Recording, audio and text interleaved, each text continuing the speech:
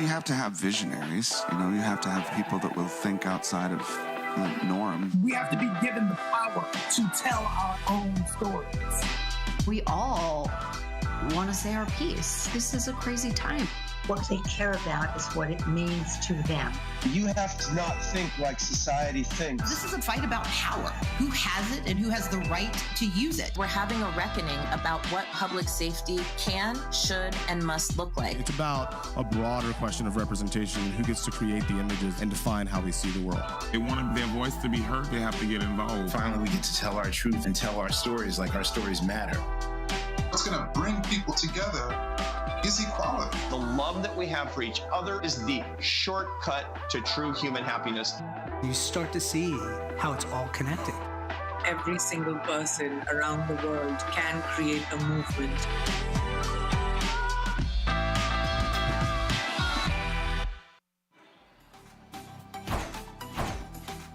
Please welcome. Please welcome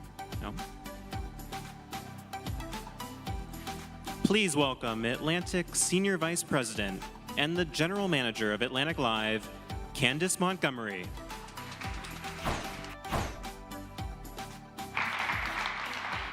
Good morning, everyone, and welcome to our 5th annual People v. Cancer Summit. Thank you all for joining us. We are proud to bring together medical providers, scientists, survivors, and advocates for an in-depth conversation on cancer, a disease that remains perplexing and life-changing.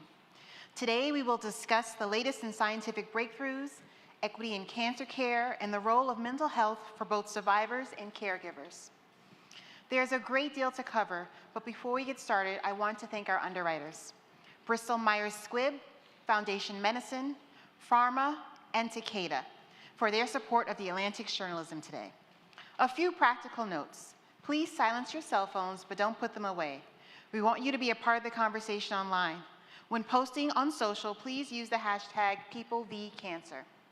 For those of you here in the room and need the Wi-Fi, it is TR360, and the password is Tribeca360, all caps. I would like to also remind all of you tuning in at home that you can participate in some of the conversations via the Q&A tab on your screens. Please tell us where you are from, and if you submit a question for our speakers, we will do our best to incorporate into the conversation. Now, let's get started. For our discussion on the Cancer Moonshot, please welcome Danielle Carnival, White House Cancer Moonshot Coordinator at the Office of Science and Technology Policy. Here to lead the conversation is journalist, physician, and former staff writer for The Atlantic, James Hamblin.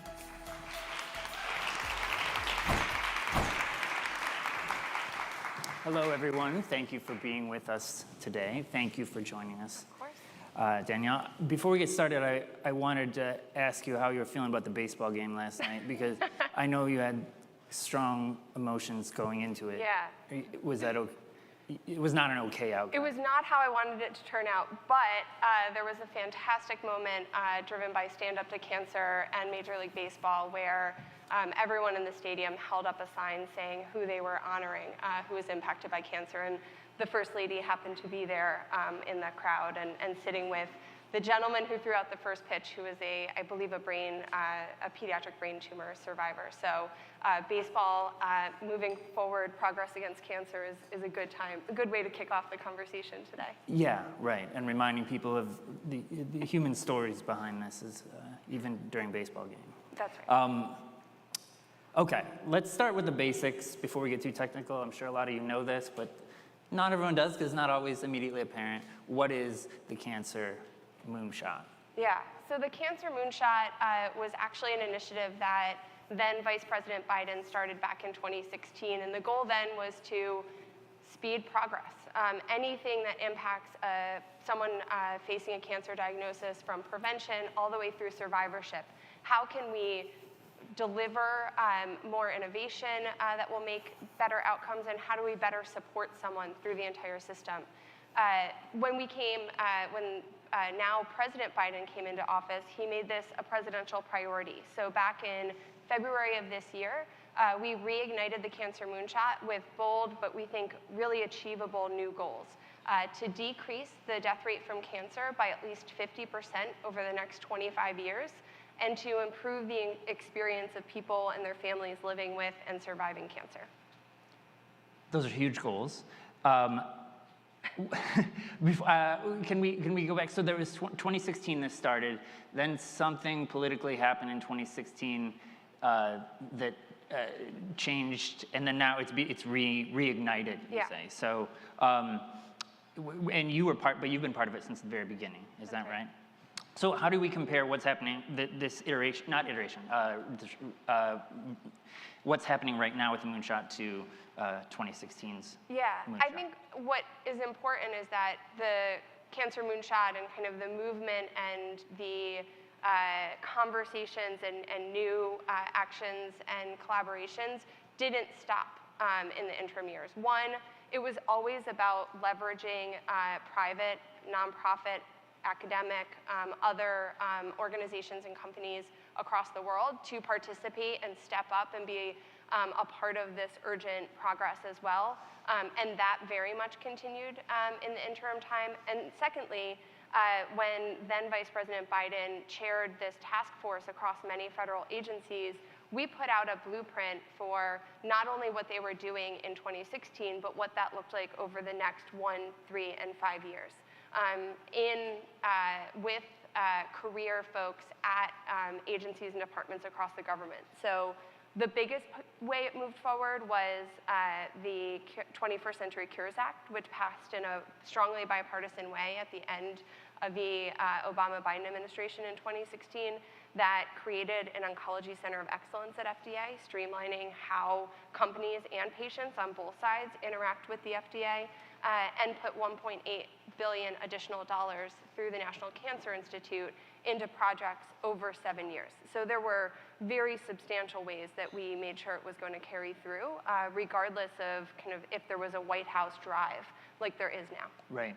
So it continues regardless of the commander-in-chief, but having a commander-in-chief who's giving it particular attention is also a key part of the picture. Yeah, having it back as a presidential priority and really saying this needs to be a whole of government effort. Let's bring together all of the agencies again. Let's be a platform for private sector announcements, and here's specifically how we want to move forward, which I know we're going to get into, does change how fast you're able to really make progress. Yeah.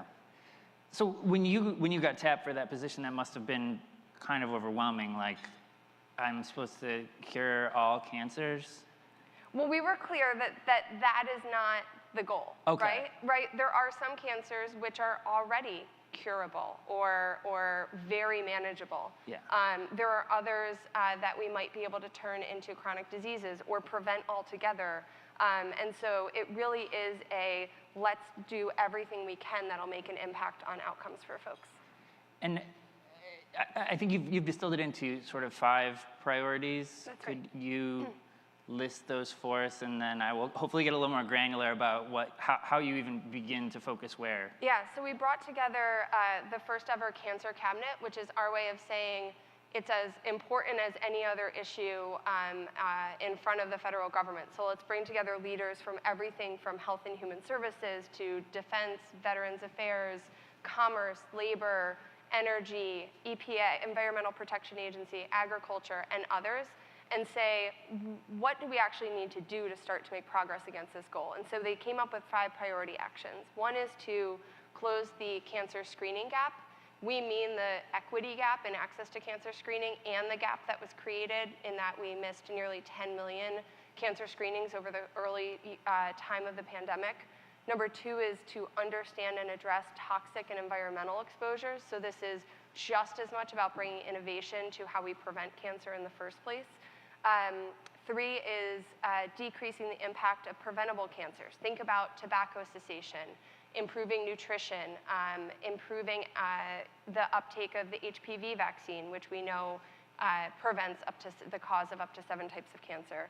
Driving innovation from bench to bedside to community. So really making sure that the federal government is doing everything possible to enable great research to turn into what the private sector then takes forward and turns into new treatments and new innovations that can matter to patients. And 5 is to support patients, caregivers, and their families. So really thinking about navigation, how do we deal with all of the things that come with a cancer diagnosis, not just the health side. Right. And so that's a lot. I mean, you know, the environment, the agenda is big. Nutrition landscape. So, and you are sort of like a quarterback working across, because people are working on these things in various parts of the government, and you are trying to get people on the same page, make sure there's alignment in a mission. Is that an accurate way to think alignment of it? and mission, and I think really stressing the urgency of, right, like cancer impacts nearly every American family. How do we come together to collaborate more? How do we stay laser focused on this amidst the other priorities, especially the health priorities right now? There are many, right. But we think that this is one that's worth really taking a laser focus and moving forward. And the president has said from the beginning, yes, this is about cancer, but if we can prove that we can take on cancer and achieve this bold goal, we can do this in other areas of disease. We can do this in other ways, other big problems that face the federal government. So it's really showing what's possible if we work together right. With a very specific mission. Right.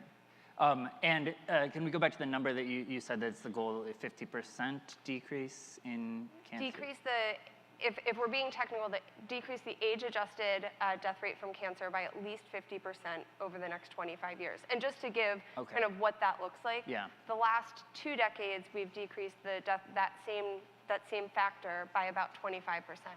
So we are increasing the pace of that, and what we've seen over the last few years, the American Association for Cancer Research and the National Cancer Institute each just put out reports that shows that we are at about, that number is going down, and that's accelerating since 2016 or 2017, depending on where they were measuring.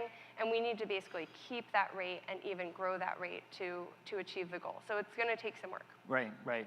So once you have this very vast project, it's sort of where to even begin, and then you also have this very concrete, measurable that's right. outcome.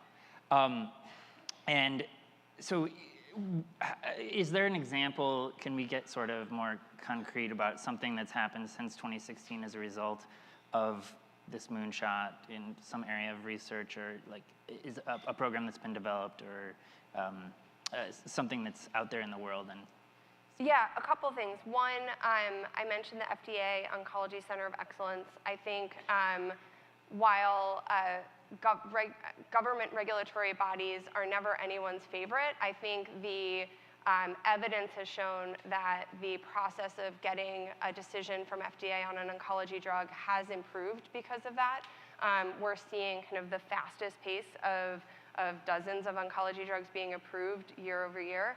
And that obviously has a huge impact on outcomes, making sure that we're getting from discovery through clinical trials, through FDA regulatory decision, and getting these effective therapies to a broad set of patients is a huge benefit. The other thing I would point out is some of the programs at the National Cancer Institute have resulted in great progress as well. There was one focused specifically on immunotherapy, and we know kind of the explosion of using your body's own immune system against cancer and the impact that that's having, and new treatments, new targeted therapies that not only are effective in combating cancer, but are far less harmful long-term than some of the treatments that we've had traditionally.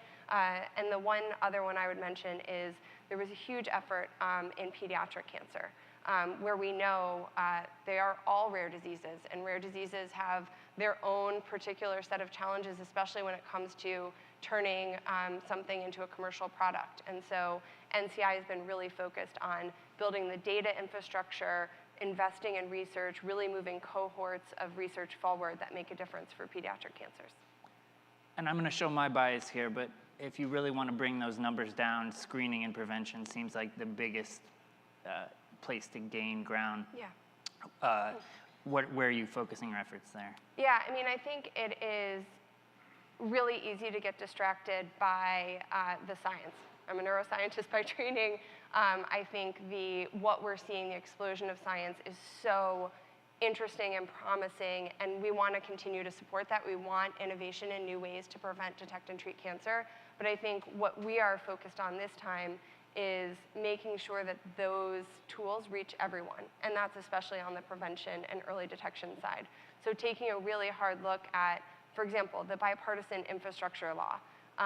Everyone is seeing all sorts of politicians out talking about the impact it's having on improving roads and bridges and our physical infrastructure. But it's also cleaning up water lines and toxic Superfund sites. So we are making sure that we're focusing on the prevention side as much as possible, both through the bipartisan infrastructure law and regulatory steps that the Environmental Protection Agency and the FDA take every day. On the screening side, we know how much of an impact the pandemic has had on screening, and we know that we were not where we wanted to be with the uptake of cancer screening and people staying on top of their recommended screenings even before the pandemic. And so it has been a huge focus. We put out the President and First Lady put out a specific call to action around cancer screening and early detection. In May, we had dozens of organizations and companies put out new commitments, new actions, new collaborations that specifically reached people in states. Lung cancer screening in Appalachia through new lung cancer screening van. The Promise Fund of Florida working with low-income women in South Florida, making sure that they're getting out, bringing them in for screening, but then they actually have the pipeline all the way through to treatment so that we're not losing those folks even after a diagnosis. So we're really, and the Centers for Disease Control and Prevention put out $200 million as a down payment as part of a more than $1 billion program that specifically gives grants to every state. So putting money back into communities, we know that those community health organizations are better than anyone else at reaching their communities, knowing what the cultural competencies, knowing where people are, knowing what partnerships to provide so they get to diagnosis and treatment. So the CDC program puts money directly into those community programs to make sure that people are getting access to cancer screening. Do you have any insight into what makes people actually take action? Because I feel like the pandemic has given us a lot of lessons, that some of which are pretty heartbreaking about prevention, and like that even when you have the president telling people please do something, and basically the entire medical establishment, and it's free, just walk to any pharmacy and do it, it still is, people don't care until they're already sick. Yeah, I mean, you know a way around, like it's something that you found particularly helpful, even in just one small community or one specific test. Yeah, I mean, I think the evidence is pretty clear that it's not one thing that keeps people from showing up for those cancer screenings, right? Yeah. It's fear of a diagnosis. So I think we as a community, the best thing we can do is say, there are tools that we have, especially for some cancers, breast cancer, cervical cancer, colorectal cancer, lung cancer, where if we catch it early, the outcomes are vastly improved over what happens if we don't catch it early. So taking away that fear is something that is the responsibility of all of us. But the rest of it is making sure that as many of those barriers that life puts in the way, whether it's fear of cost, or I can't take the time off, or where do I go, I need a referral, all of those things are where policy impacts that we're working on. And we're working with outside partners to make sure that that van is pulling up in a community, or that they're showing up at work, or that employers are giving time specifically for cancer screening. So we're trying to chip away at as many of those barriers as possible that we know prevent people from getting there. Yeah. Okay, I keep coming back to this point, but this sounds like just such an enormous task. I mean, and you've been working on it for years and have the connections, the understanding of how government works, but there must be something that is frustrating, a roadblock, something that you're like, why can't we just get this done? Something we could maybe even solve today. I don't know. It can't all be rosy, right? Where are you really hitting your head against the wall? Of course not. I mean, I work for the eternal optimist that is President Biden. So yes, we are optimistic that we can achieve these goals, that if we work together, it's possible. And we've seen the results of that. We had a living experiment of the Cancer Moonshot over the last 5 years that we're now learning a lot from and deciding how we develop priorities, what worked, what didn't work, what we can build on. But more than 600,000 people a year die of cancer. 1.8 million families face a new diagnosis every year. We are not there yet. And I think what is most frustrating to the president, and he's talked about this a lot, is that the systems, whether it's research, drug development, healthcare, don't match the pace of discovery. And I don't have to tell this crowd that that is true because you live on the other side and face so much of these barriers yourself. So I think that is really what we're up against. How do we take as many parts of the system that the federal government has control over and have them meet the urgency of someone sitting in a doctor's office getting a cancer diagnosis? Specifically, I think there are a lot of new ways to look at cancer screening and early detection. We had these FIT tests, these fecal tests that are at-home tests that are much easier to have the time to do than a colonoscopy. Now, colonoscopies are irreplaceable, but what a FIT test could do is tell us who is at most risk, who should really be prioritized, who we should be focusing our resources on to get them in and get that colonoscopy. We're looking at that for cervical cancer. A positive HPV test tells you that that person should be getting cervical cancer screening versus someone with a negative HPV test. There's still recommendations, but it's not as high of a priority because we know the impact that HPV has on driving cervical cancer. So I think there are emerging blood tests and other technologies that will kind of decrease that barrier because they're easier to access, they're faster, they're hopefully even less expensive than the tools we have today. But we need to make sure that the pathway to develop those, test those, get those approved through FDA when they're shown to be effective, and then have recommendations from the U.S. Preventative Screening Task Force, which says what is recommended for people. That whole system needs to meet the moment of the Cancer Moonshot and the moment that patients face, because we can't have these tools being developed and all of this investment and then not see that impact on outcomes for people. Right. Okay. So there's a huge, it's hard to turn the ship. It's hard to make changes. I mean, I know in practicing medicine that it takes like 10 years before a guideline is actually like completely widely implemented by clinicians from when the research results first happen. So wait, is the answer though that we need more people working on this or slim it down? I don't know that it's the number of people working on this. I think it's how we move from evidence-based new technologies, new research, new treatments, to making sure that they are implemented and reaching people all across the country. And so some of the answers are sharing data across clinical trials, sharing data across companies, and health systems that will help us understand these cancers faster and really know how to target new treatments to the right patients. Mm-hmm. And like I said, a lot of it is making sure that the federal government is moving at a reasonable pace that matches the urgency of people facing a cancer diagnosis.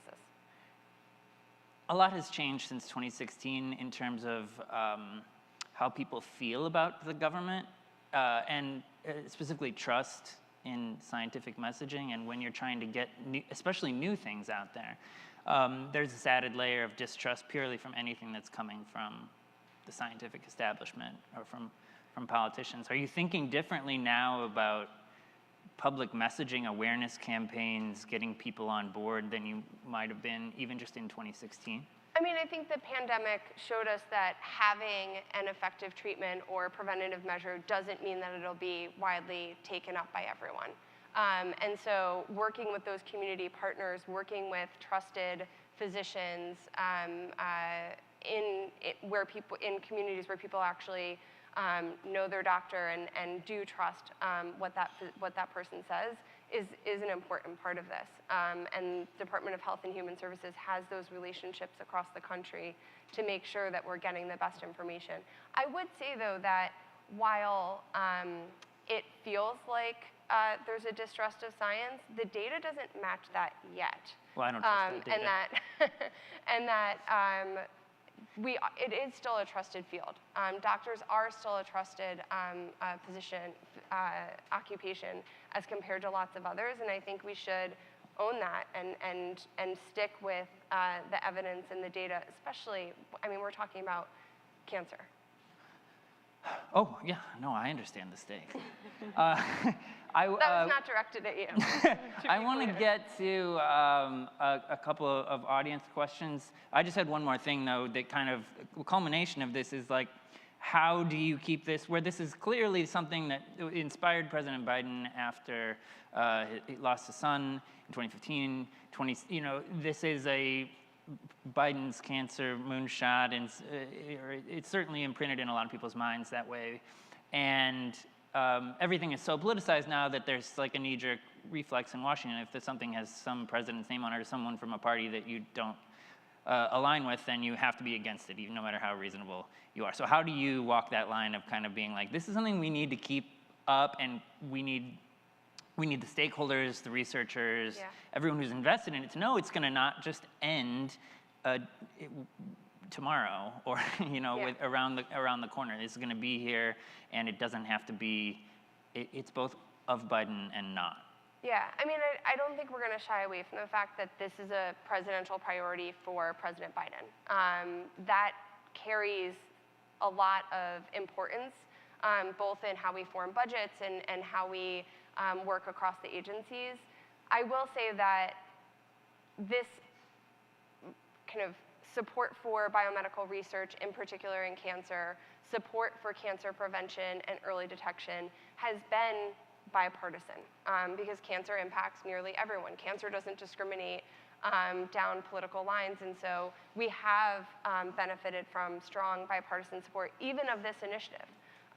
When the 21st Century Cures Act passed in 2016, then Leader McConnell renamed the National Cancer Initiative portion after Bo, in front of then Vice President Biden. So I think, yes, we're in a different place politically than 2016, but I think this carries forward, and we have conversations with members of Congress all the time about how we make progress on childhood cancer that really matters to them, on survivorship, on prevention, and so we're going to keep working with them on that.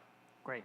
It seems like once you get these policies implemented, once you get the roads and bridges built, people want to take credit for them, but they don't want to vote for them. Happy to have that happen. Okay, so we'll do that. As long as we're making progress for patients, we're good with that. Yeah, okay.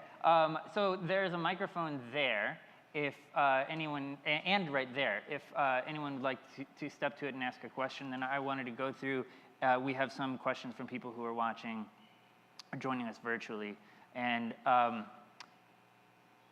do any of those stand out to you as something that wherever you want well, to go? they're all good questions, so I could just start at the top. Let's go with Marie. What's the plan to increase detection and management of oncological distress? Do you know what she means by oncological That is, I would have to assume that it means all of the social and emotional components of dealing with cancer diagnosis, which can be enormous. Yeah, I mean, one entire part of our goal is to address that issue. I think there's a lot of evidence for patient navigation, and I know that's part of the conversation later today, that not only improves the experience of people, but changes outcomes. I think if we can each put ourselves into the position of someone sitting, getting a cancer diagnosis, some of you in this room have been in that chair, anything you previously knew kind of gets wiped away. And you're navigating a health system, you're navigating science, you're navigating clinical trials, and I think we now have enough evidence to say that patient navigation is an answer to guide people through those steps, and we need to find ways to make sure more people have access to that across the country. Great. And Will asks, why do you think exercise in the prevention and treatment of cancer gets so little attention? So exercise specifically, that's something that, I don't know if we've even mentioned that, but part of your enormous purview. Yeah, we just had the kind of second ever, first in decades, White House Summit on Health, Nutrition, and Hunger. And that is definitely a part of how we're thinking about prevention of disease. I think the evidence was always there, but it's mounting, especially when our health outcomes are going in the wrong direction. Many of those obesity and gastrointestinal issues and food issues are impacting cancer rates and cancer outcomes. And so it is a part of what we're focused on. I think it gets less attention because it is less interesting than a new gadget or a new treatment or a new technology. And so, it's harder, right? Behavioral change is hard. I'm a neuroscientist, but I was on the molecular cellular side. Those of my colleagues who are on the behavioral side have a lot to say about how we start to make progress here, but it's difficult. Right. Well, it doesn't have to be going down doing berries or doing really marathon training or anything. It can be taking a walk in the park, of what changes outcomes long term and what changes life expectancy are small steps in exercise. Just a commitment to getting that heart rate up, burning a few calories makes a big difference. Right. Okay, yeah. Hi, thank you for being here, and more importantly, for the wonderful job you're doing. And it's great to see a woman doing this. Appreciate that. Could you hold the mic a little closer? Okay. My dad, Dr. Saul Hertz, discovered the first cure for cancer. It's called radioiodine, and it was done right there in Boston. Where you did part of your training. And his vision was that his research in thyroid cancer would hold the key to the problem of cancer in general. And I'm wondering if you could speak to theranostics and that whole process of diagnosing and treating cancer with radioactive substances.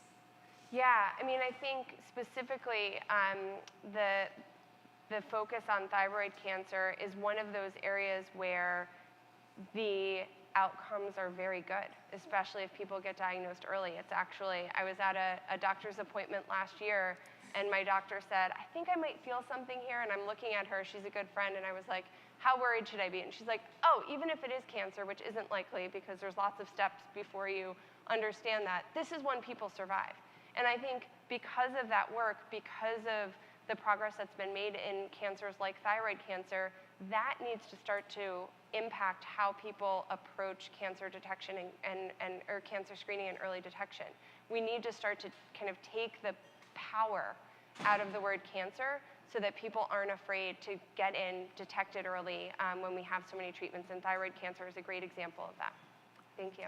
Thank you so much for the question. Unfortunately, we're out of time. We'll address some of these topics further in future panels, but thank you so much for coming up. I'm sorry about the Phillies last night, but hopefully they pull it out for you. There's always another game. Sometimes. All right, thank you. Thank you.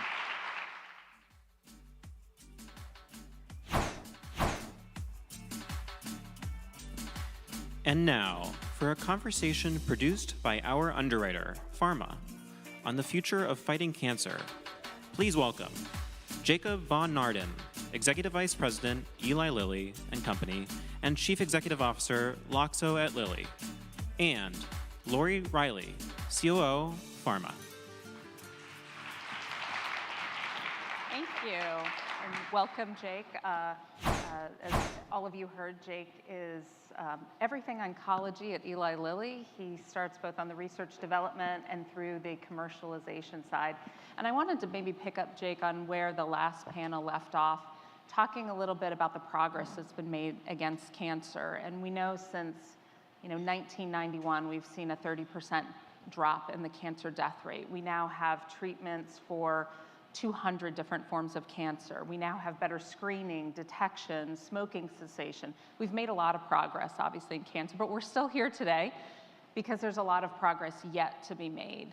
So I wondered if you could maybe start talking a little bit about how you and the role you play at Lilly think about how do we keep pushing the boundaries? How do we keep making progress? Obviously, the moonshot that they just talked about is part of it, but how as a company are you continuing to think about that? Yeah, so I'll highlight maybe two thematic areas that I think we're certainly pursuing at Lilly, but I think I speak on behalf of industry here. One is the acceleration of the clinical development of effective cancer medicines in the adjuvant setting of disease or early stage disease. So these are patients for whom a tumor is found before it's spread metastatically, historically treated with surgery and perhaps a combination of a short course of radiation or chemotherapy. Increasingly what we're seeing is that cancer medicines that prove themselves to have benefit treating patients with metastatic disease can often be advanced into finite courses of therapy following, let's say, surgery, radiation, or chemo in what's called the adjuvant or early stage disease. And in this setting, these types of medicines can actually result in fairly profound decreases in the ultimate occurrence of incurable metastatic disease. And I think over time, and certainly this is a rearview mirror concept, but also I think a going forward concept, a portion of the death rate from cancer that has decreased in the past 15 years is attributable to this. And I think a significant portion of that, which we'll see going forward, is attributable to this. It is a prevention concept, though perhaps one step later than screening. These are long, expensive, and risky clinical trials to run. So, we in industry don't embark on them easily, but one of the things we're doing more and more is as we see our medicines start to work treating more advanced patients, we're sooner in our development programs getting on the whiteboard and looking at how to bring the medicine into earlier stage disease. What is the oftentimes like multi-thousand patient clinical trial to run to actually prove that the medicine can perhaps prevent the occurrence of, let's say, distant relapse-free survival, ultimate metastatic disease. You don't see a lot historically of cancer drug trials treating thousands of patients at once. You think of studies like that looking in diabetes or cardiovascular disease, more common diseases in this country and in the world. But I think to make a big impact over time, bringing effective drugs earlier in the course of disease will do that. The other thing I'll highlight, which is a totally different idea, is the evolution of targeted therapies for patients who have identifiable genomic drivers of their cancer. And this is an area where we've again made great progress, and yet here I'll highlight perhaps a disappointment actually about the way in which this has evolved, sitting where we sit in 2022. Take lung cancer as an example. Today, 30 to 40% of patients diagnosed with metastatic lung cancer can be identified to have a genomic driver of their tumor that would make it uniquely susceptible to oftentimes an oral small molecule that can be delivered with great therapeutic impact with a durable, lasting remission. Today, only about 50% of patients actually will be subjected to the right kind of test to possibly identify one of these things. And even when that happens, a mere fraction of physicians and patients will actually act on the test report results. That we need to do better.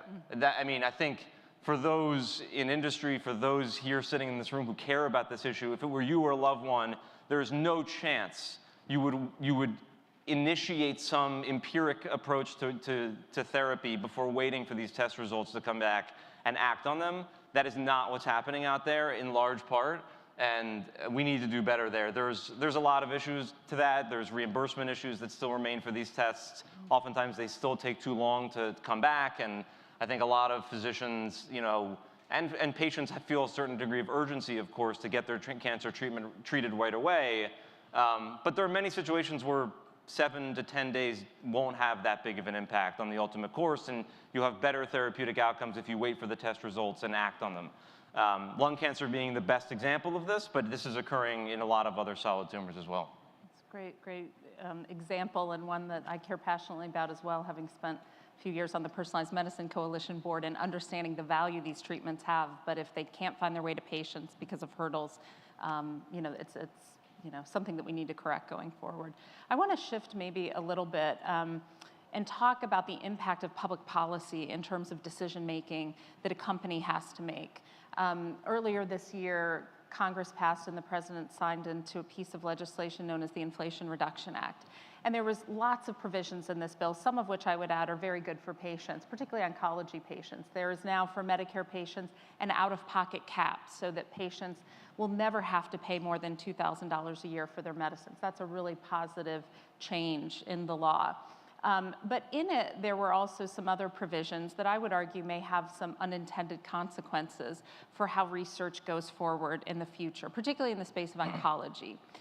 So for example, starting in just a few years, once a medicine reaches 9 years of age, if it's a small molecule, as your example earlier gave, there's the potential for the government to start setting the price, which has a ripple effect in terms of how a company looks at that product and the research that often happens after a medicine has been approved. So I just wanted to know if you could talk a little bit about how the public policy environment adds to the risk in terms of how a company approaches research and development.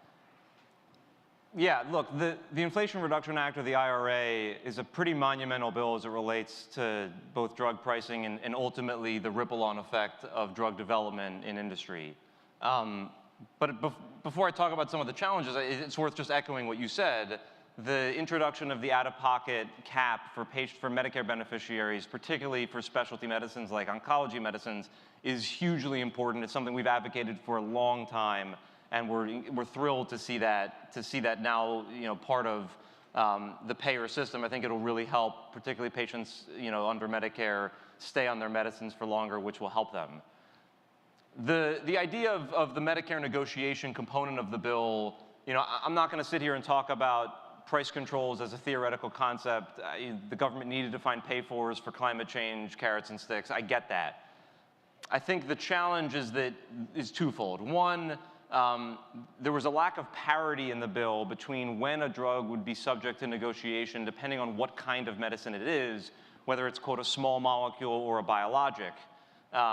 And small molecules subjected to that negotiation at 9 years, biologics at 13 years. When you have that kind of disparity between two classes of medicines, you're creating an incentive structure that industry will follow. And I think that's a problem for a couple of reasons. Number one, small molecules are often delivered as oral pills. People take it home, oftentimes with very little monitoring. They're good for the healthcare system. They're good for patients. Biologics are infused therapies. Patients need to interact with the healthcare system, oftentimes every couple of weeks. It's not the most patient-friendly way to do this, and it certainly actually costs the system more money because there are additional healthcare costs associated with just delivering medicines like that. Number two, in oncology, we have a rich history, thankfully, of developing very effective small molecule agents, and tilting the scale away from that, I think, runs the risk of just tilting investment away from oncology when looking at it through the lens of industry, where we can spend our dollars on other things. So I don't think that legislators did this on purpose. I think it's an accident on some level. It's something I think that deserves a technical fix to equilibrate the 9 and 13 to 13. By the way, this can be done budget neutral within the confines of the IRA concept.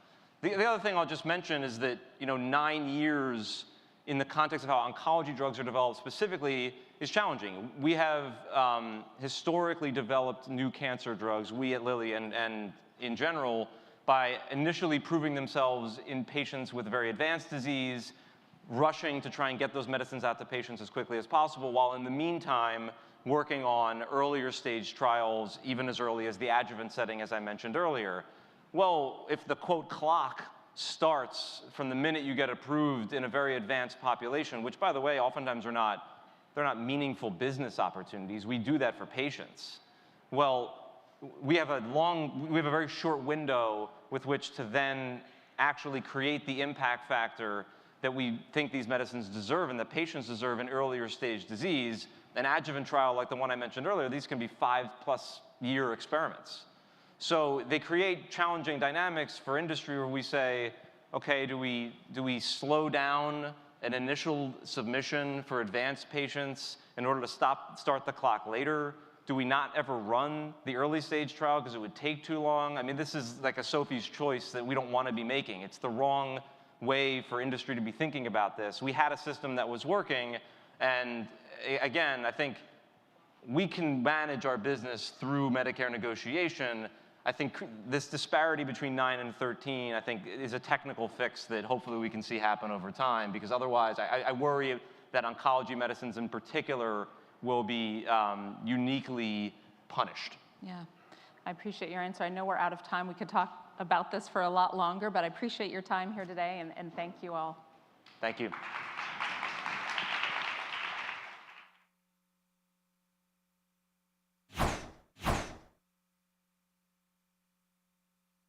In an interview with Congress under oath, the head of the NIH said that I appeared to be cured. It doesn't happen often, but we're getting better every day, and in some ways, Judy Perkins is a poster child for the effectiveness of this approach. A potential game changer in cancer treatment. Well, right now, the doctors are in with a brand new front in the war on cancer, rallying. For one woman, that hope is now translating into visible, tangible success. The cancer that almost took her life is now on its way out, thanks to a new immunotherapy treatment. I had early stage cancer in 2003, and then in 2013 it came back and it was metastatic. My name's Bob Anderson, and I've been married to Judy Perkins for 20 years. We met in Washington, D.C., and we were doing a group training together. She hit on me, of course. I don't know. Oh, I thought our eyes just kind of locked. It was pretty mutual. It was pretty mutual, I think. Yeah, she's a pretty special girl. Well, when I found out that Judy's cancer had metastasized in 2015, that was quite a devastating moment for both of us. And she's young, we had barely young children, we had a pretty active life going. It was nothing we were expecting or were really prepared for. The National Institute of Health. I was teaching a program out in California when I first met Judy. She was there as one of the students. Learning how to become a better advocate by understanding the science behind breast cancer research. And when we met, it was clear that her disease was starting to win the battle. It was clear Judy was disheartened, but she was clearly looking for the next best step for her. Judy is pretty ferocious, and she wanted to be aggressive. She taught us, and was one of the first patients to teach us this, that by carefully looking at her body's immune cells, we could indeed identify cells that uniquely recognized her cancer, and by growing them in a laboratory and giving her enough of them, we could actually cause the cancer to regress completely.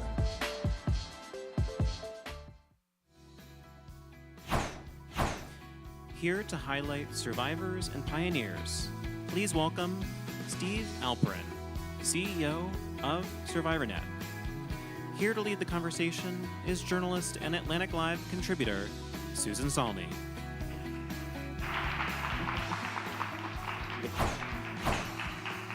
Steve, thank you so much for being here and sharing that video of Judy Perkins. Thanks so much. I'm excited to be here and see a lot of friends and people who make a difference in our lives and the lives of patients. Well, it really wants to, I want to know more about SurvivorNet. So what can you tell us about it? We're about 5 years old. We've had something like 60 million people come over the last 5 years to help make better decisions about cancer, and I think to feel less alone, which is so crucial. We've done it in a highly structured way, partnered with many of the great institutions, a lot of people who are here today, partnered also in the community, which delivers 80% of cancer care. And then crucially, we've told thousands of stories. Judy's one of them. I think Steve Rosenberg, Dr. Rosenberg said she's in the textbooks. There's a lot in her story people really learn, and the way in is not always learning about a chemotherapy or targeted therapy. The way in is sometimes hearing from somebody else who's been there right before you. So we think of ourselves as a scaled player, and I get up every morning trying to do a lot better. But I think we've tried to, in some ways, reinvent the space, and there's a lot of work yet to be done. So what inspired you to found SurvivorNet? You know, I grew up in Philadelphia right after college. I went to work in Atlanta at CNN, and I was there about a week. My dad got sick, and I remember he always used to go to the internist, and at the dinner table, he burped a lot. And my mom called me, and I went outside in the parking lot, and she said, you know, he has cancer of the esophagus. And our family, I don't know, fairly educated. My mom's 91, she'd be watching on the internet, practices law every day still, pretty pushy. We didn't get to the right people. Like we didn't, I remember at a very, very good institution, which I work with every day, they said to me, yeah, your dad has diabetes, cancer, one of the two. And so we were a part of kind of a little bit of what I call a learned helplessness in the system. Now, I work with incredible people, and I am the most hopeful person. I'm doing this with my life. But there's also that bit of learned helplessness. And I went into the news business, sort of maybe a little bit overlap with you at ABC, and we educate a lot of people. And yet I thought some years ago I was doing some films up at Yale, and I met some people who were like as sick as my dad. And then I came back and I tell the story. I was having breakfast and I saw a guy and I said something kind of dumb to a cancer patient. I said, wow, you look amazing. What are you on? And he said the name of the molecule, which I didn't understand. And I did some digging and I came at it as a story. The story is good. The story is positive. And I decided, like, I just didn't think that with respect to my colleagues who work at other places and where I used to work, and I just thought it could be done better for families like me. So you saw a void. Yeah, I still see a void, but I think we're trying to fill it. And if we do it a little bit every day, there's a huge void for information. There's a huge void for people who need help. For people who, 70% of Americans don't get a genetic test the day they get diagnosed. So you won't know if you can get a so-called targeted therapy, a PARP inhibitor in some cases. That void is still there. Like, I think we reached 60 million people the last few years. I'm happy about that, but there's enormous information gaps that still exist. Cancer is profound, right? But those gaps exist. There's a lot of gaps when it comes to equity. I don't care how much money you have, it's still too hard to figure out what to do when you get cancer. If you don't have pushing in yourself and your family in the worst moments, it's tough. Now, you're a former newsman. How is the content curated? So we partnered or collaborated with many of the comprehensive cancer centers in the country and said to them, hey, we're going to do this with a level of integrity and a level of excellence. We took the guidelines for cancer, which are created by something called NCCN, National Comprehensive Cancer Network, and said, where do you start? You got to start somewhere. That's called standard of care.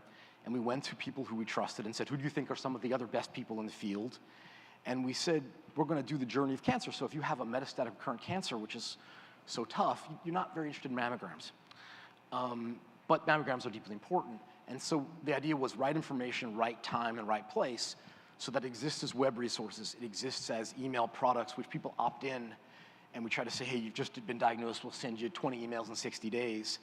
And turns out, like, that idea of the right information for the right person at the right time is also profound. Because nobody wants to get smart on cancer. There's a cohort of people who hire a scientist from Rockefeller to help them understand the genome. Trying to make it easier to understand a second opinion. What is a genetic test? What about my mental health? What about my finances? What about my sexual health? We try to do that in ways that make life easier for people as a core competency, working along with the people who make policy, along with the people who I see in this room, who treat patients and get up every day trying to advance research. And we think we occupy this part of the world, which is so important. I looked at the website, it's all there. Are you able to judge the impact you've made since 2016? I get up every day and have notes from people asking me for help. So number one thing is, like, do we help people, and does somebody make a better decision? Does somebody feel less alone? Yeah. We have a lot of data about people who went into the doctor and took out the phone and said, what about this? What's a PARP inhibitor? People saw Katie Couric got GPS in her breast. I'll be honest with you, I've been doing this for 5-6 years now. I didn't know anything about it. I never heard that. And so maybe that's my, everyone has their own blind spots. So I think the data is there. The data on stories, so stories, maybe everybody's word, is that cancer stories are incredible. If you see someone just ahead of you in the journey and they got through it doing it alone, there's a measurable relief in anxiety. Our partners in industry, which are very important, I know some other folks here work with industry, they measure in terms of in-target reach. They measure in terms of, did somebody get a prescription? Look, I think industry is important too. And anybody who says any different, I just don't know what to tell you. But so we measure normal, as human beings, number one. Number two is anxiety. Number three is I care deeply about moving the needle so people get offered a medication they wouldn't before. Well, we'll be seeing more SurvivorNet videos throughout the day, but is there anything else you'd want to add right now? I think it's a hopeful time. I look around here, I haven't been here in 3 years. We did this. And I think the fact that people come and show up on a busy day and with busy lives, it is a hopeful time. I don't think that's cliche. I know it because 20 years ago, my dad got chemo bombed and that's it, bam. And now there are some more choices. There are more choices every day. There are more choices for people, and I think the hope comes along with information, and I think it's undeniably getting better. And that's, you can't say that about everything in life, and I love being here talking about that. Well, Steve, thank you so much for your work and your time today. Awesome. Thanks, everybody. I appreciate it very much.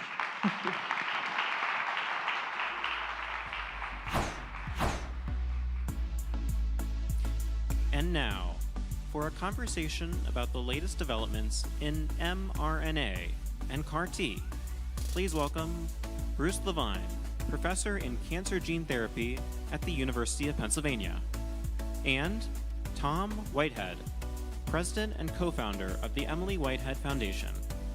Back to lead the conversation is journalist James Hamblin.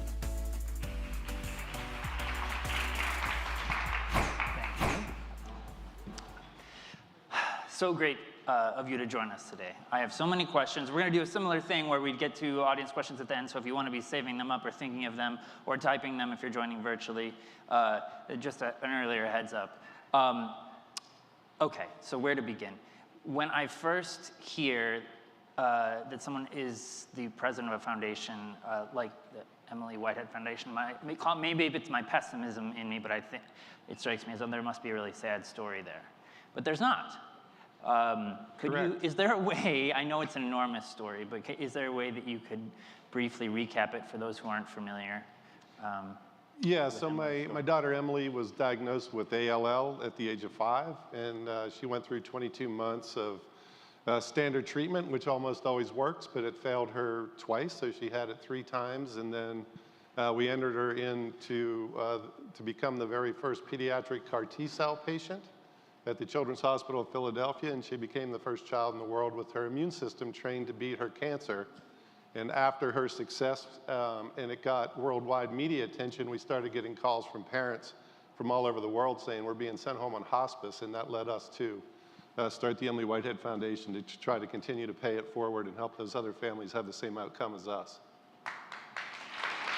Yeah. It's really, this was a landmark story and case that was,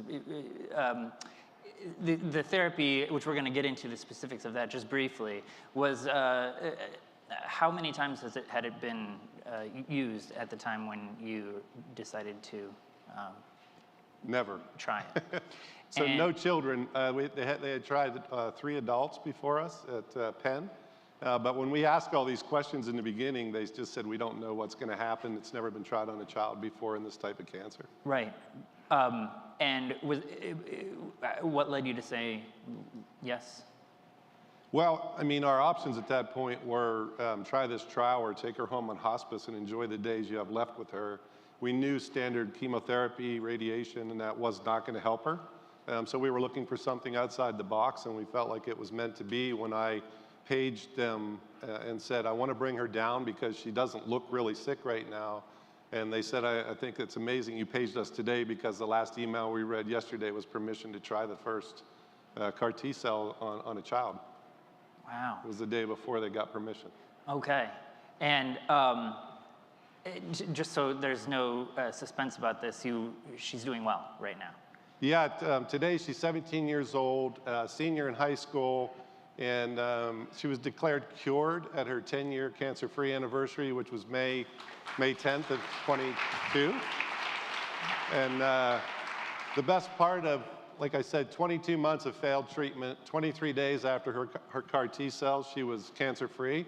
And we're now 10 years since she spent a night in the hospital.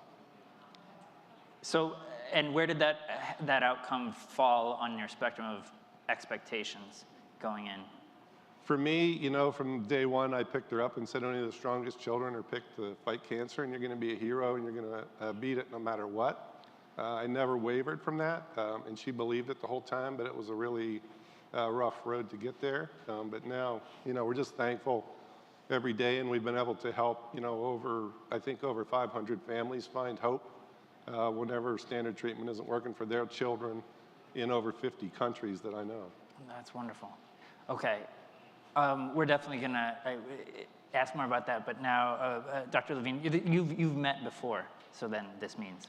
We have. We first met at Emily's infusion in mid-April 2012, and we were developing this therapy. It was the first patient in the world to receive this, and I had wanted to meet the patients. I'm a PhD. I started the lab that developed these cells and how to grow them, and I said to the clinician, I'd like to go over and meet the family to say thank you for enrolling in this clinical trial, because it's only through patients volunteering for clinical trials that we're able to learn how to develop new therapies. And because of Emily and patients and families like the Whiteheads, we now have approved CAR T-cell therapies. I know it's incredibly complicated, and there are probably only a handful of immunologists in the crowd, but is there a way that, the shorthand for describing what this therapy is, what CAR T therapy is? Well, let's take a stab at that. Okay. So Tom mentioned train the immune system, and that's what we're doing. Because cancer is derived from your own cells, the immune system has not evolved to recognize your own cells. So what we're doing is putting in a chimeric molecule, so from many parts, and we train the T cells, genetically modified, to recognize B cells, a particular marker on B cells, and kill B cell leukemias. So now, because that gene is permanently integrated into the genes, the genome of the cell, every daughter cell, every daughter CAR T cell will have that gene and be able to recognize cancer. Brilliant. So you were, how confident were you feeling when this was administered to Emily? I mean, that must be, to see your work actually being translated then into an actual sick child. Were you feeling like it's definitely going to be okay? Tell you, Tom mentioned we had treated 3 adults. Mm-hmm. And when you first try this new technology, you're thinking, well, let's look for a signal. Let's look for something. You're not expecting what we saw in the first 3 adults. We saw between 2.5 and almost 8 pounds of leukemia obliterated in the several weeks after infusion. Now, Emily came to us in pretty dire straits, and we're hoping for something, but we weren't, I think, expecting the magnitude of the response that we saw. Now, there was some toxicity, and maybe we'll get into that, but Emily recovered, and because of the way she was treated, we have learned to manage that short-term toxicity. And insofar as people are sort of armchair immunologists right now, given post-pandemic, how does this tie into similar technology to the vaccines and the way they would train an immune system to eradicate a virus? Well, in our case, we're using a virus, actually disabled HIV, to deliver the genetic material to the T cell, but that disabled HIV cannot cause disease. Its only job is to deliver the genetic material to the T cell. So that is a permanent modification. There's another way of doing temporary modifications using RNA, and we can get into that about ways to disseminate this technology to regions outside of North America and Europe, to regions throughout the world. Yeah. So you did mention, just before we get to that, I think you did mention the toxicity, and I know this is a wonderful outcome overall, but how have subsequent administrations and testing of the therapy gone? How reliable is it in terms of overall outcomes and then toxicity?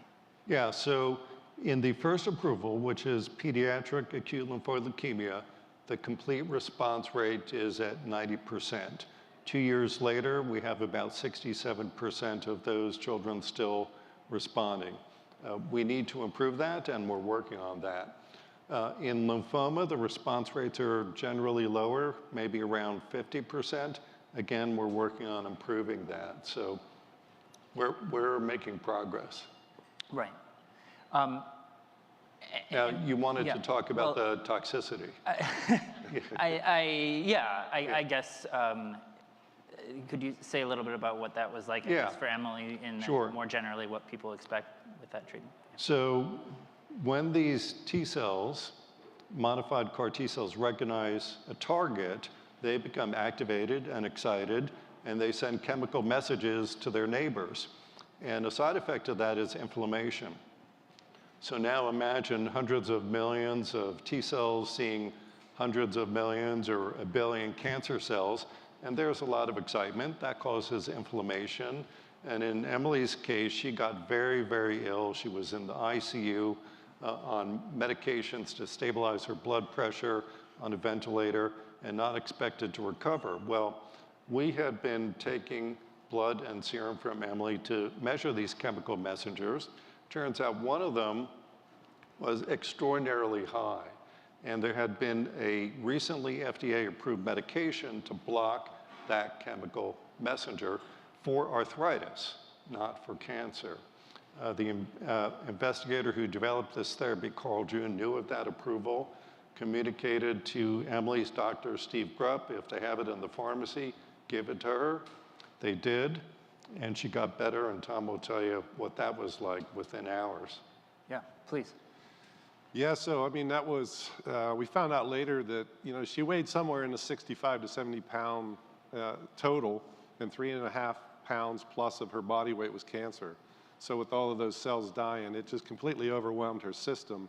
And she ended up in a coma on that ventilator for 14 days. And we even had an evening when they told us there was a 1 in 1,000 chance she'd be alive in the morning. And I said, well, you keep trying to help her, please, because she's going to help you figure out a new way to fight cancer. And they looked at me like I was the most naive parent in the world. But then after the tocilizumab medicine was given to her, you know, we even heard the nurses in the hallway saying, I've never seen someone this sick turn around faster. And within a couple days, she woke up from that coma on her 7th birthday. And it was 8 days later that they checked her bone marrow, which was 23 days after her first dose. And they told us that we can't find any leukemia. Wow.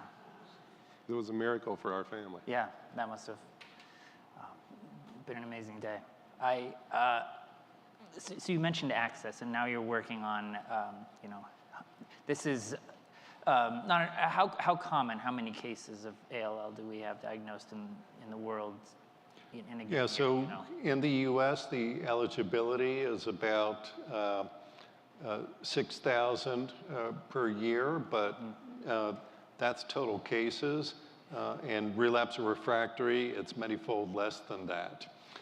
In terms of diffuse large B-cell lymphoma, that's in the 10 to 12,000 range per year in the US.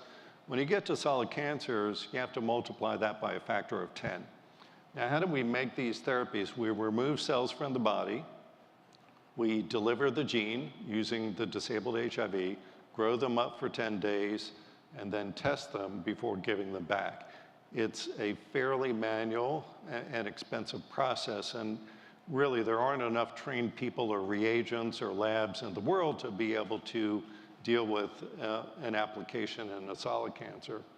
So one way might be something that we're developing at the University of Pennsylvania in our spin-out capstan, which is take the vaccine technology, lipid nanoparticle encoded messenger RNA, and then to the lipid nanoparticle, you attach an antibody to direct that particle to T cells, and then you're delivering the messenger RNA directly to T cells in the body, and the body is the bioreactor for creating these CAR T cells.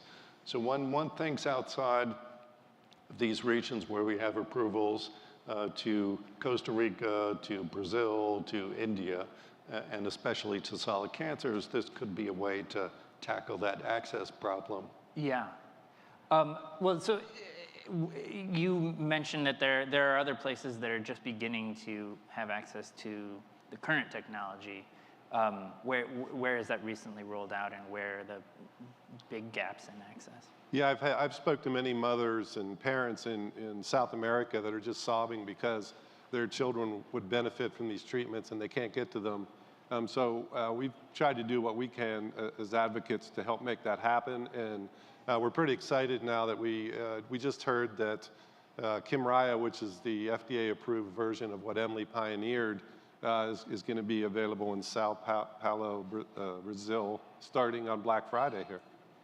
So it's huge, and we know many patients in the beginning had to come to Philadelphia to get it. Right. A lot of people came in and donated towards getting it to other places, but I heard recently that these new, less toxic treatments, people have received them now in over 82 countries. So it's just not enough when you know people that can't get to it, though, when their children could benefit from it. Right, right. So people would have to be able to travel to a place with a ICU where they could, in case they crash after the treatment. This isn't something we can administer in a local doctor's office. Yeah, currently around the world, there's about 350 to 400 sites when you look at all the approved therapies. But these are advanced cancer centers. Generally, they handle stem cell transplants. They have clinicians that are trained in the management of patients who are advanced in their disease and encounter complications. Right. And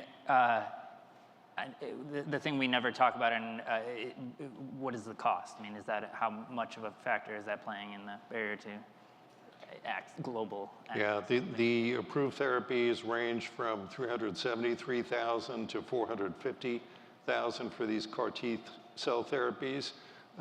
We want it to be lower.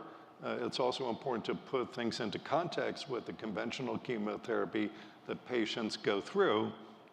And Tom can tell you it's a regimen of 2.5 years. And the conventional chemotherapy and radiotherapy treatments have significant long-term toxicities. CAR T-cell therapy has a short-term toxicity that can be serious, but because of Emily and other patients, we've learned how to manage that. In fact, the approval of these CAR T-cell therapies is co-labeled with tocilizumab.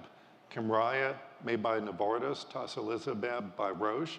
So that's a very unusual approval. I don't know if that's happened before, that co-labeling. Huh. I would say from a parent's perspective that lived it, they're expensive because they're worth it. And I regularly saw $50,000 to $70,000 a month being billed to our insurance on my Blue Cross for regular treatment. And I tell people in 2012, when all of this happened with Emily, when we were going to go to bone marrow transplant, that's basically the cost it was going to be, in the same cost range. But over the course of everything that happened in our family in 2012, my Blue Cross was billed over $3 million. So for her to get treated now, if she could get that for less than $500,000 and then go 10 years without spending a night in the hospital, it seems to me like it's pretty economical and worth it. But again, it's got to come down to become more globally accessible to, and we're trying to do everything we can. I mentioned this morning, but my daughter Emily and I are traveling to Brussels, Belgium here at the end of the month. On November 29th, we're going to speak and share our story in front of the European Union policymakers before they vote to cover these treatments, to let them know, how it's helped our family and how Emily, I don't think she could have went 10 years without spending a night in the hospital had she had a bone marrow transplant. So from that side of it, like as a parent who lived it, it seems pretty economical to me. And over 60% of the patients that get in that are all going to die are done with treatment, like Emily. Right. That was her last cancer treatment 10 years ago. Right, right. So yeah, not that you should have to make an economics argument for this, right. But when you do, it also makes sense. Okay, I've managed to eat up almost all of our time, but we can get maybe a question or two. If anyone would like to step to the microphone, that would be great. Love to hear from you and what I'm neglecting to ask. We also have a couple online. Why isn't CAR T-cell therapy used in place of chemotherapy or radiation? Margaret asks. Yeah. I would just say from a parent's perspective, we're very hopeful that with the success they've had in ALL for kids, that it becomes a frontline treatment. I think that, Dr. Stephen Grupp, who treated her, that's his goal, to get a trial open soon and try to make that happen. Yeah, Margaret, this is a new pillar of medicine. It's a first-in-class approval. And for those types of new therapies, they're always tested in patients who are relapse refractory and have failed all available treatments. That was the clinical trial, and that's the basis on which it was approved. Since approval, there have been additional studies in lymphoma in second-line lymphoma, so moving it up from last line. There are also studies in high-risk, newly diagnosed. So I think we'll get there. We're just not there right now, the way these therapies are developed. And Pam asks, does CAR T work on solid tumors at this point, or just blood lymphatic system cancers? I think that's important to see, because you've referenced solid tumors, and that's just sort of a basic definition that would be good to. Sure. So the liquid tumors are blood cancers or leukemia, lymphoma, myeloma, and solid tumors are basically everything else, breast, ovarian, pancreatic, lung cancer. There are some promising results in brain cancer, a type of brain cancer, glioma. We're testing in prostate cancer, but solid tumors are generally more challenging because you don't have as clean a target as you do in the blood cancers targeting CD19 on B cells, which is not on any other tissue. In solid cancers, you have a target, and maybe it's bright on cancer, but it's at low levels in other tissues. So then if you target that, you may have some toxicity that's on target but off tumor. Also, very suppressive solid tumors are. So there are challenges. Is it potentially going to be used as part of, as an adjunct to traditional treatments in solid tumors? I think the way we make progress in solid cancers is by targeting more than one antigen, integrating switches so that you can say only in this tissue are you on, or you can add a small molecule drug to turn on the CAR T cell and then turn it off as a safety switch. So there's a lot going on in solid cancers. It'll just take a little bit longer than it has in the blood cancers. Okay, right. We've just recently seen, and we're part of an initiative to help some of these children that have DIPG brain cancer, and they've been seeing some progress in CAR T cells at Stanford in a trial. Some of those children have had their tumors slow down, which is huge because none of them survive more than 5 years. So, we're just trying to do everything we can, and we were very proud that with Emily's treatment, it showed that research in pediatrics can work in adults too, because a lot of times you can't get the research done in the kids until it's been done in adults, but that seems to be changing with some of these breakthroughs. So the pediatric cancer needs a lot more support. Well, thank you so much for your time and for sharing your story, and I hope you have a good trip to Belgium. Thank you very much. All right, I'm going to stay here, but you guys can go. Thank you. Thanks. Yeah, let's see. Thank you for your time. For a conversation about proton beam therapy, please welcome Isabel Choi, Director of Research and Clinical Director at the New York Proton Center, and Leticia Noguera, Senior Principal Scientist of Health Services Research at the American Cancer Society. Here again to lead the conversation is journalist James Hamblin.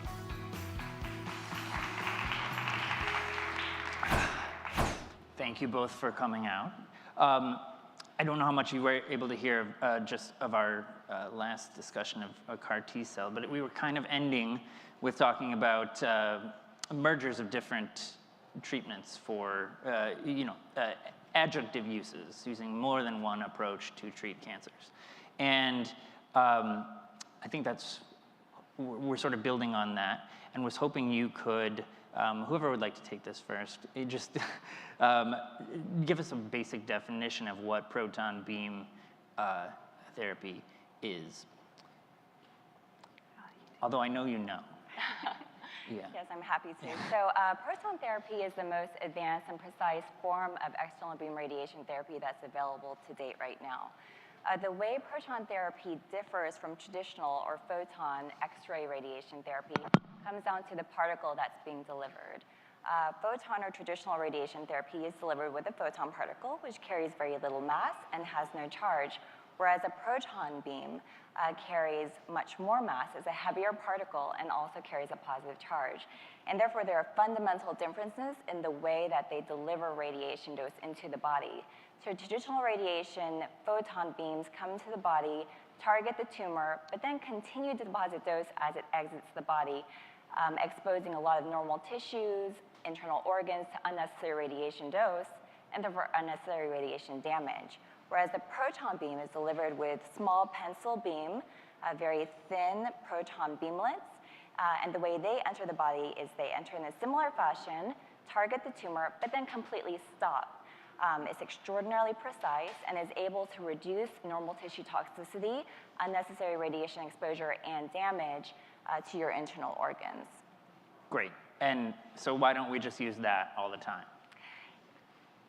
Good question. It is a more expensive technology. In order to deliver these much heavier charged particles, it requires more mechanics, a larger treatment machine that is thereby more expensive. However, this is not a new technology, actually. It's been around for many decades. Most commonly has been used in pediatric tumors. It's not an experimental treatment. It's something we've done for a long, long time. In pediatric tumors, if you can imagine, being able to spare growing, developing organs and exquisitely radiosensitive organs, as in growing children, and being able to prevent that late damage for them makes a huge impact on our pediatric population. But extrapolating that into our adults, kind of head to toe, you can imagine the improvement in our outcomes for even our adult population. For a brain tumor, we're able to spare normal brain tissue, so then preserve cognitive function, decrease memory loss, improve executive function down the line. For head and neck tumors, preserve your swallowing and speech functionality. For lung and GI tumors, you're able to spare, depending on the location of the tumor, toxicity to heart, lungs, liver, you name it. I'm a breast radiation oncologist. I specialize in breast cancer. So the way I think about, and I treat with both protons and with photon therapy, so I give my patients the option where appropriate. If I have a 29-year-old young patient, woman, come into my office and say, look, Dr. Choi, I have 3 young children under the age of 5 years. I need to be there for them. What do you recommend for me? And unfortunately, we're seeing more young diagnoses of breast cancer, and they tend to present with more advanced disease and more aggressive disease. We need to treat them comprehensively. I'm going to tell her, happily we have this now available in New York at the New York Proton Center. I recommend proton therapy for you. And the reason is multifold. One, because I'm able to better control her actual disease, because I'm able to target all of the areas I know are at high risk for recurrence without compromising on the internal organ dose, which is a balance that we oftentimes have to make in photon radiation. But also I'm thinking about, long term, what is her life going to look like with her children? When can she go back to work without having the toxicities of treatment? How much energy is she going to have for her children? We have a lot of data showing that excess radiation to the heart results in excess cardiac morbidity. So is she going to be bouncing in and out of the hospital because of this cardiac damage? Is she going to be on multiple medications? Or is she going to be living a more fulfilled life with a better quality of life because I'm able to spare her that radiation damage? So those are kind of the things that you have to weigh whenever you consider cost versus benefit of the treatments we have available. Right. And I'm wondering if you could speak to the access to this therapy right now. If there's a standard of care, what percentage of the country is able to have the best quality possible? Yeah, I remember reading about proton beam therapy the first time and being fascinated by it. And then we ran this study looking at access to care. And what we found, sadly, is that there is huge racial disparities in access to this superior type of treatment. And it was especially large for cancers for which proton beam therapy is the recommended modality. So it would be brain tumors, ocular, or left breast, where it's closer to the heart, so the cardiotoxicity is more likely to occur. That's where we are seeing the largest racial disparity in access to this care. And what we saw is that as the number of facilities providing this type of care, proton beam therapy, increased throughout the United States, so did the disparity. So it is not a problem of availability. This is the type of problem, as we've been hearing today, that teams like the Biden's Moonshot could really help solve, because it's an access to care, and we need solutions from a diverse background of thinking about the systems, about access to health insurance coverage, access to paid sick leave. How do we address transportation barriers, provider bias in recommending this treatment?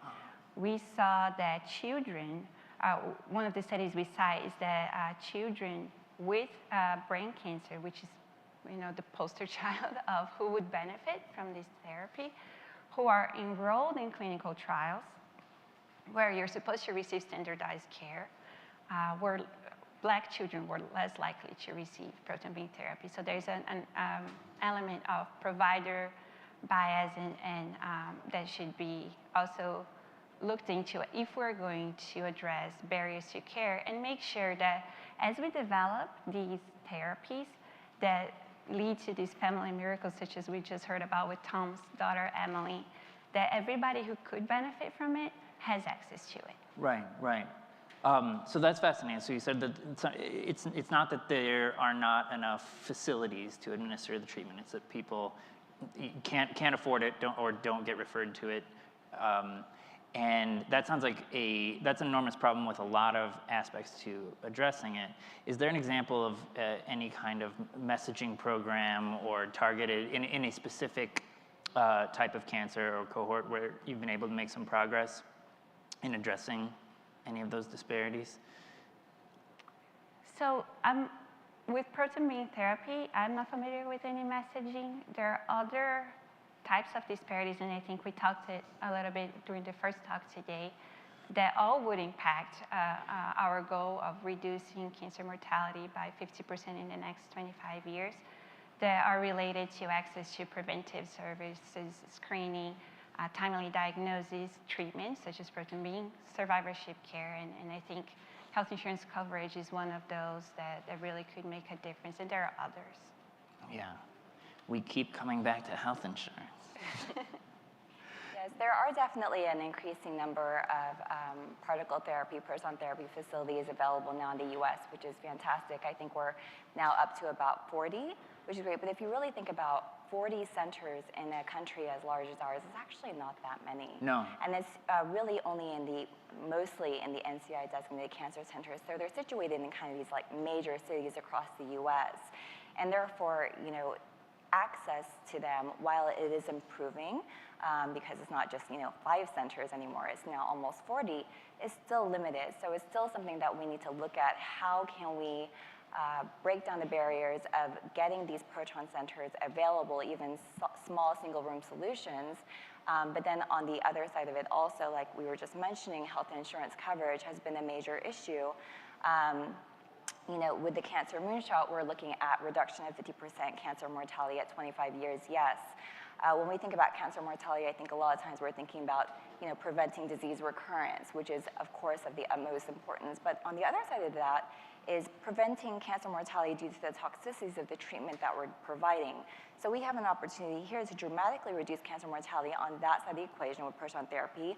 Also, proton therapy does give the opportunity for second cure in the setting of a second course of radiation, reirradiation, due to new primary, recurrence of disease. So kind of hitting it on both sides, but we have to just ensure that, for those patients that are well selected, that really would benefit from the treatment, that it is being made accessible on the insurance front as well. And I think that that's going to be just, a larger conversation to ensure that the questions that we're asking are not, how do we limit coverage for proton therapy, which I think all too often is a question from insurance carriers who maybe don't care as much about outcomes beyond 5 years because they assume, they're going to be changing insurance carriers after 5 years. But really looking at it from not an individual patient financial toxicity standpoint, but really understanding that these morbidities impact the national healthcare systems level financial toxicity of managing toxicities, morbidities, increased hospitalizations. Right, okay. So if I'm following correctly, then we only have about 40 places where people can get access to this, but what might change that is if insurers gave more coverage to the therapy, then existing hospital systems could justify investing in the technology that is needed to administer the treatment, probably. Does that sound like the answer? I think that's definitely part of the answer. I mean, I think most insurance payers will, not flinch at approving a pediatric child, but happily there are not enough children to fill Proton centers, and make them viable. And so, but also there are a number of patients beyond just pediatric patients who would benefit from the technology. So it's understanding how we can ensure that that population, the adults, also have access to this treatment. Yeah. And I think another part of the solution too is beyond health insurance coverage, access to paid sick leave if you are an adult, or even family paid sick leave if you're the parent of a child, and transportation barriers because it's only 40 centers, and maybe even lodging solutions could be a part here too. Yeah. So a theme is we keep starting with these really high-tech ideas, and that ultimately comes back to the same kind of social determinants of health, and it's all tied together, and it becomes part of a big, a difficult problem to solve that is about systemic changes and disparities that we're seeing at very large levels. Do you feel hopeful that there's going to be progress on this, or are we going to see disparities like this you just get better cancer treatment if you live in New York and are a wealthy person? Well, we're situated in East Harlem, and we, cater to a wide demographic. But I remain optimistic about access to the treatment for a lot of reasons. One, I think that we, as medical healthcare leaders, are continuing to liaise heavily with government, with private payers, to try to push forward the message that it's not just a few of our cancer patients who are going to benefit from this technology, but really, quite a high percentage of them, as long as, again, they're well selected. In addition, the field has really come together, put a lot of resources into doing prospective clinical trials, research, to definitively demonstrate which patients are going to best benefit from the treatment. However, I do have to say that we can't just rely on phase 3, level 1 evidence to push this forward, because one, those take a long time. Secondly, for populations like breast cancer, like prostate cancer, who we do have many long-term survivors, it is simply unwieldy to do these large clinical trials that require thousands of women and have endpoints that maybe will not even meet at 10 years, before we get, so then what's going to happen to these patients in that 10 to 15 years that it takes to get these results? You just lose out on this technology. So we just have to be thoughtful in how we guide our mission, where we're asking for additional data, so that we are providing this technology to as many patients as we can, and not stymie progress and integration of technology into the forefront of medicine, because otherwise, if we waited for level 1 evidence, we would kind of still be treating as in the 1970s, right? So just being thoughtful about our approach. Right. I'm hopeful as well, especially when I see the Cancer Moonshot effort and Biden's team's commitment to involving more diverse voices, because I think this is really the time for that shift. We've been really good at focusing on the tumor and the technology, and we have advanced it so much since the 1970s. And I think that now there is a growing understanding. There is a person around the tumor, and there is a family around that person. There is a community, and there is a job, and there is a neighborhood in the future. And I think that bringing these diverse voices who have been in the past systematically excluded from the conversation brings in these lived experiences of the everyday barriers to access to this potentially life-saving miracle type of treatment, that if we're going to reach the goal of decreasing cancer mortality by 50% in the 25 years, we need to do this for everybody who would benefit from these treatments, right? And to do so, then involving people who have those lived experiences, because none of us learned about these structural barriers in medical school. They are coming, this knowledge is coming from the lived experiences, involving, and I see this with Biden's effort, these diverse backgrounds in the conversation really is going to unlock a lot more solutions for us to achieve these goals. Yeah, yeah. Beautifully put. I want to jump to audience questions, but I hope that I have made, this is making me think, as we reference the 1970s, we maybe didn't make clear, like, in terms of technology, if you got radiation in the 1970s for a cancer, As I understand it, it was kind of just like being a third of your body was being ablated. Yeah, and now you're treating like a pinpoint on a kid's eye. Yeah.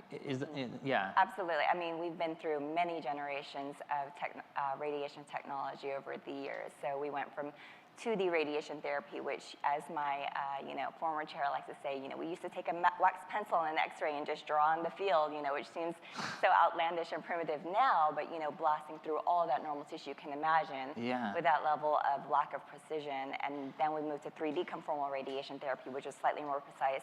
Then intensity modulated radiation therapy, volumetric modulated arc therapy, which is the most advanced iteration of traditional or photon radiation that we have. And then now proton therapy, which is able to take all those advances, but to a degree that we've never seen before. We're not only able to decrease the amount of dose to the surrounding tissue, but make it like zero, like none. And so that's really been unheard of in our field. And to be able to do that, which is something that we do on a day in and day out basis as radiation oncologists, what we try to do is hit the tumor, don't hit the surrounding tissue. Now we have a tool that allows us to do that to a degree we've never been able to do that before. And so we just need to kind of come together and understand, how to weigh the access issues while also making this something that, hopefully everyone can receive if it would benefit them. Excellent. Okay. Well, there are some audience questions from people joining us virtually, and if anyone, why don't we start in person, because we didn't have any in the last session. Sorry, it's kind of tall. Thank you. I am the beneficiary of proton beam therapy, thankfully, but also, despite having very common circumstances, was a highly exceptional case. And the only reason I benefited was because of my own personal advocacy on my behalf and only following an enormous battle with my insurance company that, did go to arbitration. So you've alluded to the barriers presented by health insurance, even at the highest quality health insurance, gold standard and everything else.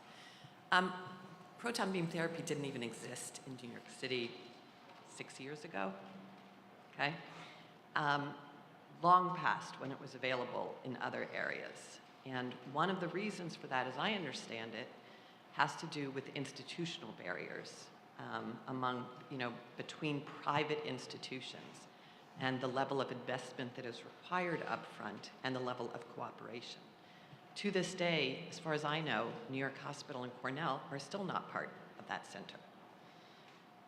And yet, it is the gold standard for what radiation should be.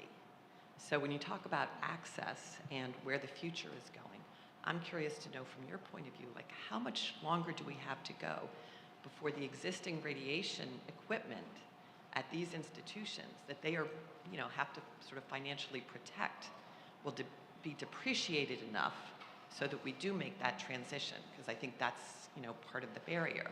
But also just generally speaking, how you achieve that collaboration. I mean, it was 10 or 15 years in the making before it even opened in New York, so. You're absolutely right, and you definitely have some great insight into the history of our center. So New York Proton Center opened around 3 years ago, a little over. But yes, it took about 10 to 15 years to come to a collaboration between a few New York hospitals. And along the way, from what I understand, because this does predate my joining, which was, before the opening of the center, but not 10 to 15 years ago, certainly, was that there were a number of New York institutions that were initially going to be part of the consortium of the New York Proton Center, but ultimately because of some natural disasters, other things that happened along the way, kind of backed out, because it does take a substantial financial investment to be able to build one of these centers, and it was a select few institutions that decided that they wanted to invest in this center and make this a reality. And of course, that's Memorial Sloan Kettering, Mount Sinai, and Montefiore. That said, it does seem like an access issue. We have protons right here in Manhattan. What about all the other hospitals, Columbia, NYU, New York Presby, that aren't part of it? Well, I am referred those patients all the time those breast cancer patients for those patients who would most benefit from the treatment. So it is accessible to those patients from other hospitals. We treat far and wide, not just in New York City, but also New York State, across the country. I have patients coming to me from San Francisco, internationally. So, you know, while obviously not everyone has the means to come here and do that, and we have, you know, 2 social workers dedicated to things like transportation and lodging to make this accessible for patients who aren't from the immediate area. But to answer the question of when are we going to see the cost appreciate, when are we going to see proton therapy centers be more viable so that we can see more? Well, first of all, New York is, you know, getting nitty-gritty, certificate of need state. So there's actually, we are only approved by New York State to have 1 proton center for the next 10 years. And it's our responsibility to demonstrate through our clinical volume and also through research the need for a 2nd proton therapy center in the state of New York. So we're well on our way, I think, but we have to, 1, fill our center, and that means that we have to break down the insurance barriers, get coverage for patients who would benefit from it, so that we can, you know, treat a sufficient number of patients at our center. But then 2, the vendors of proton therapy machines are actively looking at making smaller solutions and have already developed a number of smaller proton solutions that are not as upfront cost heavy, that are more affordable. And, you know, our center is a 4 or 5 room center.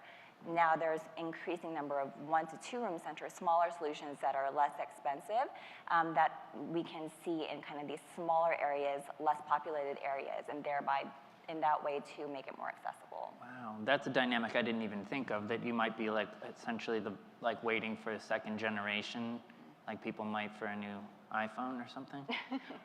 Well, we're on our 3rd expecting generation. that it's going to be much cheaper, Yes. or yeah. I mean, to put, maybe that's an optimistic read, but it sounds like this is very complex, and it comes down to generating profit motives for businesses that are very carefully calculating each line item. I'm sorry, we are over time. Thank you so much, both. This was fascinating, and thank you all for joining us. And I will leave the stage now.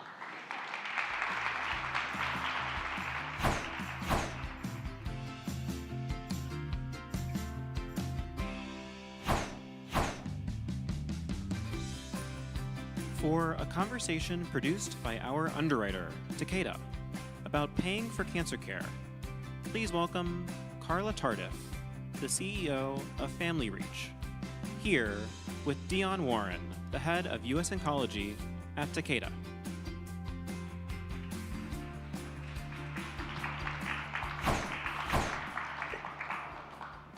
It's wonderful to be here with you today, as well as with Carla. We're here to talk about a very important issue, financial toxicity. So before I ask Carla a question or two, I'd actually like to ask you in the room and at home a question. When you think of financial toxicity in cancer and in healthcare, do you think of medicine costs and drug costs? By show of hands. Yes, yes, yes? All right, it's a reasonably common sentiment. What I want to focus on today are financial toxicities that go well above and beyond medicine costs. I'm talking about financial toxicity and disparities in health inequities. Areas like transportation, like food, like housing. This is the reality that we faced. It's a vast and important topic, one that takes society to make an impact and focus on. And I'm very proud to work with Carla here. Carla's been an originator in the health disparities and inequity space. And we're talking about people. People with cancer that happen to also struggle with transportation, food, and housing, et cetera. These are the real priorities that patients must deal with. So with that, I'd like to turn over to Carla to tell us a little bit about Family Reach. Thank you. And it has been such an honor to work with you all these years. Takeda has certainly been an early adopter in this not talked about, highly shameful side of cancer, and that is the financial crisis of cancer. So Family Reach has been around for 26 years. So health disparities, not a new problem, but certainly one that is now making its way into headlines, and I am so beyond grateful for that, because now we can make some change. You heard Danielle from the Moonshot say there are 600,000 cancer deaths a year. 1/3 of cancer deaths in this country could be prevented by addressing socioeconomic disparities, by removing financial barriers. And that's what we do and have done for 26 years. So Family Reach, again, solely focused on removing financial barriers. We do that through heavy resource navigation. There are so many resources for cancer patients to help them with their financial barriers, but they don't know about it because there is so much shame in raising your hand and saying, wait a second, I'm having trouble making ends meet. My cancer care will suffer because of that. We offer financial assistance. We step in with the non-medical bills, housing, heat, utilities, gas, food, because until those basic needs are being covered for your family, Maslow's hierarchy of need, your cancer is going to take a back seat.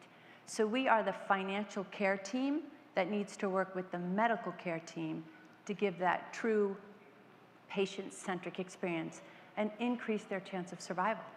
Yeah, wonderful, Carla. I can attest the phenomenal work that Carla and her organization do for patients. Based on your experience, Carla, can you bring to life a little bit the type of people and where you see these financial toxicities? And I'd love also to bring those stats to life, hear some case studies and some specific examples of what you see. Yeah, no, I appreciate that question because you hear cancer patients are 2.65 times more likely to file for bankruptcy. Those that do have a 79% higher mortality rate. Why? Well, 31% are cutting their meds in half. I want to tell you about a single mom that we have with 3 children. She was feeding all 3 of her children the prescription formula meant only for her infant with leukemia. It was the only food she had. We have a mother with triple-negative breast cancer. She's a mother of 7. She couldn't work during treatment. She actually saw that she was bankrupting her family, and she called her social worker and said, I'm taking myself off treatment. I'm going to bankrupt my family. They put her in touch with Family Reach, and we were able to step in with these resources of a financial planner. So people are making the decision to not continue with treatment because of the financial crisis. I'm going to tell you one more story. I went to visit a family early on, a single mother whose little girl had leukemia, and I went into her home, and she had 2 sleeping bags in the kitchen, and I said, oh, are you playing house? And she said, no, we have no heat. We sleep here, and we just turn the stove on for heat. So this is where those numbers, this is what it means to people. And we hear this every day. Thank you, Carla, for sharing. That's reality, folks. That's bringing cancer to life here. And these are the problems that us as society and our people face. Can you share with me a little bit? You've been in this space for over 25 years. So you've seen a lot more than any of us combined. So can you speak to how what you've seen has evolved? Maybe what did the space look like 10 years ago? And what are the types of challenges that you're seeing today, right now, across the U.S.? So I did not start Family Reach, although I act like I did, because I have been doing this work for 15 years. It was started by 2 families in New Jersey who both lost their children to cancer. And in the hospital, on the floors, getting to know families, they were hearing this strife, that we can't go home, there's no heat. My neighbor just called, there's a repo guy in the driveway. I cannot go home, they will take my car, we can't get back to treatment. So I lost a friend to brain cancer who I went to Syracuse University with. He played for the Jets. And he, too, said he would visit the kids' pediatric floors. And he said, oh, my God, there's this whole other battle of cancer that is going on that nobody is talking about. And it was literally my deathbed promise to him that I would fix it. Okay, so I didn't know what it was before I promised to fix it, because clearly it is way bigger than one organization or one company can accomplish together. But that was 15 years ago, and I dove in head first. And I would tell people what I did, and they just kind of looked at me cockeyed and said, well, doesn't the hospital do that? Or don't they have insurance? Like, how, in one of the wealthiest countries in the world, how is this happening to people with cancer? So to answer your question, times are changing. And I do feel really hopeful that through collaboration and through awareness, that people understand this human side of cancer, because science, what so many of you do, so much harder than what I do. But science is far outpacing that patient's reality. So together, we can make a difference. Wonderful. And I'd love to build on that, because I think it's a perfect sentiment. No one company, no one organization are going to solve this. It's going to take society. Can you share perspectives? We have a very diverse group of folks in this room that have very different experiences. How can we attack this problem, make a real, true impact at the local patient level? How can we do that? Any advice? Yeah. How much time do we have? Lots of advice. So thank you all for even just for giving us the time to, again, shed light on this really harsh reality of cancer. The pharmaceutical industry has been a great partner of ours for many years because we affect their ability or a patient's ability to access care, adhere to treatment, and stay on treatment.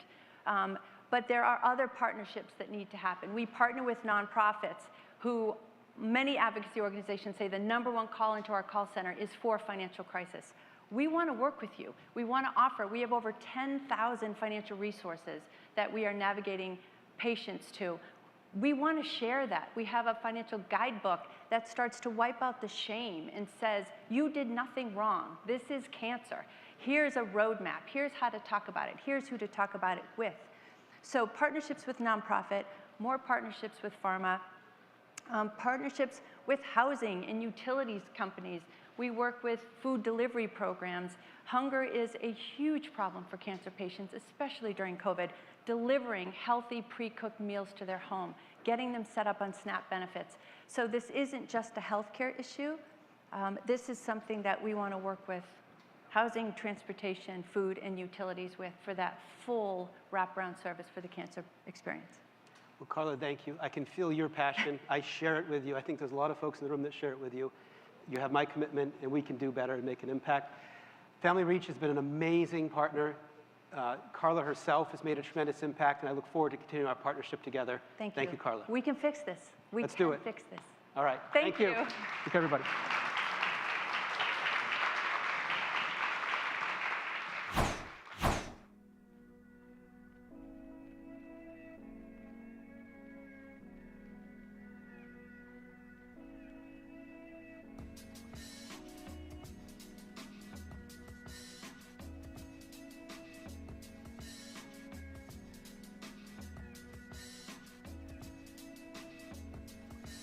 My name's Mark Stewart.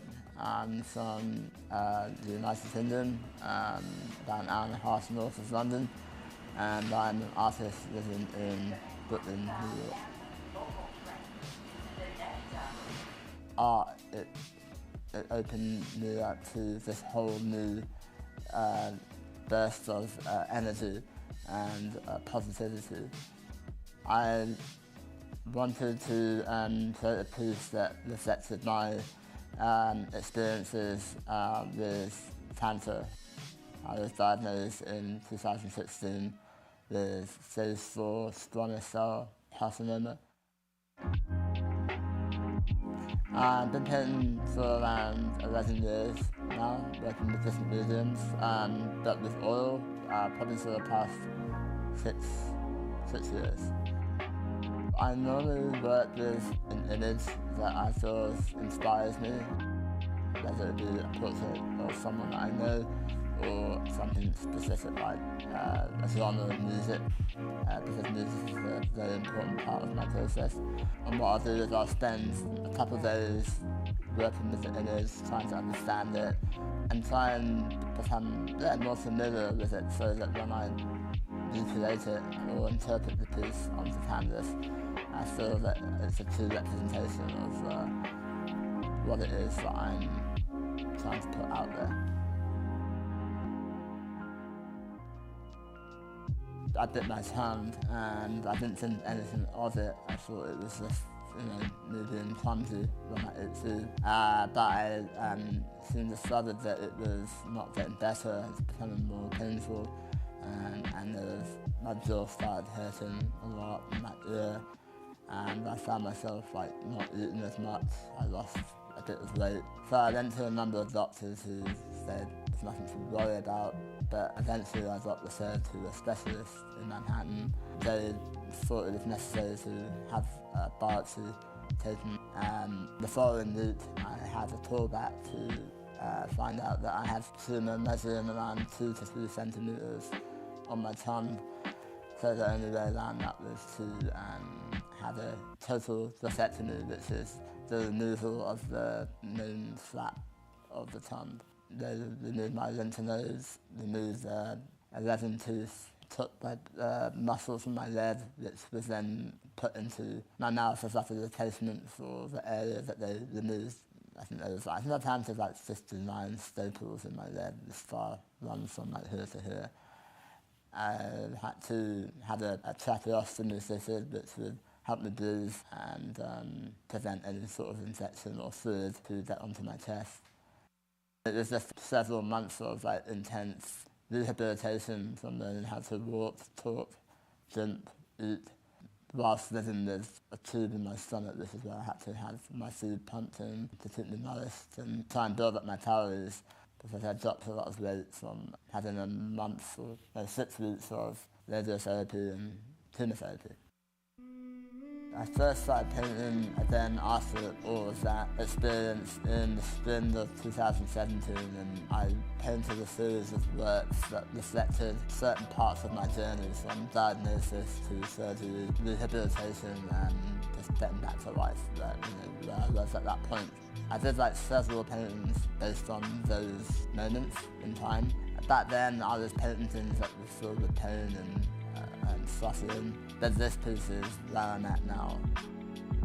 I met Jacqueline through social media whilst looking for inspiration. This was before finding out that she too was going through some health issues, and we instantly connected and became support for each other. I learned a lot from her, and I definitely saw that her strength through her own experiences has helped me find myself again, and I wanted to share her story through a painting and let the world know how strong she is.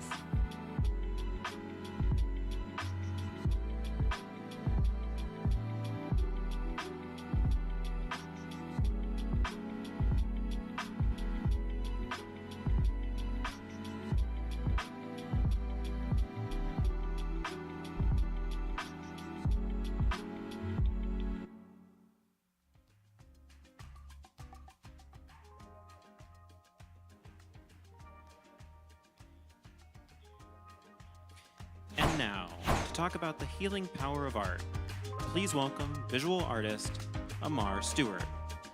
Here to lead the conversation is The Atlantic's Candace Montgomery.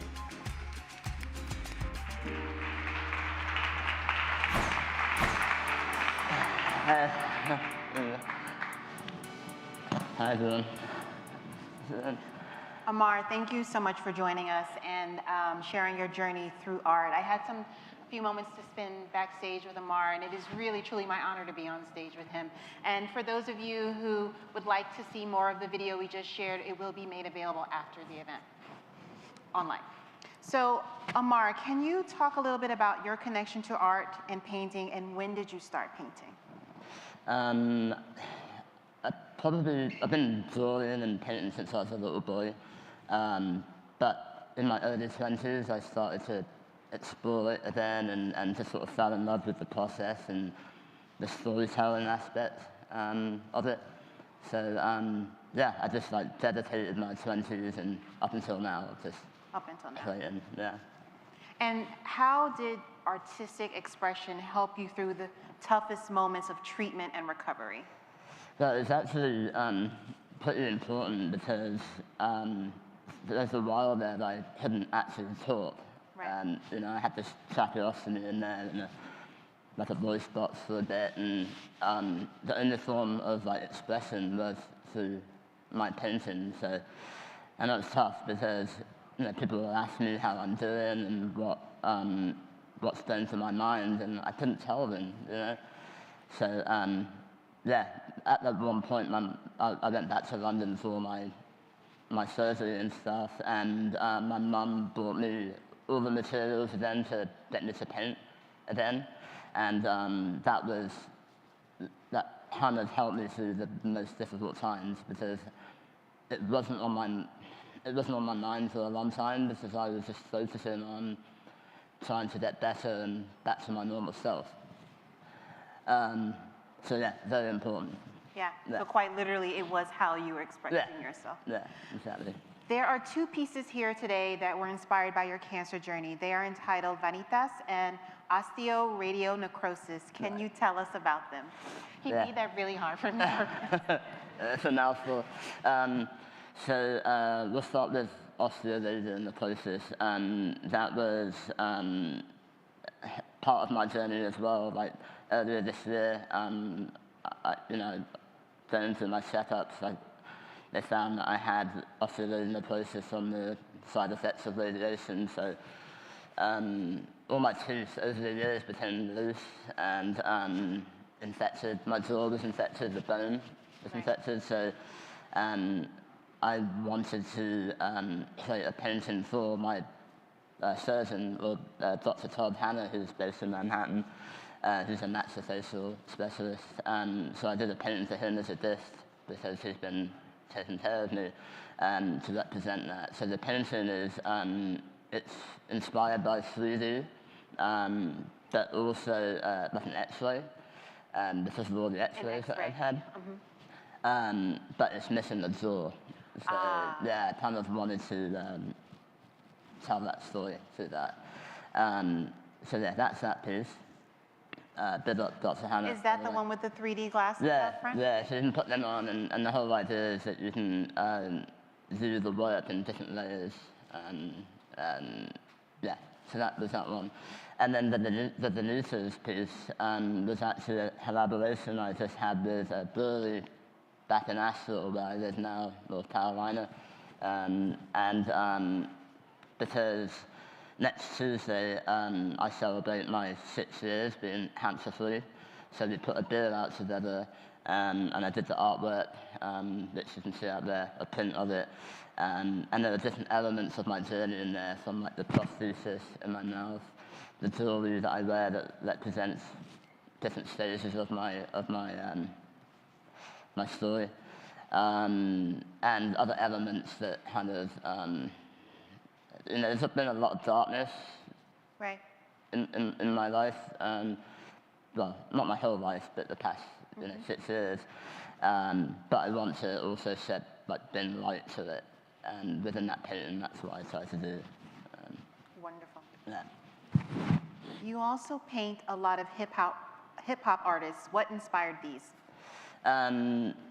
So when I lived in New York, I would go to the Met and a bunch of museums, and I fell in love with that because, again, I love storytelling. But one thing I noticed is that there is a lack of people of color being portrayed as royalty, And my goal was to try and put two of my inspirations, which was hip hop and jazz, blended with who I saw fit as being like kings and queens.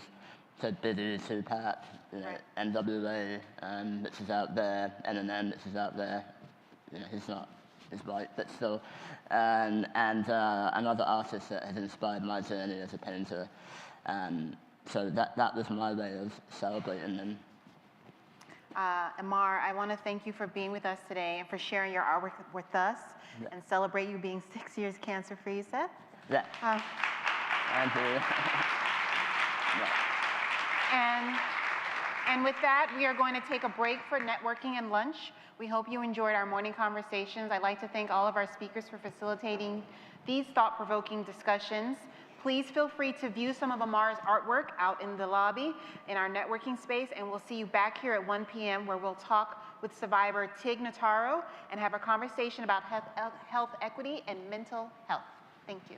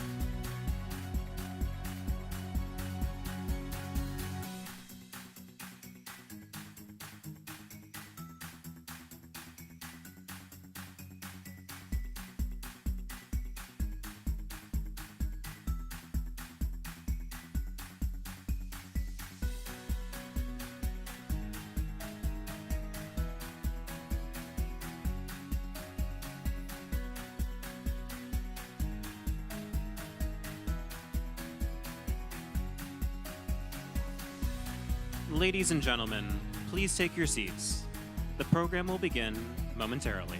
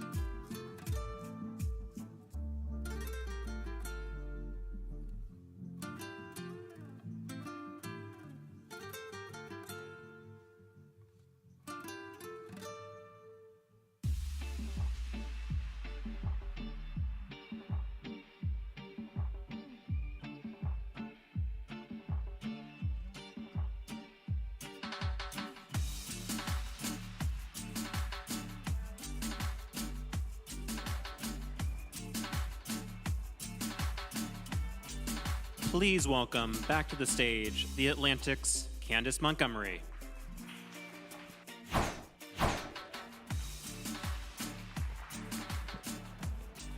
Welcome back, everyone. I hope you found the first half of programming to be insightful. We're excited to continue with the second half of program to discuss equitable cancer research, screening, and care. Before we get started, we want to recognize our underwriters, Bristol Myers Squibb, Foundation Medicine, Pharma, and Takeda, for supporting the Atlantic's journalism today. Also, we want you to be a part of the conversation online. If you post on social, please use the hashtag #PeopleVCancer. And to the virtual audience, you can submit questions via the Q&A tab on your screens when prompted. Now, let's get started.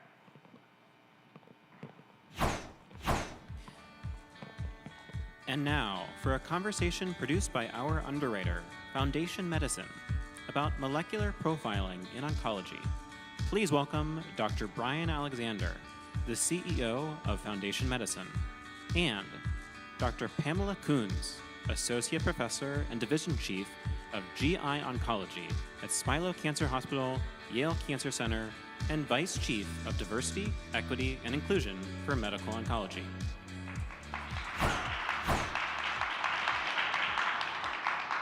Hey, Pam. Hey, Brian. How are you? I am good. So the title of the presentation, I think, is really helpful because when we talk about personalized cancer care, precision medicine, I mean, all of medicine should be kind of precision tailoring to the characteristics of the patient. But I think what we're here to talk about is how molecular profiling has impacted personalized cancer care over time. So where are we today with personalized cancer care?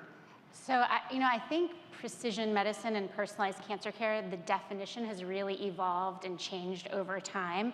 I mean, I remember even beginning my training, really we only had cytotoxic chemotherapy, and that still was somewhat personalized. We knew that certain chemotherapies worked for certain cancer types, but really to fast forward now, 20 years later, we have more targeted therapies that target specific genetic changes, and we have immunotherapy that harnesses the power of the immune system. So I think the definition of precision medicine has also evolved. Absolutely. Yeah, no, I think about foundation medicine started in 2010. That was when my clinical practice also started in 2010, and I think I've seen such a change in clinical practice over that time. I'm a radiation oncologist, and I treat brain tumors, and brain metastases, anything over 3 or 4 brain metastases, getting whole brain radiation therapy. And then all of a sudden you started having these targeted agents, and people with 20 brain metastases were responding to those. And so then it kind of changed completely the way you thought about how to treat a patient, and you kind of had to go back to first principles often. Are you finding that in your clinic? Yeah, absolutely. I mean, I think that as we are able to personalize therapy more, we're able to tell patients that we have more tools in the toolbox. We ideally help minimize toxicity if the therapy is a little bit more tailored. So Brian, as we talk a little bit more about personalized medicine and precision medicine, can you help define some of the characteristics so we can talk about somatic tumor profiling and germline testing? Can you help us talk about that? Yeah, there's a lot in there, and then biomarkers and just in general. So I guess the way that I think about it is, a biomarker is a non-specific term that could mean lots of different things. It's something you measure about a patient or a disease that helps you kind of make decisions in different ways. And so if I think about biomarker testing in cancer, often what's implied is that there's a specific therapy that you're trying to understand whether a patient will respond to. So an example would be, I want to give an EGFR inhibitor, but first I need to know whether there's an EGFR mutation. And when I think of a comprehensive genomic profiling, or when we profile a tumor more comprehensively with genomics, it's really with the understanding that cancer is a disease of the genome, and kind of understanding the myriad of changes that happen in that cancer will have a lot of implications across the board. So there may be a treatment selection question, and so foundation medicine does a lot of companion diagnostic development with new therapies, and so if you have this alteration, you should get that drug kind of thing. But there's also a lot of information in the genomics about diagnosis and prognosis, and increasingly as we look into the blood, doing molecular fingerprinting to look for traces of the cancer that can have lots of utility, from understanding whether to get adjuvant therapy or whether a treatment's working. And then to separate out germline from somatic, somatic's really looking at the cancer itself and saying what is it about this cancer that's making it this cancer and not a different cancer. Germline is kind of an alteration you may have just in the cells all across your body that may put you at a higher risk for developing a cancer, but it's not necessary. And often if you do have a germline alteration, that can be the thing that's actually driving the cancer itself when it develops. But those two things don't have to be the same. Do you find people get confused about all the different definitions when you talk to them in your clinic? Yeah, it's hard. I mean, I think we kind of lump genetic testing under this kind of one umbrella. So when talking to patients, I talk about germline testing as being the genes that are passed from parent to child and may represent an inherited risk. And the somatic profiling is really testing the DNA of their tumor. And those are both complementary. And I actually have a really interesting recent patient case that really takes advantage of both. I'm taking care of a young woman who is 40 with metastatic pancreas cancer. And she has a BRCA germline mutation. So this is a gene that she was passed from parent to child. It predisposes her to multiple types of cancer, breast and pancreas included. That actually has a potential impact on future treatment for her. We know that with a BRCA mutation, she may have a response to a class of therapy called a PARP inhibitor. She also had a blood-based circulating tumor DNA test that identified a different type of genetic alteration that may give us another option for treatment. So when I have patients in front of me, I really like telling them, and it's wonderful if we find these different genetic alterations, I can say I have more tools in the toolbox to treat you. Yeah, I think just over the next 5 to 10 years, it's going to be increasingly, we're going to leverage the information from the genome even more so, and either for different tools that are looking at it, like monitoring ctDNA in the blood, like, as I mentioned before, but also kind of increasingly complex biomarkers. So in addition to BRCA alteration predicting response to PARP inhibitors, if you have any kind of deficiency in homologous recombination, which is a DNA repair pathway, might that also say you might respond to a PARP inhibitor or a platinum agent? And that's all to say is it's just going to be more complicated. And I think we've heard before in prior talks, I think the real challenge is going to be taking complexity that we're generating and making it simple for decision making, because at the end of the day, you need to use that information to make a decision, pull through that decision, be able to act on that decision. Otherwise, what's the good is the information for?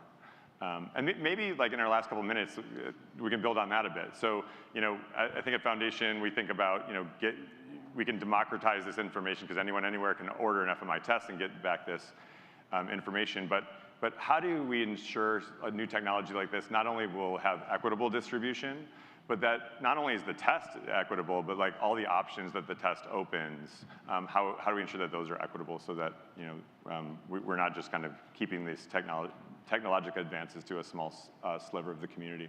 Yeah, I think that's such a great question, and a thread I think we're seeing of diversity, equity, and inclusion in health, trying to promote health equity really throughout all these sessions.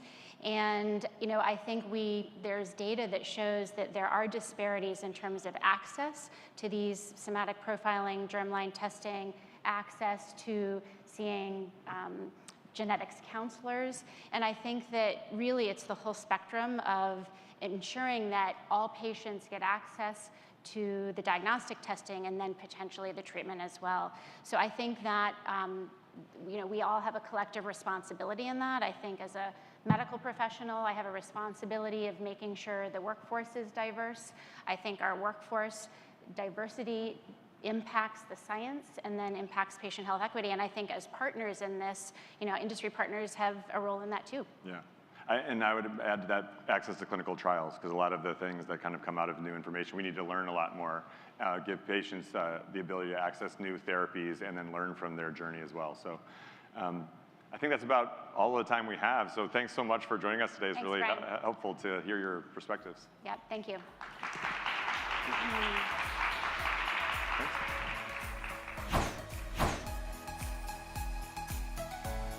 To talk about dismantling racial disparities in cancer care, please welcome Jiang An, Associate Director of the NYU Grossman School of Medicine, Perlmutter Cancer Center, Melissa Davis, Director of Health Equity at the Weill Cornell Medicine Englander Institute for Precision Medicine, and Alvaro Menendez, Medical Director of Cancer Disparities and Health Equity at the Hartford Healthcare Cancer Institute. Back to lead the conversation is atlanticLIVE's Susan Salney.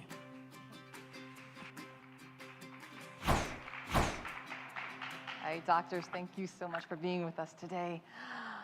Cancer is the leading cause of death among Asian Americans. Black women suffer a higher rate of death from breast cancer than other groups, and the same is for Black men and prostate cancer. So much more needs to be done to understand these troubling disparities, and there's no one simple answer. But Dr. Menendez, you said that your passion is minority oncology and disparities. Where do you start on such a huge topic? Is it lack of access to screening and quality care? Is it unconscious bias or systemic racism in medicine? Something else, all of the above? Where do you start? Thank you. I think, just like you said, it's such a complex issue, right? So where do we start? And I think we all kind of play a part into this. We as a healthcare system and myself as a healthcare provider, I do my part. But I think there's three areas where we can do an improvement. One is on the patient, on the community side, right? And so I sometimes go out and talk to the communities or share stories about my patients. But truth be told is that's something that we all should be playing a part in, right?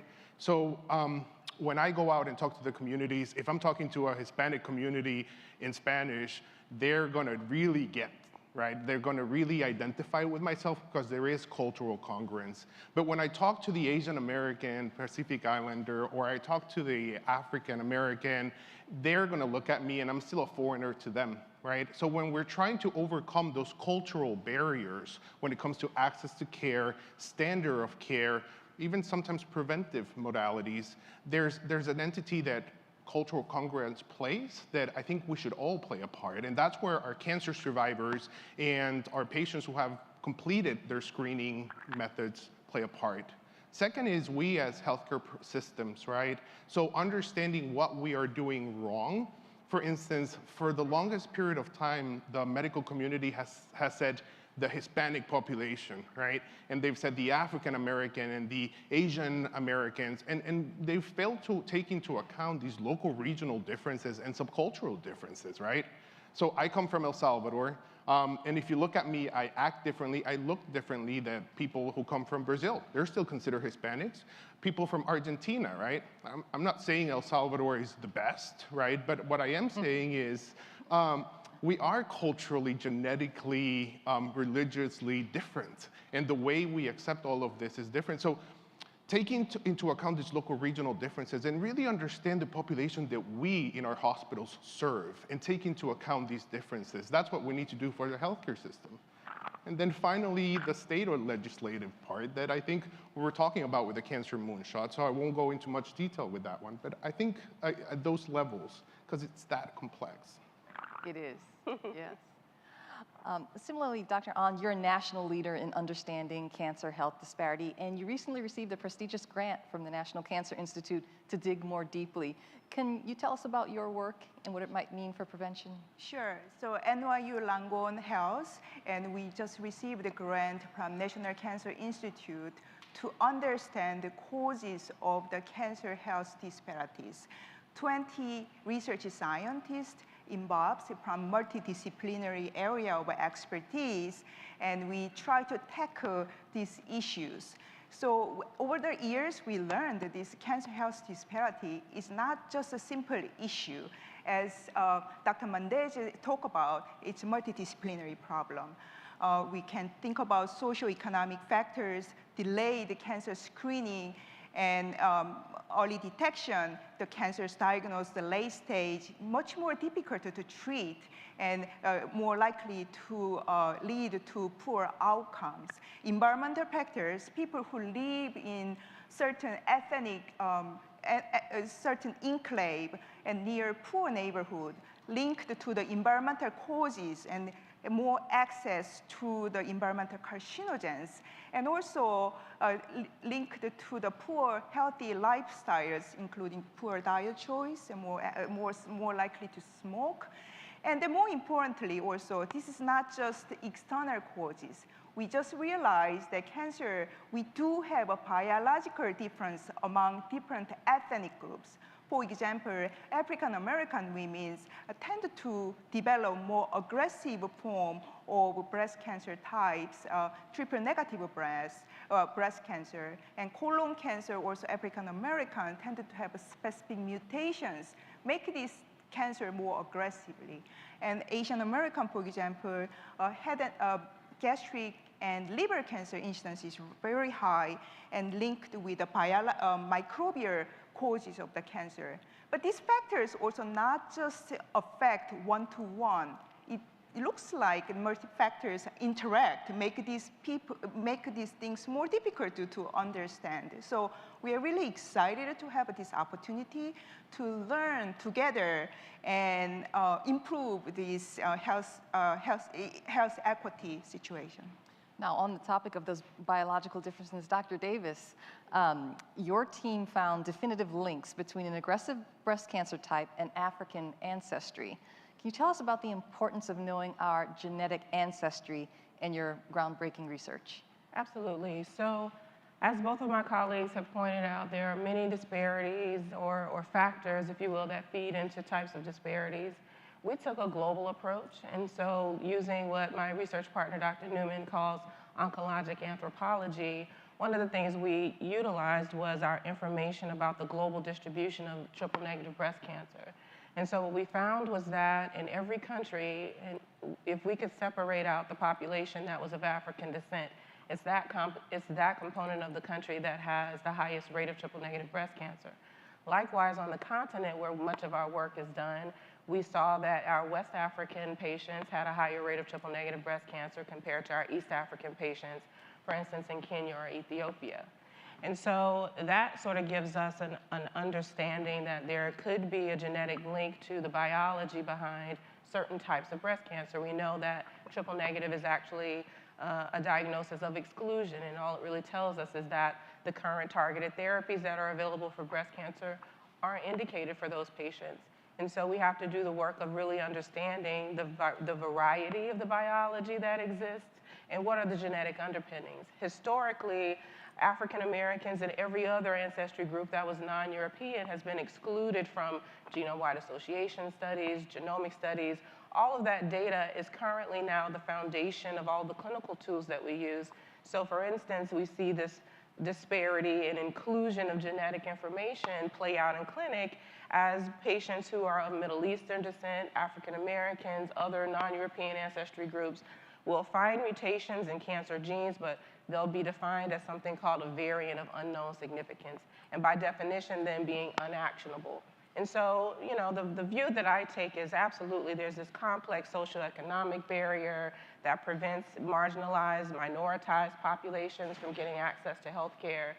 But if we remove those barriers and gave them clean access, free access to everything that we have, would it work for certain populations? And the answer is no. And we have empirical evidence now. So what we try to do is make sure that by strategically including and modeling our research around honing in on not only the social determinants, because there is an interaction, right? We want to also help to define the specific molecular profiles that can be targeted so that we can improve outcomes for everyone. And personalize the medicine. Absolutely, precision. Right. Dr. Menendez, as part of an effort to overcome barriers to preventative treatment, your team at Hartford Healthcare brings mobile mammogram vans to underserved communities. How has this outreach impacted breast cancer outcomes for members of your community? So transportation has been assumed to be the barrier or one of the main barriers when it comes to equitable access to care from the underserved population, right? And now we've come to realize that in addition to being transportation, there's a variety of other factors, again, defined by socioeconomical, but taking into account local regional differences of cultural differences, right? So at Hartford Healthcare Cancer Institute, what we realized is transportation was a major barrier for our patients, but unexpectedly, we've come to realize that it is not the only barrier, because when the mammo bus goes out and it parks in the community, we sometimes have to go door to door and offer the mammogram and kind of just drag them by the hand and just say, come on over, let's just get a mammogram. And that has opened our ability to see that there's more to it, right? So there's the fear of diagnosis, then there's the financial toxicity fear, right? How am I going to pay even if they find something? If they find something, what are they going to do? Like, I don't have insurance a lot of the time. So it opens up all of those issues.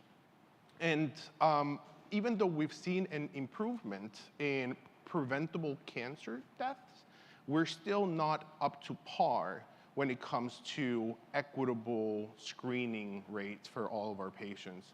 And so one of the issues, again, that we're trying to solve at Hartford Healthcare Cancer Institute is actually investigating those, but this time around, not stating all Hispanics are the same, but understanding that our majority Puerto Rican community has specific barriers and specific subcultural beliefs. And so we're taking those into account when trying to create a model that we can hopefully share with everybody else when it comes to understanding the barriers of screening mammograms. And I focus on this because I'm primarily breast oncologist, and trying to understand and take into account those differences in the model and then share it with everybody else. When you knock door to door, who's with you in that team? So there's a whole team of community outreach at Hartford Healthcare Cancer Institute, and we're not unique. I think there's several institutions that have these efforts going on, right? And one of the difficult things, once again, is the cultural congruence, right? And that's where diversity, inclusion, and criteria and inclusion come into play when creating our task force or a medical force, right? So we need more diversity. everywhere. Including a social worker who speaks Spanish, nurses, the whole. Yeah, so we do actually the team that works with me is a bilingual, which is great, and I love the ability to offer care to my patients in their native Spanish speaking, right? But going back to it, when I came to Hartford Healthcare, I had to learn how to speak Puerto Rican, right? So I had to learn their language and really how to communicate, and really there's linguistic differences, right? And so that's one of the major things as well that we as healthcare system are trying to take into account, because, you know, for instance, when I interview or I survey my patients in clinical trials that are ongoing, some of them, I need to have a certified translation. My translator, who is certified and approved by the IRB, knows how to speak the Spanish from Spain, right? Even I read it, I'm like, I don't know what that word means, right? And so when we are interviewing these patients in Spanish, they're stopping us and saying, what's this word, right? So these subcultural differences need to be taken into account. Let's talk more about clinical trials. They're often dominated by white Americans who are the wealthiest and with the best access. Patients there have access to the latest drugs, are highly observed. Dr. An, your research highlighted that racial and ethnic minority groups are underrepresented in clinical trials. Why? And can you tell us about the implications of that disparity? So current healthcare decisions are based on clinical data, and treatment decisions are based on human clinical trial data. Current NCI-funded clinical trial, over 90% of current trials does meet the diversity criteria, which means over 90% of current clinical trials were based on Caucasian, which means you're a minority, your data was not reflected to current healthcare decisions, which is a big problem. 10 years ago, we didn't even aware of this problem, but now we just really begin to understand this is a big issue. There are many barriers we can think about. As a researchers, as previously we talked, the language barrier is quite significant. As a researchers, we have to offer as a multilinguistic capacity, so material have to be translated, and research coordinators able to speak and deliver clear knowledges. Or one of the fear we learned is lack of transparency, privacy issue, what I'm gonna do, what they're gonna do with my data, my sample. So in designing clinical trial, it's really important to work with the communities, and we share the goal and explain why this is important, why this lead to the better science and better cancer care. We have to really be transparent. And also, we really, after we conduct the study, we learned that this is important to disseminate our findings to the research community. As a scientist, we are just busy to write papers, to deposit academic papers, but these are not open, accessible to general community. So we try to bring our findings to the community and explain, hey, your participation of this study and generated this important knowledge and helped to better understand of this cancer in your community. This is really important to share and work with the community. I think this is the way to go. Right. Can I chime in sure. a bit on that? So one of the things that, as you just pointed out, is that, we don't have enough representation of diverse groups in clinical trials. So historically, we understood that some of the barriers are linked to, of course, access to institutions that are hosting clinical trials, okay? But we definitely see better representation of communities serving hospitals, participating in trials. But one of the things that data has actually shown us is, for instance, in the African American community, they're just generally not asked to participate as often as other counterparts from the same healthcare institutions. Not asked. Exactly. And data shows that if If an African American, I'm speaking specifically for the community I'm most familiar with, but I'm sure the same would be true. If a competent, culturally competent person comes to a patient and gives a thorough discussion about what the study is, more likely than not, African Americans are more willing to participate in clinical trials than other groups, because it's a sense of community and they understand it's sort of that component of the informed consent process where we say, it may not benefit you, but it can benefit someone else down the line. We're trying to learn more about the disease in our populations. I think we just need to be, I guess, more forthcoming. We need to, reach out to these patients more often than we do. Right. Yeah. Transparency and informed consent. Absolutely. There's two parts to all of this, right? So first of all, there's the healthcare bias, and then there's also the patient's ability, willingness, and again, going back to this whole thing, which I think is crucial, is cultural congruence. And the reason why I'm kind of, narrowing on this is, so we at Hartford Healthcare, we published a paper about 2 weeks ago in the Journal of Clinical Oncology looking into the perceived alterations of cancer care delivery and their perceived attitudes towards virtual medicine during this whole COVID-19 pandemic. And when I, as the PI, was trying to recruit patients, right, and this reflected on the paper, Hispanics were really willing to participate, right, because it was somebody who looked like them, talked like them, acted like them who was offering, so they felt safe revealing some of that information.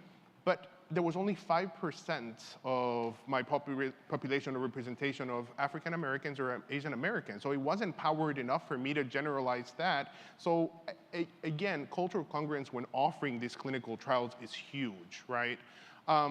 Especially if they are of underprivileged socioeconomical status, because there's a huge thing that comes into play there. And the other thing is the healthcare bias. You're absolutely right? So we've observed, for instance, that for virtual medicine, we don't offer it at the same rate. I don't have an issue with communicating over the phone or on video with a Spanish-speaking or a French-speaking patient, because I speak those languages, but just imagine when the healthcare force, which in oncology, about 4 to 5% are Hispanics, 2% are Asian American and Pacific Islanders, right? Or African Americans. So the vast majority, over 90% of our task force in oncology is Caucasian, right? And not all of them speak Spanish. So their unwillingness to set up a virtual medicine conference with somebody who doesn't speak their language, they're like, no, too difficult. So that's where we should try to understand, and those are the populations that would benefit the most, right? Just imagine those who are out in the rural areas that don't have to then figure out how to take or fix or take care of the child care, elderly care, which is huge in our communities, right? And they'd have to ride the bus or find a way to transport themselves into the cancer center for something that sometimes could be done over virtual medicine. So healthcare bias needs to be acknowledged, and I think it's great we're starting to speak more freely about it so that we can overcome it, because if not, it's never going to change. Great. I want to leave time for one audience question. So if anyone has one, please go to the microphone. And in the meantime, I'll ask you this. Dr. Ahn, similar to what Dr. Menendez said earlier, you said it is absolutely not helpful to refer to Asian Americans and Pacific Islanders as one group, because that group encompasses over 60 nationalities that speak over 100 languages. Absolutely. So I personally, I'm from South Korea and lived half of my life Korea and moved to New York City and then lived here another half of life. And then I soon realized the Asian is just so diverse. First, our language is different. Our diet, you think it's all Asian diet is same? No, absolutely. Korean, Chinese, Indian, it's just diverse. And then we have a different culture. Right. So, but even more make it complicated. Asians are not just the same group. It has also need to the approaches when the clinical trial research need to be specialized to the community differently, different culture. I also learned in preparing for this that Asian Americans are the most understudied of all minority groups. Wasn't aware of that. So far we have talk about a lot of diversity issue in this country, fairly accepted African American disparities, Hispanic disparity, but things Asian American disparity is recently recognized. Why actually this year, then NIH had a workshop to invite all the scientists who work on Asian American disparities and talk about. And then we created a review chart, and it shows how much Asian is unknown, this check unknown, how many unknown chart were created. We were just amazed. So we need to be more studied, and we need to understand. So recognize the problem, the next is issue, we address this issue. Okay, you turn to the audience. Is there a question someone wants to throw out before we wrap up with this one? One thing COVID did was expose disparities in a big way. A spotlight was put on these disparities, and that made it hard to deny or ignore the facts. Are you hopeful about the amount of attention now that the disparities are getting in the media, places like this, in your healthcare settings? It's inspiring, right? And it's inspired a lot of us to get into the field and get more vocal about it. You're absolutely right. COVID-19 did shed some light into these disparities and had the potential actually of widening these disparities. And it is because of healthcare systems and state legislators that we were able to kind of prevent it from happening, although it still happened just a little bit more than we would have liked. I think COVID did teach us the fact that virtual medicine is appropriate sometimes to deliver healthcare and can overcome a lot of the barriers that we've discussed today, right? So we don't necessarily have to transport ourselves or the patients over to us in order to just say, how are you feeling? Let me see what side effects you're having from chemo, right? There are times, of course, that we do need to examine our patients, but it does provide an alternative. The other thing that we realize is virtual medicine allows for the early reincorporation of caregivers and family members who are huge when it comes to taking care of minorities or underserved populations diagnosed with cancer, right? A lot of the times our patients don't understand what we're telling them, but the caregiver is able to reproduce and remind them of what's happening. So virtual medicine allows us that, and that's something that we realize in our paper. So it is inspiring. I think it is still innovative, and I think the reason why nobody has questions is because nobody has that one solution, right? So if somebody were to, or maybe somebody does. Yes, I think someone has a question. So my name is Yale Zhang. 12 years ago, as a healthcare hardware entrepreneur, I created a smartphone-connected pulse oximeter that actually overcomes the skin tone biases. And it took us 10 years until 2020 to get FDA approval. And only last month, on October 3rd, did we finally get an article in Bloomberg about us. So as a minority founder and creator of products whose goal is to provide more people with access, even obtaining funding, I mean, I'm not trying to, sound angry or anything, but Elon got $2 billion to build his toy car company, and there's barely any money to create affordable medical devices for people. So it's not the insurance company's fault. Regular therapies are expensive. But how about the federal government giving billions of dollars to bring the cost down so that everybody can afford these life-saving therapies? Sorry, that was more of a rant than a question. If I could sort of address what his comments are, I'll say that particularly in the field of disparities where we're trying to make sure precision medicine doesn't perpetuate disparities, he's absolutely right that the field in general has been very resistant to even consider that there were differences across the population that warranted investment to determine whether or not biology played a role. And in our paper, we actually showed that, because of natural selection, because of the way our ancestral genes behave, even in this context, that immunological responses are different. And we're seeing this in every type of cancer that we study, that of African ancestry in colorectal cancer, prostate cancer, breast cancer, uterine, gynecological cancers. There's a very unique immunological landscape that could be the target of novel therapies, but we can't necessarily get to that point if we don't have buy-in from, policymakers and funders who, would feel that this is something to invest in. So congratulations on finally getting it out. Right. I understand your struggle. Well, let's push for that. Well, we have to leave it there. Thank you so much for sharing your time and expertise. Thank you. Thank you. Leave it that way.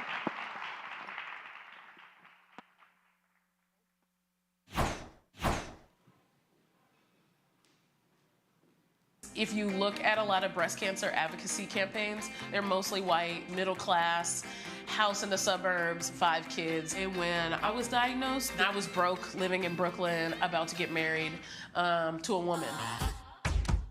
My name is Erica Hart. I am 32. I was diagnosed at the age of 28 with triple-negative breast cancer and HER2 positive.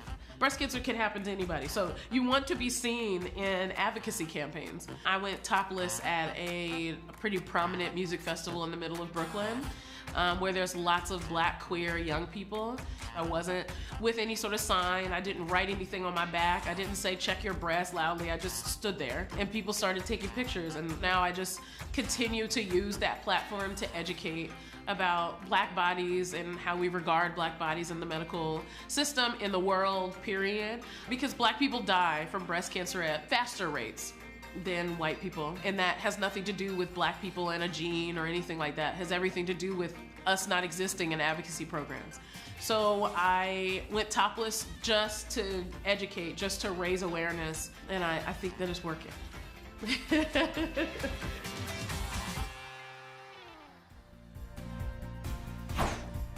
And now, for a conversation about breaking down barriers to care in the LGBTQ+ community, please welcome Scout, the Executive Director of the National LGBT Cancer Network, and Gwendolyn P. Quinn, Professor of Obstetrics and Gynecology at NYU Grossman School of Medicine. Here again to lead the conversation is AtlanticLIVE's Susan Salney.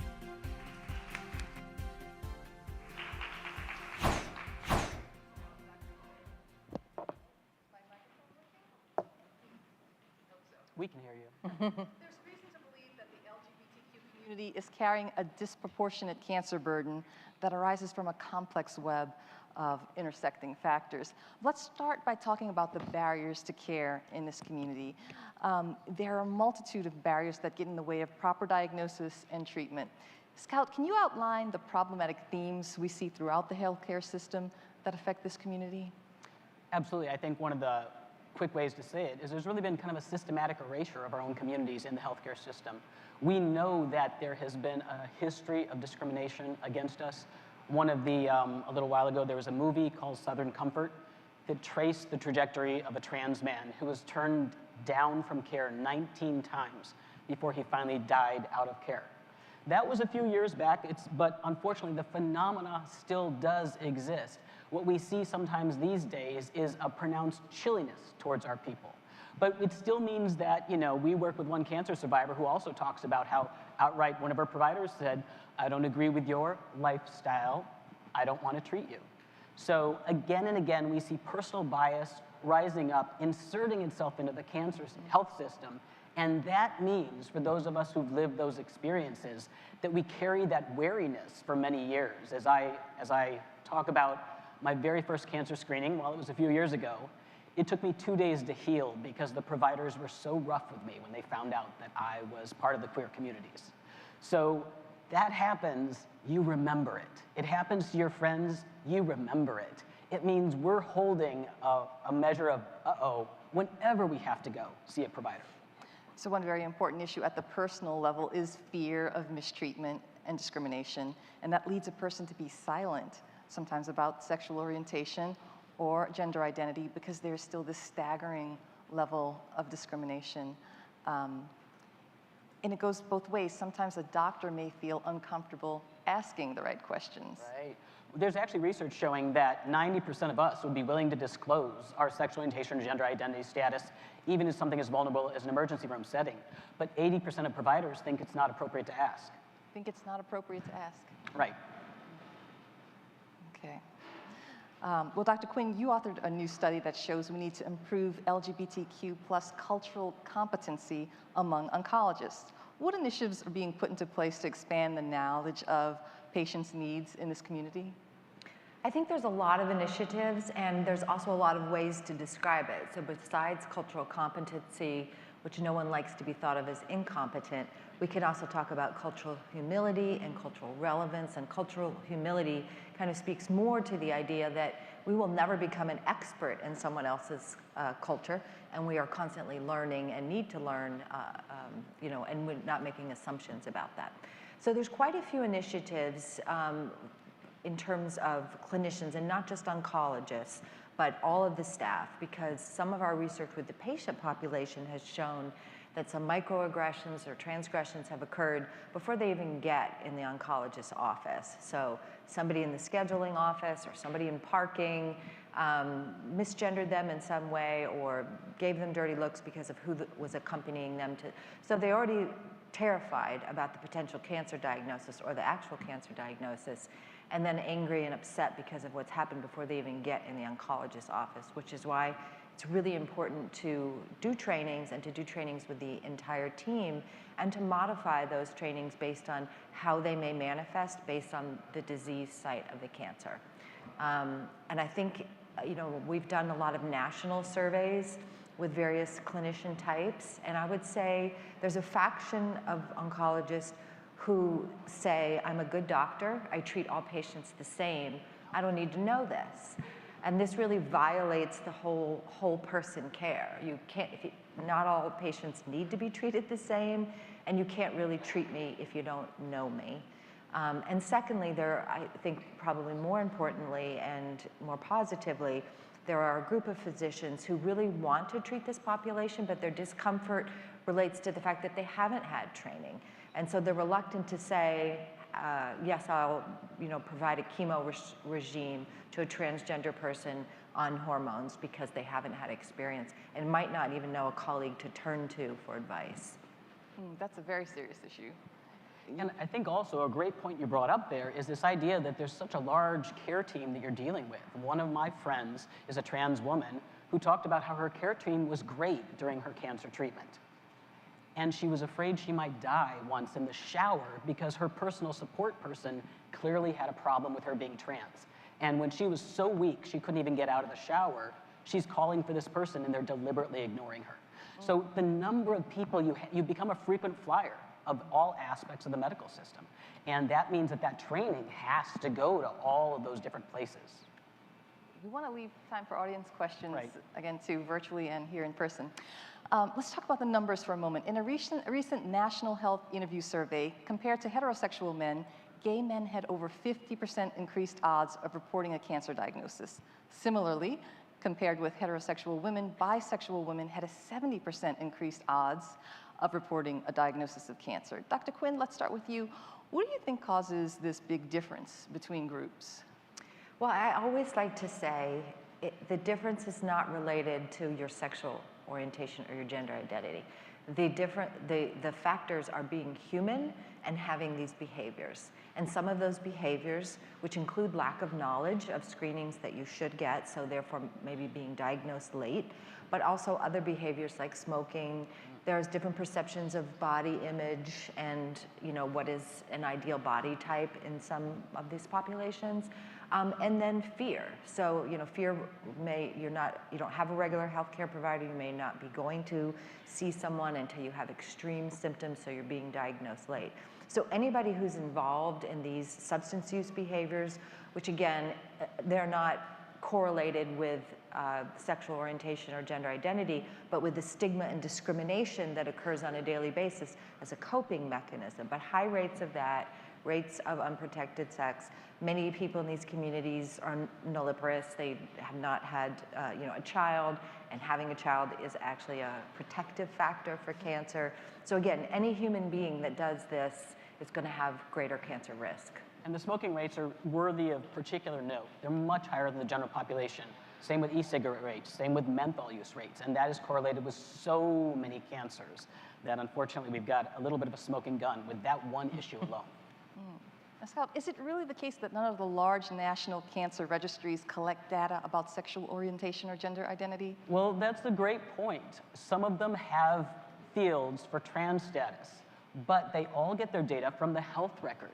So if you're not being asked if you're LGBTQI when you go in for a broken elbow or something like that, we're never going to have the information to put it in a cancer registry, which means that we don't have the outcome information about our disproportionate impact, which means we can't write the proposals to get the research money to change that fact. So there are actually, NYU is one of the hospitals that is really moving to change this, and I hope it's going to be coming to a healthcare practice near you that we will see these become a routine part of demographic intake. Yeah, but to your point, so the SEER sites, which collect the data regionally, do not have any fields for these data, even if they're collected at the hospital level, to be reported at the national level. Wow. Now, Dr. Quinn, in some research, you touched upon end-of-life care and challenges in medical decisions that can be faced when family isn't defined in a legal way. Can you expand upon that and how we tackle those outdated regulations?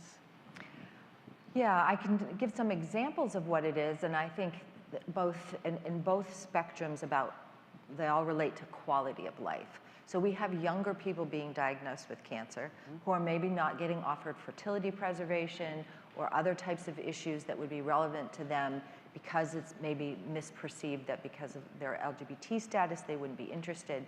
But then we have a duty, I think, when we are talking about end-of-life care to advise our patients some of these outdated policies and laws that exist. So for example, if you don't have a legal relationship with your partner and you're perhaps estranged from your biological family, at the time of your death, your biologic family can swoop in and make all the decisions, about even potentially excluding your partner.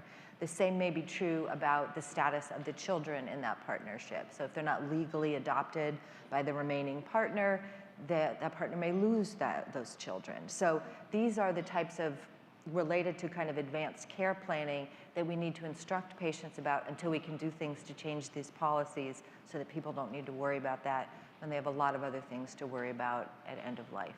Let me also just say, my mother's a lesbian. This happened to her with her partner. And it is so destructive to the family to have this estranged biological legal connection swoop in and take things and create this, close bond with whatever is going on with the person's estate, their last rights, everything like that. It is the kind of trauma that lasts for quite a while.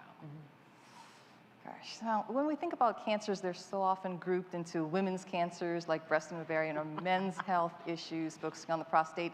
It's important to de-gender this medical language. It's beyond pronouns at this point. We obviously have to be sensitive to that, but so much more, right? Was that? Either. Okay. Well, I will say one of the things I think is really important to know is that the number of people identifying as LGBTQI is rising at a really rapid rate right now. Right now, we got about 7.1% of the general population, over 1 in 5 of the youngest adults, and even more of the youth. And of that group, another real demographic shift is a much larger percent is identifying as non-binary, gender non-conforming, or transgender like myself. So some of these issues related to how we might have said the gender binary is going to define cancer treatment, care, screening. What happens when the trans man goes in for a mammography? Where does he have to go? One of my friends went in and the place was actually trying to be welcoming, so put him farther away from the women's cancer section, and as a result, his providers couldn't even find him, and he was left there. So there's so many ways you can get close and yet still miss it.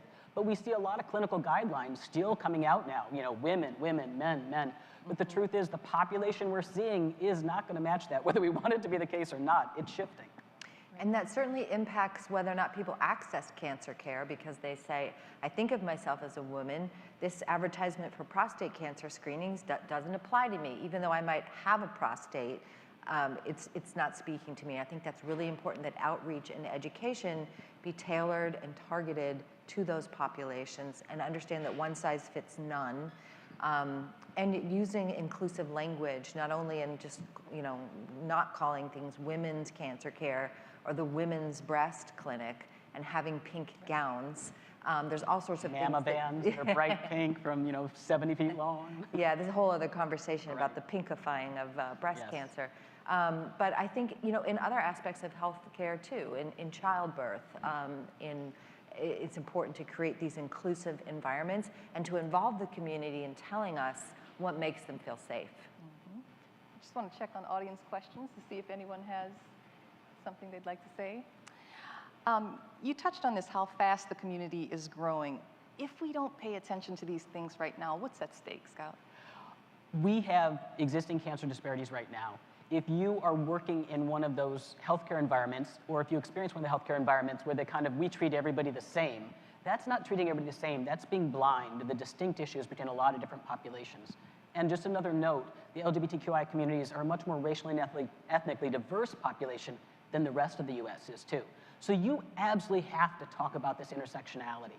So the disparity already exists. As you say, if we don't pay attention to some of the levers that can change this, you have pronouns on your badge if you're a healthcare provider. It doesn't mean that you're queer.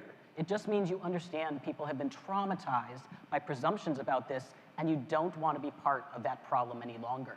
So all those little steps you can do to be welcoming, if we don't put some of them into place, you're continuing to help build the disparity. It's not just being neutral. It's not treating everybody the same. It's compounding the existing problem. Very interesting point. We have a question from the virtual audience. Mason asks, in your experience, what is a best practice for providers to talk about gendered anatomy with patients in a gender-inclusive and affirming way? So that's a great question. We often talk about taking an anatomy of what kind of body parts you have and not presuming you have X, Y, or Z body parts. And then when you have those body parts, your provider has to understand, once they do that kind of inventory, that they're going to have to push people like me, non-binary and transgender, to get screening for the body parts that, truth be told, I don't think I have. So if I don't think I have a body part, it's really hard to get a cancer screening for it. But my provider knows and has to push me and encourage me and also kind of hold my hand emotionally a little bit with the idea of how to get over it. You know, as I go to a different specialist, I am very resistant. I don't think a lot of people understand that trans people usually have to call all the providers in advance, say, hi, I'm trans. How do you react? Because I don't want to deal with that reaction in person when I'm trying to get naked and put a gown on, right? So I call them, but it still means that I can put everything in the world in front of actually making that a priority today, right?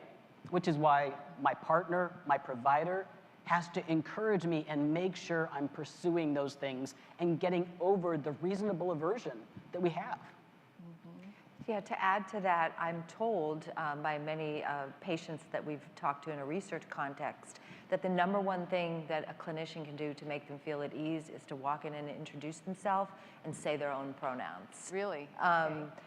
And I think that in that regard, and this might not include the lesbian, gay, and bisexual community, but the trans and non-binary community, if you're going to have a conversation that involves reproductive health parts, to ask, how do you refer to this? Yeah. This is the medical term. I know you know that, but tell me how you refer to it, and let's use those terms. Right. So that it is not triggering to have just hear the words spoken, let alone what exams might need to accompany that. It's not breast cancer, it's chest cancer. There's all sorts of subtle things like that that make it feel better for us. Very interesting. Now, Scout, I know you found reason to be hopeful about President Biden's cancer moonshot. Yeah. Can you expand on why? Well, I love the idea that between our first family and then our second family, we have people who are so deeply touched by what cancer can do to a family that they have turned that into motivation to change the way cancer is being handled for all of our families. We have never had this level of personal, deep, soul-searing investment at the top level of our administration before. And so I look forward to them continuing to push us, the people in the room, all the other healthcare providers, the pharmacy companies, the people who are doing clinical trials that aren't yet inclusive, that aren't doing any data collection on LGBTQI people, and encourage us because we can fix a lot of these issues if we're more collaborative, more innovative, really think outside the box. I agree. It's more hopeful than it has been in a very long time, both in terms of funding as well as awareness. Some national surveys, while they might not be connected to cancer, and you referenced one, are doing a good job of reporting this information. And I think it's important because years ago when I was working in this space, and you probably had the same experience, people tend to think that this was like an orphan community, like an orphan drug, that it was so few people that why would we create systems around it? And so to bring awareness to the numbers that it really is, and that includes the people who feel comfortable. There's still a great number of people who do have those identities but don't feel comfortable sharing it. And just actually another note, they're doing a lot more about listening to our communities as they build this whole Moonshot endeavor. And I really appreciate that because that's powerful. Scott and Dr. Quinn, thank you so much for your time. We have to leave it there, but we really appreciate your expertise on this. Thank you.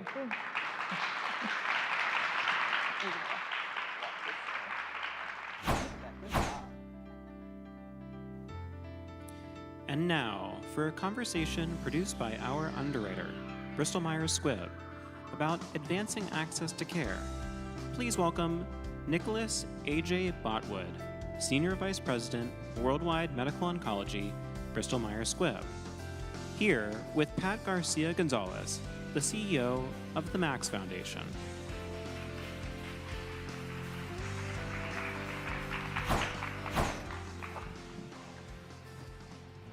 Well, Pat, welcome, and thank you for joining this conversation. Thank you also for the wonderful collaboration that we've had over the last several years, and looking forward to having the discussion with you. I work for Bristol Myers Squibb, which is a company which has been very focused on bringing innovative therapies to cancer patients around the world. A lot of the themes from this morning, which I thought were fantastic discussions, really resonated.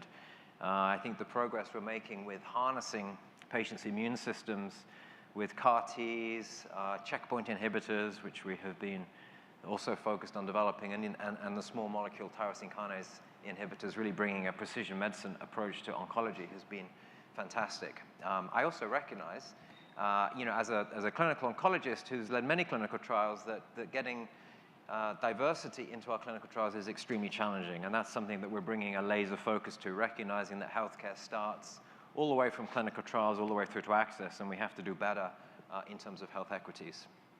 I thought another very interesting theme that came out of the sessions was that we really have to understand some of the barriers to health equities, and we were very happy to support ASCA with their first health equity track last year, which was really looking at research into some of the potential barriers to patients getting care, recognizing that it's much more complex than just the things we simply think, like transportation, and that we really need to have a deep understanding of some of those barriers to make sure that we can provide health care. One theme that did emerge is we've been very focused on the US, and I understand that, and there are clearly health equities that we have to address in the US, but clearly there are global considerations. And Pat, this is really where I think our collaboration with you and the Max Foundation has come in, and your focus on providing healthcare in lower middle-income countries. And maybe you could just share a little bit about the Max Foundation and some of the work that you and colleagues have been doing. Yeah, thank you so much.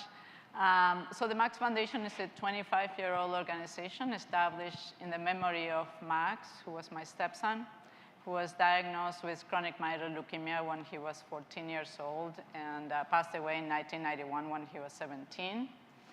And after we established the Max Foundation, one of the first things I learned, which I think doesn't get enough attention, is that all these great medicines that we have been talking about today never reach most people in the world who need them. And we believe that that's something that should not happen. And so, our mission is to accelerate health equity. And we do it by delivering medicines, technology, and services to patients that need them and otherwise don't have access to these drugs in just about every corner of the world. And how do we do that? First, we work with all the oncologists and hematologists in these countries. On one hand, which they send us the cases, the people that really need the treatment through a sort of a tracking system that we have developed. On the other hand, we partner with manufacturers such as Bristol Myers Squibb to provide their medicines. And then we have developed a very sophisticated and smart system that allows us to track that supply chain all the way from the manufacturer all the way to the patient. And so this year we will help about 35,000 patients in 70 countries, and overall we've helped more than 100,000 so far. Pat, they're incredible achievements, and it's amazing what you've achieved in the 25 years of the foundation, so congratulations again on everything you've done. It's been wonderful to partner. You have very relevant experience of this complicated field, a complicated environment. When you reflect on the experiences that you've had, maybe you could share with us a few of the key learnings that you've had, challenges you've had to overcome, obstacles. That would be very helpful. Yeah, sure. I mean, the first thing I'll say is that we have shown it is actually possible to treat cancer in low-income countries. You know, I think we debunked 2 myths. One, that there are no cancer patients, not true. Second, that it's not possible to safely treat patients in low-income countries. Also not true. So today, I mean, I'm so proud to say that if you're diagnosed with the same type of leukemia Max had in one of the lowest income economies of the world, your chances of survival is similar to a patient in the US. So it definitely can be done. The second important lesson we learned is that making drugs available is the first step, but it does not mean access. You know, we've been talking today so much about social determinants of health. Same happens all around the world. So if we really want patients to have access, we have to focus on the patient and overcome all the social determinants of health barriers to the patients. And the third thing I will say is that you know, you have to have people on the ground that understand the environment and help sort out all the complications. This is a very, very difficult thing to do, but it can be done. And I'll share just a couple of stories of friends of mine. You know, there's a young girl in El Salvador who was diagnosed when she was 16, more or less same age as Max. You know, 8 years ago, she wrote last year to tell me that she had gotten her law degree and was doing her master's program. I have another friend in a small town in western Tajikistan who also diagnosed. We were able to help her, and you know, her dream is to be a famous international journalist, so I hope you pay attention to her. And then I have another friend in Ethiopia. You know, in Ethiopia, when we started working, there were 2 hematologists in the entire country. This young man was diagnosed when he was a medical student, went on to become a hematologist. Today, he is the director of the hematology department at the cancer center in Addis Ababa, Ethiopia.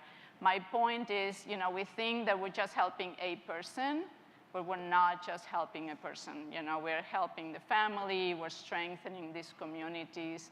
And I think that, you know, we have to make sure that we pay attention that the problem of cancer is not only in the US, but everywhere in the world. Well, thank you, Pat, for sharing those thoughts with the group. It's been an inspiring journey and great to have collaborated with you on it. We wish you much continued success with the collaboration, and I'm sure we will bring greater access and health equities to patients wherever they reside in the world. So we look forward to working with you. Yeah, thank you so much. I mean, you know, we focus a lot on the type of leukemia Max had.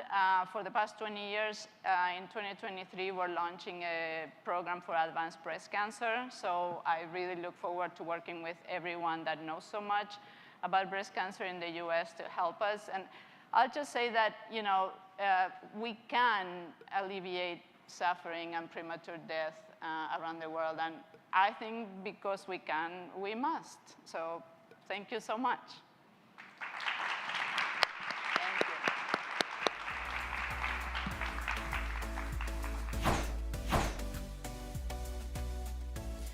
And now, to talk about using comedy to cope, please welcome comedian, actor, and writer Tig Notaro. Here to lead the conversation is Atlantic Senior Editor Gal Beckerman.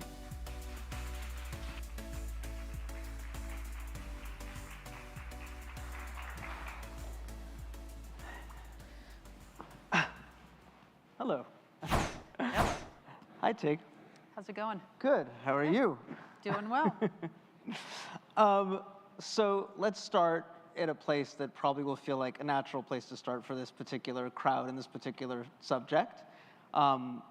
Undoubtedly, the most famous moment in your career, you might agree, is this 2012 set that you did at Largo in Los Angeles just after you found out that you were diagnosed with cancer. It was just a few days after, right? Something like that. Yeah. Less than a week. Right, okay. And you went on stage and famously said, you know, hello, I have cancer, right? Yeah. Which, listening to it, I just heard the Live album.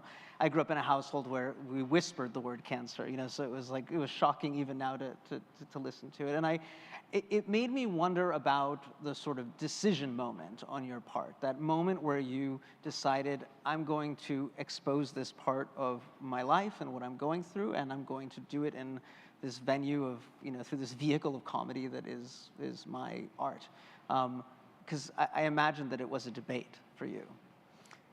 Well, yeah, I mean, when I first was diagnosed, it was 10 years ago, and I was a very different person, which obviously just happens by being alive. But as a comedian, I was very withholding about personal things. So my immediate response was to keep it a secret. And then as I got closer to this show that was previously booked before my diagnosis, I, instead of canceling the show, decided to do it, but also during a 4-month period of time, I also had pneumonia, I had an intestinal disease, my mother tripped and died, I went through a breakup, and then was diagnosed with cancer. And I just think because I had seen how quickly life goes away, I opted to share what was going on rather than keep it to myself and see if I could find some levity, because I was no doubt overwhelmed. Did you worry that it wouldn't be funny? That it wouldn't be funny? Yeah. Yeah. I mean, imagine that's a comedian's like. No, first, that's a necessity, right? Like, yeah. It has to be funny at some level, right? For sure. I still worry it wasn't funny. Whenever, I mean, it's always hard for me to hear it, and people think it's because of the time period or what I was going through, but it's more so as a comedian, it's hard for me to listen to it. It's hard to listen to myself do comedy, and especially that particular show, it was so in the moment and taking this risk of sharing several things that were so personal when I usually didn't do that. Right. And yeah, I worried. I definitely worried. But I also didn't worry too much because I already felt like I had almost lost everything. Right. I mean, the other thing that I was fascinated by listening to the album was the laughter. And I wonder sort of how you understood it in the moment. Was it like catharsis for people? Were you giving them permission to laugh about something that is scary? Was it discomfort, like uncomfortable laughter? Like, it's weird and interesting that people were just, you kept saying, I can, you know. Yeah, no, it was all over the board. I mean, people were, at first, they thought I was joking. Because I came out on stage and I said, hello, good evening, I have cancer, how's everyone doing? And I wanted to present it in the way that a lot of comedians come out on stage and say, hello, good evening, any birthdays tonight? Yeah. How's everyone doing? With that sort of delivery, but with a different message. So once people started to realize I was serious, it was these pockets of explosive laughter, and then it was awkward and quiet, and I wasn't sure if I was maybe having the worst set of my entire life. And probably some people think I was. But there were also people crying. I saw people tearing up. It was so crazy. There was no part of me that was thinking that this was going to go viral, or that it ended up becoming an album. It was the #1 selling comedy album in the world that year. It yeah, was insane how it blew up. And yet it came from this like deeply personal Yeah. place and this vulnerable moment for you. Yeah, Right. it terrified me to release it, but there was a lot of, because it had gone viral, people wanted to hear it. Because it was just this talk about the set that I had done, and people were like, well, let's hear it. And I was like, oh no, I don't know. I don't know if anyone should hear it, just know that it happened. Right. And then you sort of had this strange thing where you're in the middle of dealing with having cancer and then being treated, but your fame sort of exploded at the same moment. And I wonder sort of what that was like to be in the public eye in that way, in that moment. I mean, how that felt, if it gave you, I mean, I imagine that there were people reaching out to you, other cancer survivors. I mean, you were tapped into like a... It was confusing. It was confusing. It was very confusing because I was sick. Yeah. And again, simultaneously with an intestinal disease that was very deadly. Right. And I had just lost my mother and my relationship, and I was being elevated and interviewed, and I was, book deal, and all this stuff was going on, and it was exciting, but also I was thinking, well, this is a weird time for all of this to be happening. Couldn't this have happened a year ago? Because I really didn't know if I was going to live, and it sounds dramatic, but I had a lot of medical stuff going on. And I am well known for having cancer, but it wasn't the only thing. That was like number 4 or 5. Yeah, it was one of several medical things that was going on for me. Right. And it was, the past 10 years, I've been coming back from it all. Yeah. I'm wondering, did your sense of what comedy is or what comedy can do or what is funny like change as a result of that reaction? Because it's not unrelated that your fame exploded in that moment. Like it was your most vulnerable you'd ever, I imagine, you'd made yourself on stage. And so I'm curious sort of how it changed your art, how it changed your sense of what comedy can do. Well, it was very much a vulnerable moment. Yeah. But I also did my HBO special topless. Well, we're going to get there. Yeah, that was very vulnerable. That was vulnerable too.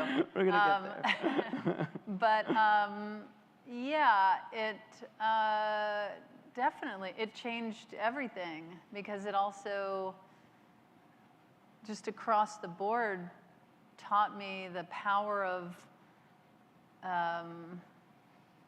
just sharing and communicating and accepting help and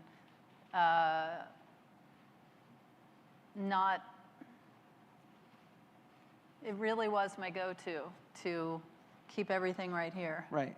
Was that what you were like as a comic? I mean, like in terms of just like how somebody would characterize you, not in terms of delivery but like the subject matter that you kind of. Yeah, I think I was more like, oh, look at that weird thing. Isn't that like funny? Observational. Sort yeah, like, oh, look at that. Right, and then at this, it was like, look at this. Yeah.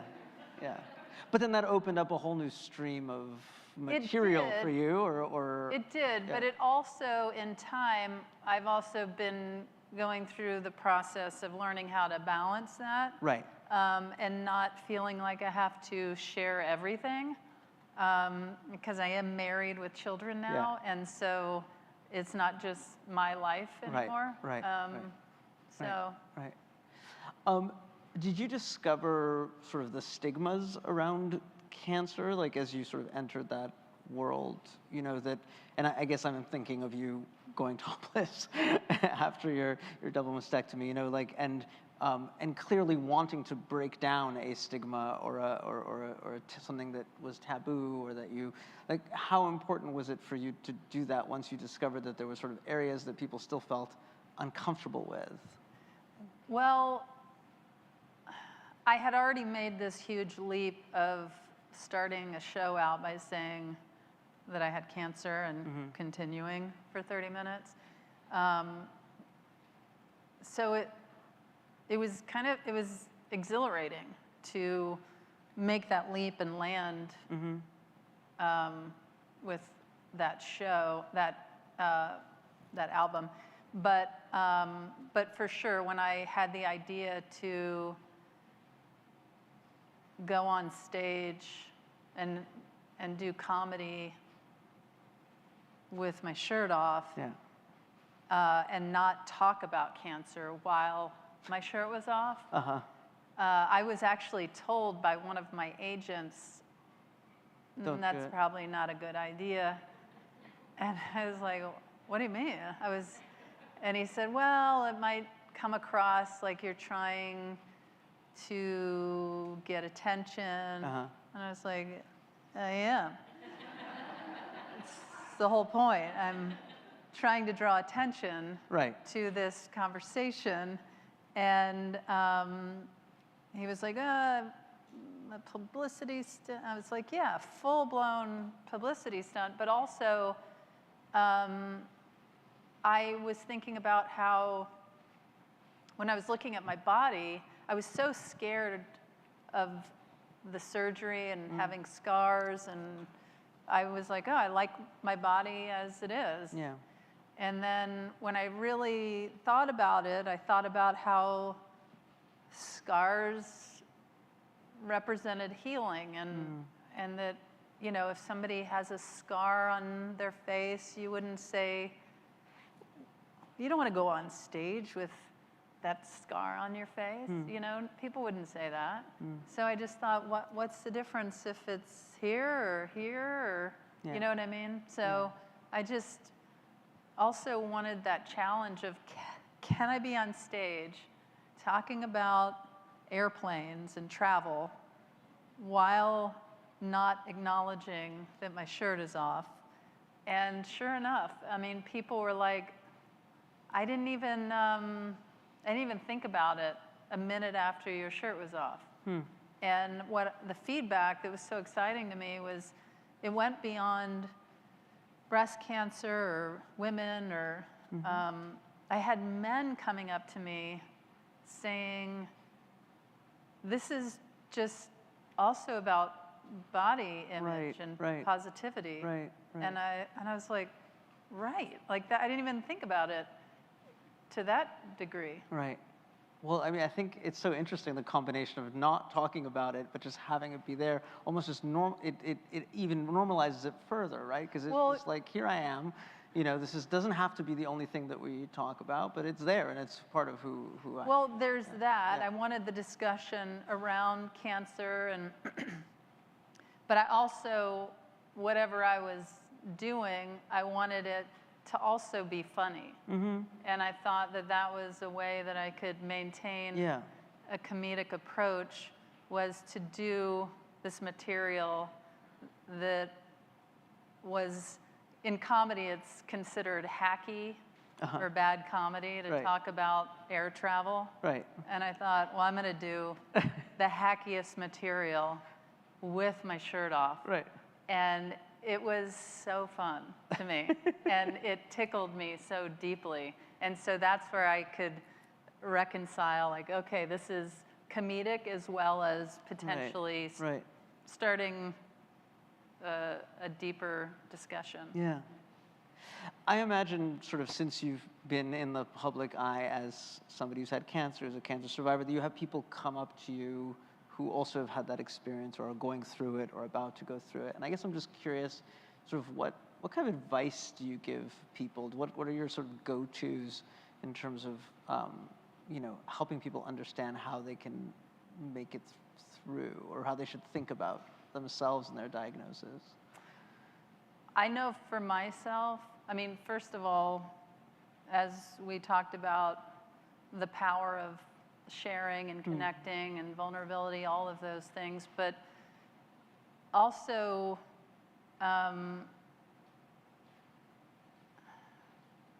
it's sometimes so hard to get up out of bed and little tiny steps.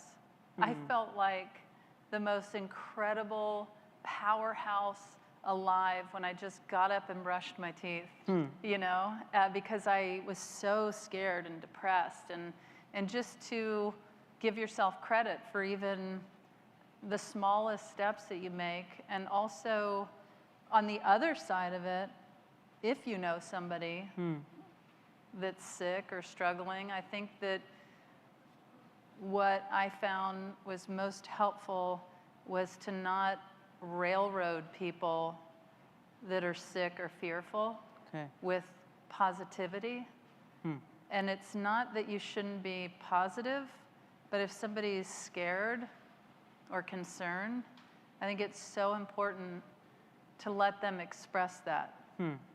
Because if it's just like, you're going to be okay, no, cancer, it's come a long way, and I know, you know, my relative was fine and they lived through, that's great, but don't deny somebody the opportunity to express. Fear. Because you start to feel a little crazy, I think, when people are just railroading you with 100% positivity. Right. That's my feeling. Right. And there is a narrative like that of just like, we can be stronger than this, we can beat it, we can, you know. Oh, absolutely. Yeah. But you didn't find that necessarily. I mean, did you personally find that sort of empowering to tap into that, or the notion of beating it, and we're gonna and well, I mean, I was on a constant roller coaster of like, oh, I'm gonna beat this, and then I was like, oh my God, I'm gonna die. And you know, it's just, it's so crazy because again, it wasn't just cancer. I had a lot going on with my health. So I was just like, oh my gosh. And so I just had constant ups and downs, and I just needed people to listen to me and find a happy medium within the discussion around fear and concern and positivity, and fear and concern and positivity, and it's all in there. Right. You've talked about, you know, the necessity of like a support network, of like you sort of found that, and you know, after, you know, this experience. Is that also something that, I mean, you've kind of hinted at that was necessary, sort of having those people who you could sort of lean on and not try to be like, I can do it on my own, you know. But I mean, I was out of the gate. I mean, I went home, you know, I was in a wheelchair. I was unable to lift my arms. I was so weak, I could barely stand. I couldn't walk across my room. I was, and I was telling my friends, and it was that part of me that was so shut off that I was like, I can do it. I can handle this. I don't need anybody's help. You don't have to, anything like that. And my friends were like, are you out of your mind? You can't just go home and do this. I was like, oh, yeah, you don't need to stand here, or you don't need to stay here.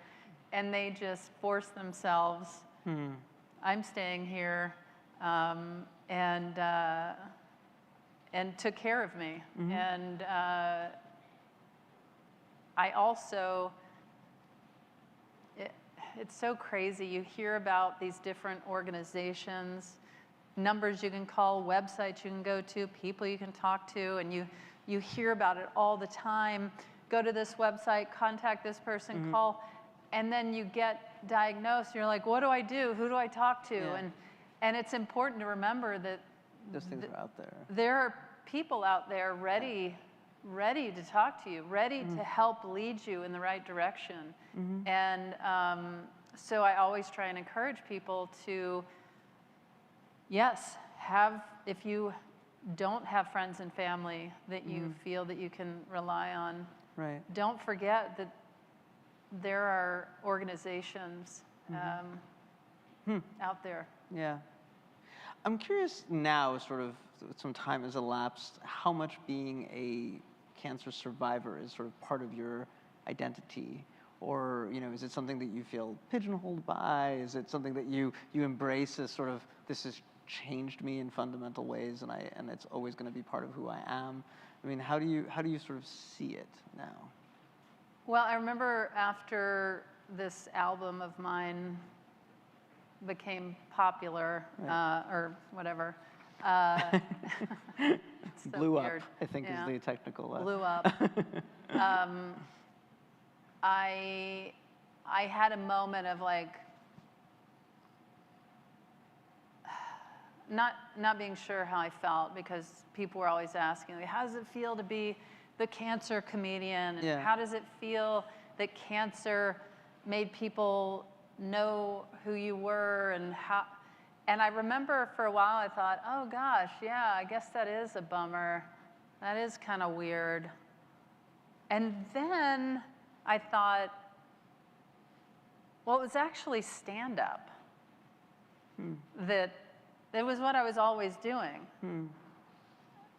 You know what I mean? So I was doing stand-up and said I had cancer. Right. And that's actually what made people know me. It was just different material. Right, right. It wasn't just that I had cancer. Right.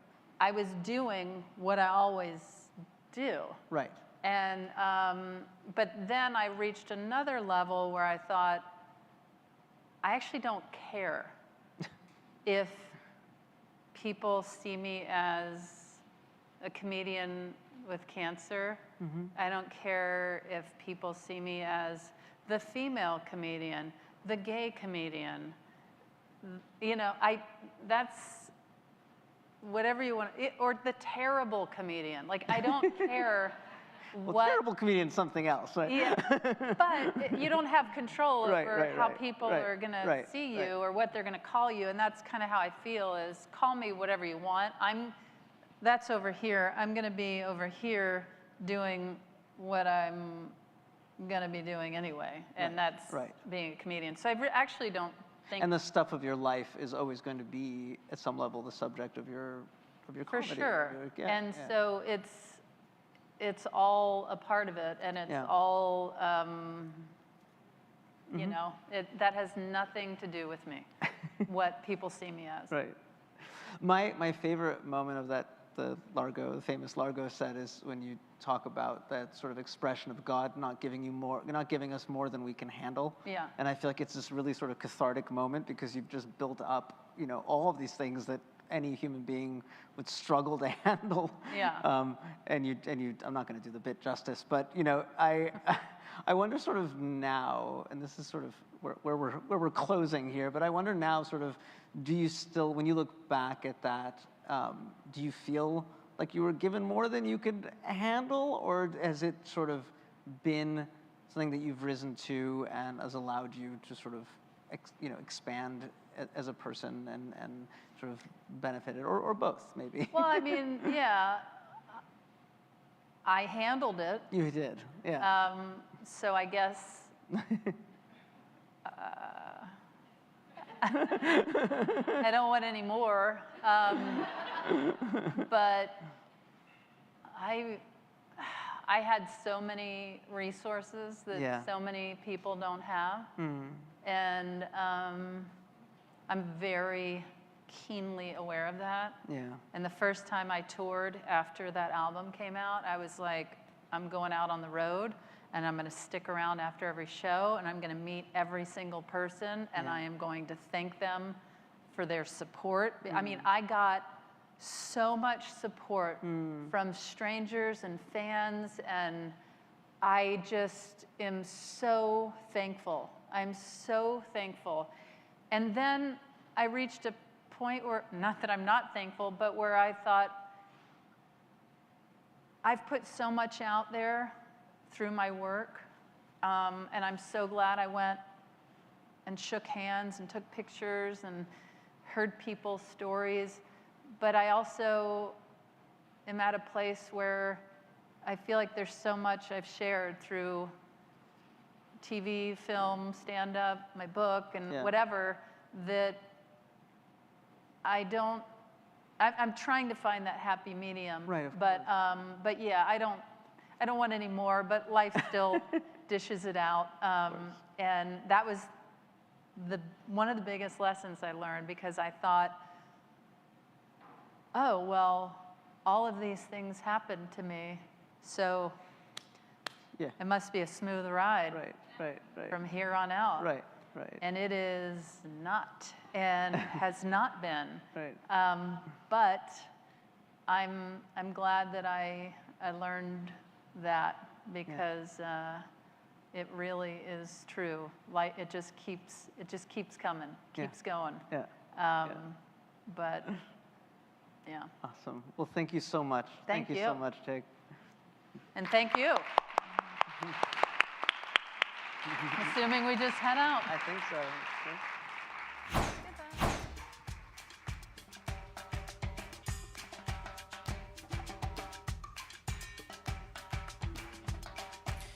For a conversation about the renewed fight to save children from cancer, please welcome Catherine Boller, Director of the Center for Cancer and Immunology at Children's National Hospital, and Andrew Kung, Chairman of the Department of Pediatrics at Memorial Sloan Kettering Cancer Center.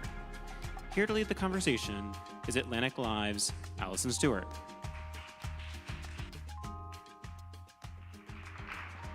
Hi, everybody. Hi, everybody watching at home as well. These two amazing doctors have said I can call them by their first names. I'm not being impertinent. I just want you to know this is Kath and Andrew. Thank you so much for being with us. So let's set the stage. Andrew, which cancers impact kids the most? So I think, interesting thing about cancer in kids is that they are almost entirely different than the kinds of cancers that affect adults. In adults, the most common cancers are those cancers that result from lifelong exposure to sunlight, to diet, to smoking. Whereas in kids, the cancers that arise because of something that goes wrong during development. And so the most common cancer is actually leukemia, blood cell cancer. The cancer that impacts children the most from the point of view of death is actually brain tumors. And so depending on how you are measuring impact, leukemia and brain tumors are the most prevalent. I've heard medical professionals, Kath, say children aren't just little adults, so you can't treat them as such. What's an example of a therapy that would be appropriate for an adult, or a treatment that would be appropriate for an adult that would not be appropriate for a child? I mean, I think the best example is the immune checkpoint inhibitors. They have made a big mark on adult solid tumors, especially melanoma, and certainly some types of lung cancer and other big cancers in adult solid tumors. But in children, they have been wholly unsuccessful against solid tumors, and like the brain tumors that Andrew was talking about, really very little to no success. And that is because pediatric solid tumors are so much different to adult tumors. The microenvironment within the tumor is much different. And so that's why these checkpoint inhibitors don't work. And, you know, we really cannot rely now on what I like to say trickle-down therapeutics that we glean from adult oncology. We have to be really targeting the pediatric cancers, you know, uniquely, and treating them and diagnosing them uniquely. And also want to let the audience know we're going to try to save time for a few questions, as well as for the audience who are watching on the live stream. I want to pick up on what Kath said, Andrew. She touched on a little bit, but maybe you can tell us a little bit more about how childhood cancers are actually different than adult cancers.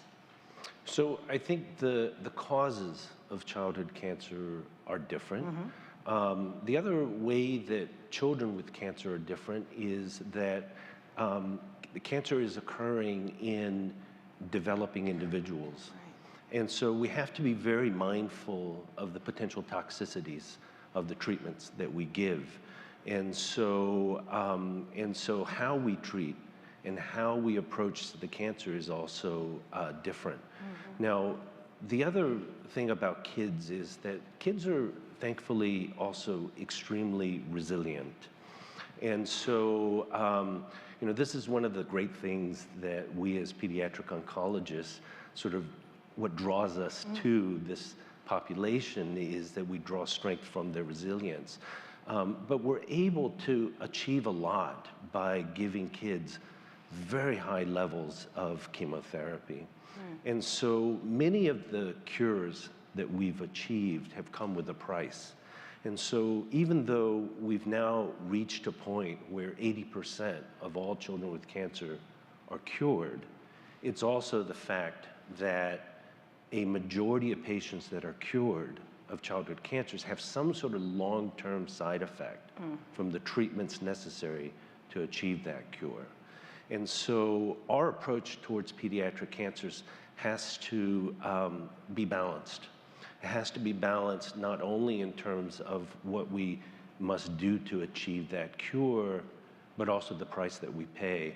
And so I think this is what pushes a lot of us to not only not be satisfied with 80%, but also in that 80% try to find ways to replace some of these traditional toxic chemotherapy agents with less toxic approaches like immunotherapy or targeted therapies. What is that conversation like with a parent when you say to them, we are going to use high levels of chemotherapy? Well, I mean, I think that a diagnosis of cancer is always devastating for anybody who's facing such a challenge, but no more so than a situation where it's a parent and you're hearing about it in the context of their child. Yeah. And so no one's ever prepared, for that diagnosis, that conversation.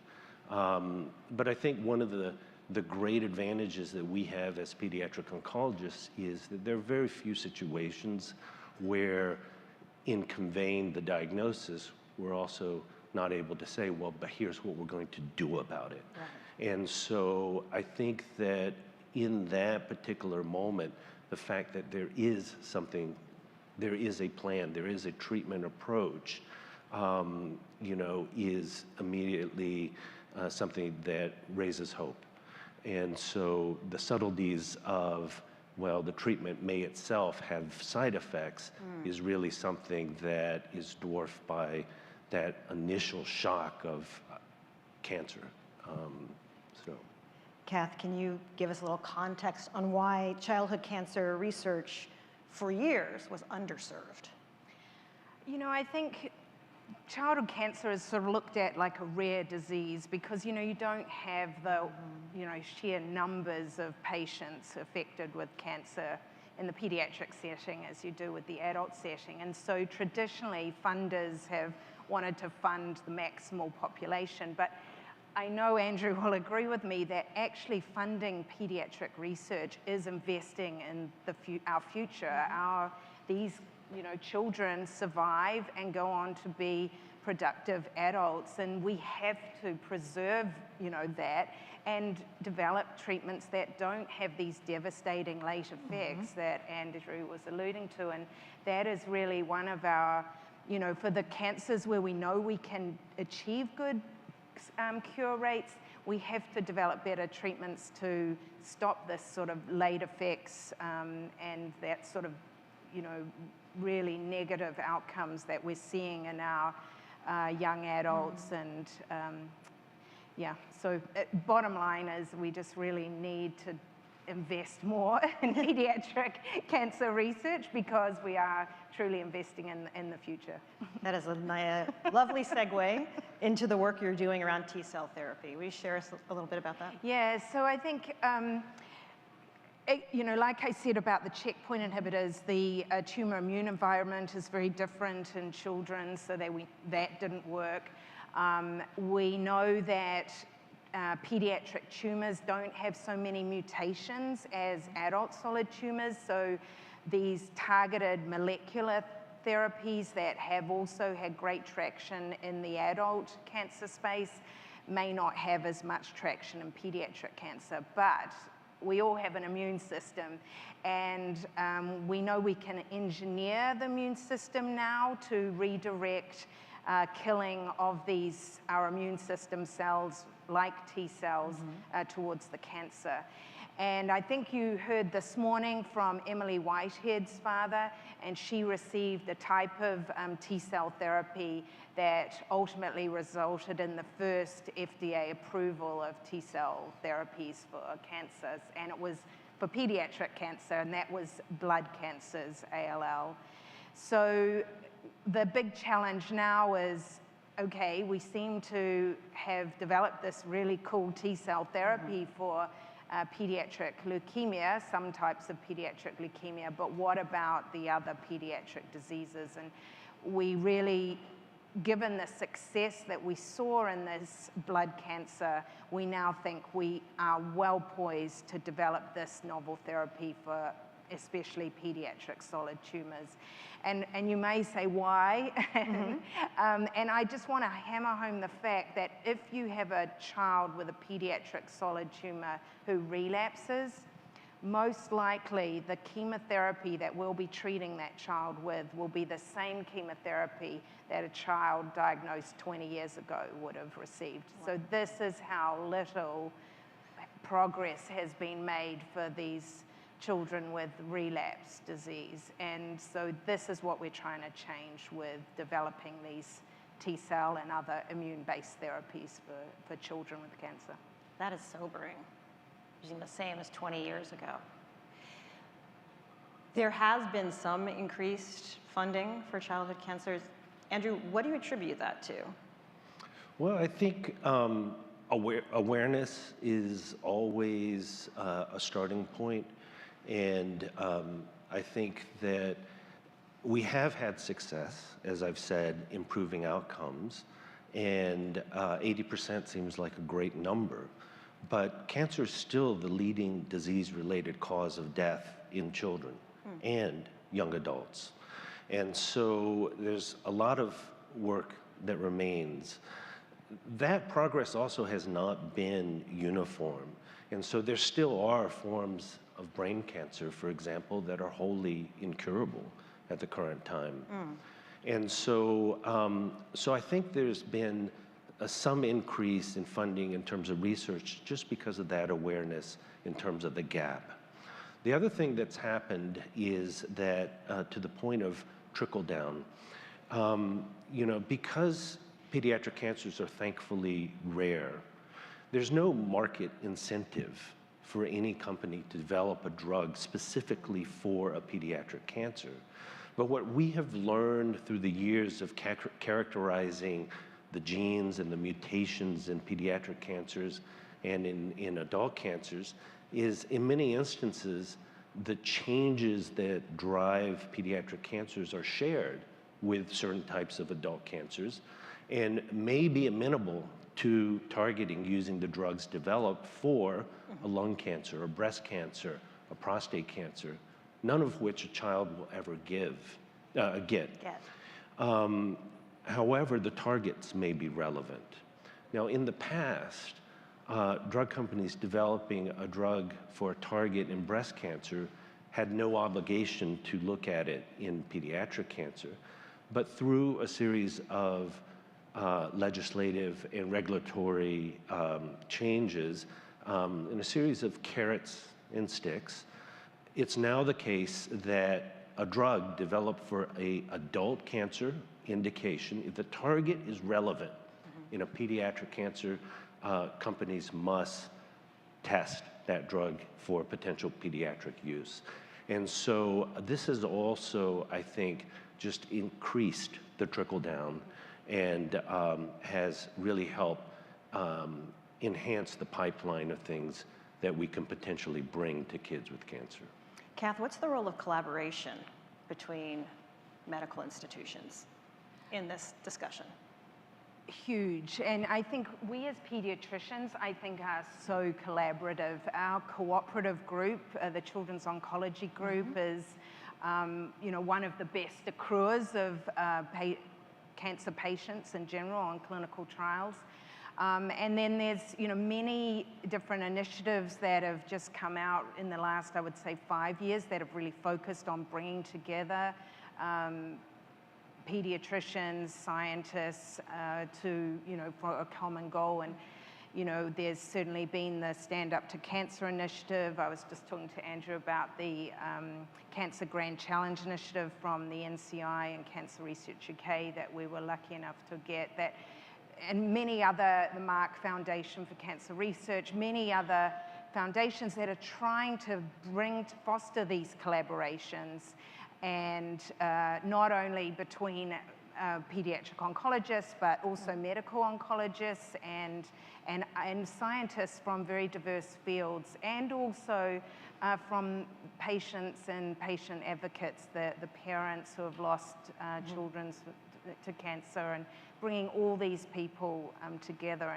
And actually, one of our patient advocates said to me the other day, because I do use that trickle-down term quite often, he said, no, I think we need to think about trickle up, you know, and they need to, the medical oncology needs to learn from you and not the other way around. Well, that's a possibility. It's a good point because, you know, I think the history of cancer therapy actually has a tradition of kids first.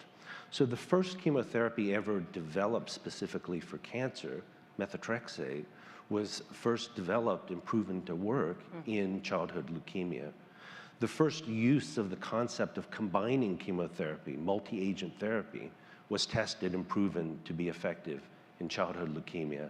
And in fact, the first engineered T-cell therapy approved in the modern era for cancer was in childhood leukemia. And so there's a lot that we can learn in rare cancers, cancers in people that shouldn't be getting cancer, that teaches us about cancer in general and therapeutic concepts that apply broadly. And so I think that's the other sort of impetus that we'd like to keep at the forefront, that we're not talking about working on things that are esoteric and separated from the rest of cancer biology, but maybe foundational. We have time for a few questions if folks want to get to the microphones. Pam asks, Ewing sarcoma treatment in kids and adults is quite similar. Could you explain why? So biologically, we're not sure it is quite similar. Certainly, I think it depends how you define an adult as well. So there is this sort of, you know, adolescent young adult group where, you know, there may be more similarities, but that is one of the concerns that we have as physician scientists. Are they really similar? We do treat them similarly, but are they biologically similar? And that is, you know, more work is needed to go in to investigate, you know, is that actually true? And we're certainly looking at that from an immunologic point of view as we're developing novel T-cell therapies specifically for that disease. Yeah, I think it's a very good question. The, you know, even though we're talking specifically today about pediatrics, I think sort of there's very little separation between a 19-year-old and a 17-year-old that develop cancer. That's a artificial cutoff. And so what is clearly true is that the incidence of cancer overall is decreasing in all age groups except the adolescent young adult age group. And that's the one age group where cancer incidence has been increasing. And so as we talk about the gap as it exists around pediatric cancers, I would think more broadly to young onset cancer. I think there is still a very wide gap that we need to fill, a disparity that affects not just pediatric, adolescent, but also young adult cancers. And that's not just disease, but patients that are diagnosed with cancer in this age range have unique psychosocial stressors, financial toxicity, sexuality, family planning, independence, that really are barriers to effective therapy as well. That question was Pam from our virtual audience. One more from our virtual audience. Margaret asks, is genetics the primary contributor to cancer? I'm assuming that development irregularities are based on genetic abnormalities, excuse me. Are there other contributors besides genetics that explain why we have pediatric cancer? I mean, we can both answer that question. You know, it's really multifactorial. Yes, genetics do play a role for sure, but there's also external factors. We know that pathogens can play a role. We certainly know there are some viruses that are definitely oncolytic, like the Epstein-Barr virus that causes, you know, mono, but there are other viruses that we know must play a role. And then other environmental factors. You know, we live in this sort of day and age of, you know, global issues environmentally, and what's the impact on that. And when, you know, as Andrew said, you know, we're dealing with cancer, with pediatric cancer, where these are growing bodies and your cells are dividing all the time as you're growing, and they can get hit by these external, let's say, triggers. But yeah, I think the development of the cancer is clearly genetic, but the question of whether it is heritable, is it something that is inherited from a parent and puts the child at risk?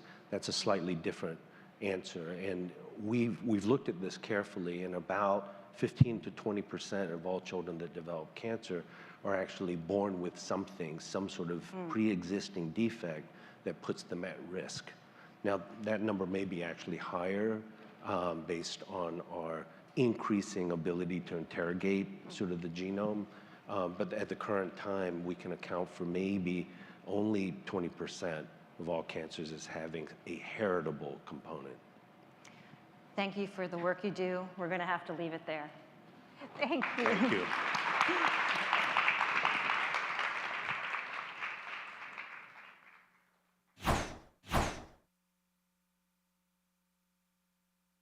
People that are strong cry.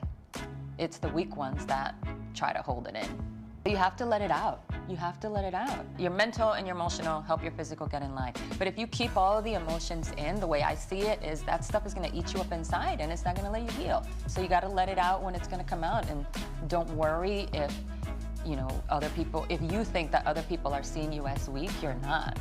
My name is Evelyn Reyes Beato. I was diagnosed with colon cancer in 2009. When I got colon cancer, I didn't know anybody else that had colon cancer. My cultural background is from the Dominican Republic, and it's slightly machista. A lot of men won't get colonoscopies, and then the families are so tight-knit that even within the family, they won't say what grandma died of. So family history, you don't really get that. Fortunately, my mother's a little more progressive, so I knew her family history. My mother died of adrenal cancer. It just lack of communication and knowledge at the time. Now there's more awareness. You know, there's still a lot of work to be done behind that in the Latino community, but there's more awareness now.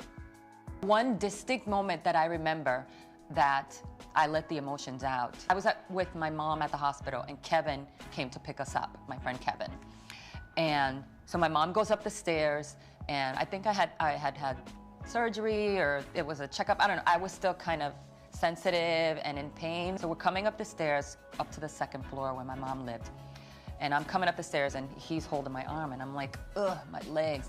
And I had gone up like 6 stairs, and I'm like, I can't go up one more stair. And I was just like burst into tears. And I'm like, I can't do it. And he's like, come on, you could do it. Like he had never seen me like that. So he didn't know what to do. He's like, you know, he was like trying to coach me through it like a football coach. You could do it, come on, just take one more step. And I'm like, I can't lift my leg. I'm just gonna stay standing right here on the stairs. I literally and physically could not climb the last 4 stairs. I was in pain, my body felt heavy. My head felt heavy, everything felt heavy, and I'm like, can't you just carry me up the stairs? And I cried for like 10 minutes, and then, you know, it starts to dry up, and you're like, okay, I feel better now, I can climb. And I climb up the stairs, but that sticks in my head. You know, you have to let the emotions out. And the minute I start talking about emotions, I can feel the tears right behind my eyes.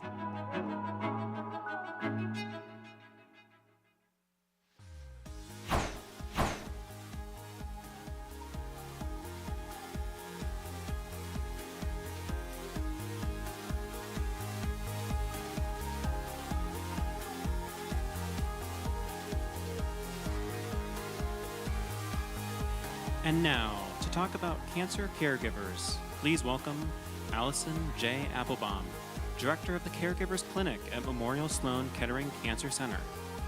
Here again to lead the conversation is AtlanticLIVE's Allison Stewart.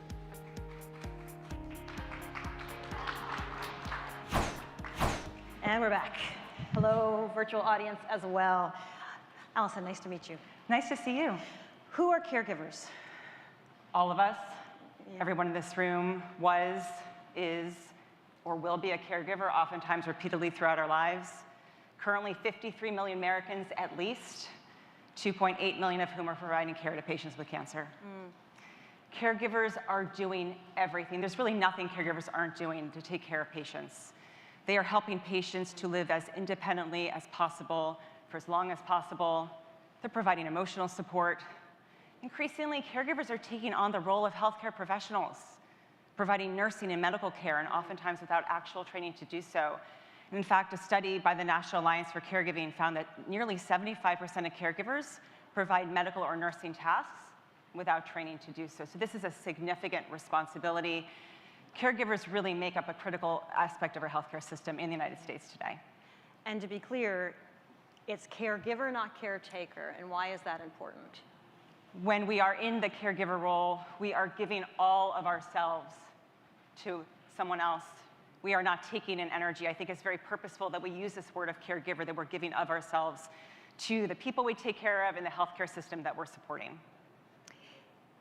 The clinic, I'm going to say the full name correctly, Memorial Sloan Kettering Cancer Center and the director of the Caregivers Clinic, was established in 2011, the first of its kind, at a National Cancer Institute designated center. That's only a decade ago. Exactly. So, first of all, what made you and your colleagues realize there was a need for this, and why hadn't this been acknowledged earlier? It's just such an important question. So when I came to Sloan Kettering in 2009 as a postdoctoral fellow, I realized that the department in the hospital in the bigger field of psycho-oncology was doing such a phenomenal job in supporting patients with cancer, but really was missing the mark in recognizing the incredible responsibility and role played by caregivers. And at the same time, the research was showing inevitably that the caregiving role was significantly and negatively impacting caregivers, that they were at risk for their own mental health concerns, that they were recognized as the next generation of patients with chronic or life-limiting illnesses like cancer without support. And I realized that we really needed to provide them with support. What kind of health concerns? Cardiovascular disease, poor immune functioning, fatigue and sleep difficulties, and I hate to say it, but higher rates of mortality. What are some of the misrepresentations around caregiving that you often encounter and you need to correct? Boy, caregivers are difficult. They are hostile at bedside. They're going to impair the treatment team. The truth is, caregivers are healthcare professionals' best friends. They're on the front lines. They see symptoms emerging in the moment. They know what health-related behaviors patients are or are not engaging in. They actually see symptoms emerging in real time, and I think oftentimes they're not recognized as actually having that data. Too often, caregivers come to clinic and they say, I feel like I'm coming off as that bad family member. I'm gonna get labeled as that difficult family member. But the truth is, they're just advocating for their loved one. They are the eyes and ears sometimes for that patient. I think the other piece I wanna mention, and this is something I focus on in a lot of my work, both clinically and research, is that caregiving is all negative. The reality is that the caregiving role for all of us is a difficult one. It's filled with challenge and hardship and loss. But at the same time, there's always the opportunity through caregiving to connect to a greater sense of meaning and purpose, to develop new strengths, to learn new things about ourselves. And so I think there's another side of caregiving that doesn't actually get enough attention. What are some of the areas where caregivers need support and need scaffolding? Absolutely. Well, first of all, the entire caregiving trajectory, regardless of the type of cancer a patient has, the type of treatment one is receiving, there's one commonality in every caregiving experience, and that is the difficulty with sitting with uncertainty, with not knowing what the next year or month or week or day or even what the next hour is going to bring for us. And learning to sit with that uncertainty, helping caregivers to develop the tools to sit with that uncertainty is very important. One of the reasons why I began the clinic is research is showing that diagnostic rates of anxiety and depression are actually higher in caregivers than the patients for whom they're providing care. And sadly, as we're seeing in this mid-post-pandemic era, we're also seeing increased symptoms of post-traumatic stress. And so we do need to provide support around these mental health concerns, which very much impact caregivers' ability to take care of loved ones. More basically, caregivers need support around communication. One of the most common concerns caregivers share with me is, I have no idea how to speak with a doctor. I have no idea how to ask about prognosis. Am I allowed to ask about prognosis? Am I allowed to speak up? And also, how do I open these conversations with my loved one, the patient, who actually might not want to know? We know that caregivers play an instrumental role in healthcare decision-making and therefore need to be able to communicate effectively, and we need to support them in doing so. Something I thought was interesting in the research was the idea that a caregiver and their loved one can hear the same information and take it in completely differently. And that quite often that can be a source of stress. Absolutely. About 8 years ago, a colleague of mine and I conducted a study with 50 patients with glioblastoma and their caregivers.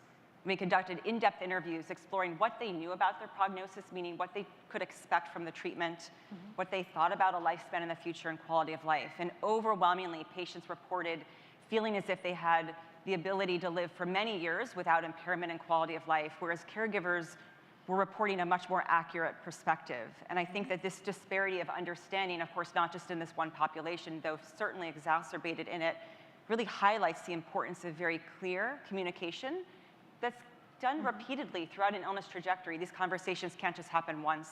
They have to happen actually at every appointment. I was sharing with Allison, because of the time that my radio show is on 12 to 2, whenever we do caregiver segments, we get a lot of calls. And I hear a lot of loneliness from people and isolation. And I'm curious about the role of loneliness in the caregiver's life and what can be done to support them. Yeah, well, I'm grateful that your show is on at a time to provide support. But isolation and loneliness is a significant concern for caregivers, many of whom, because of their responsibilities, and certainly in the context of the pandemic exacerbated, are not able to take time to socialize, not able to take time away from patients, not able to take time to connect. And for many caregivers, there's a feeling of no one gets it. No one can understand what I'm going through. And for those of you who've been in the role before and you know it, when you're in it, it's very difficult to connect with others who don't get it. It actually feels very isolating to socialize with individuals who really have not been in that role. And so the best thing that we can do is connect caregivers to professional support, whether that is with a mental health professional like myself, a psychologist or a psychiatrist, as well as connecting caregivers to one another. Peer support is an incredible untapped resource. I think the peer-to-peer networks are very, very powerful.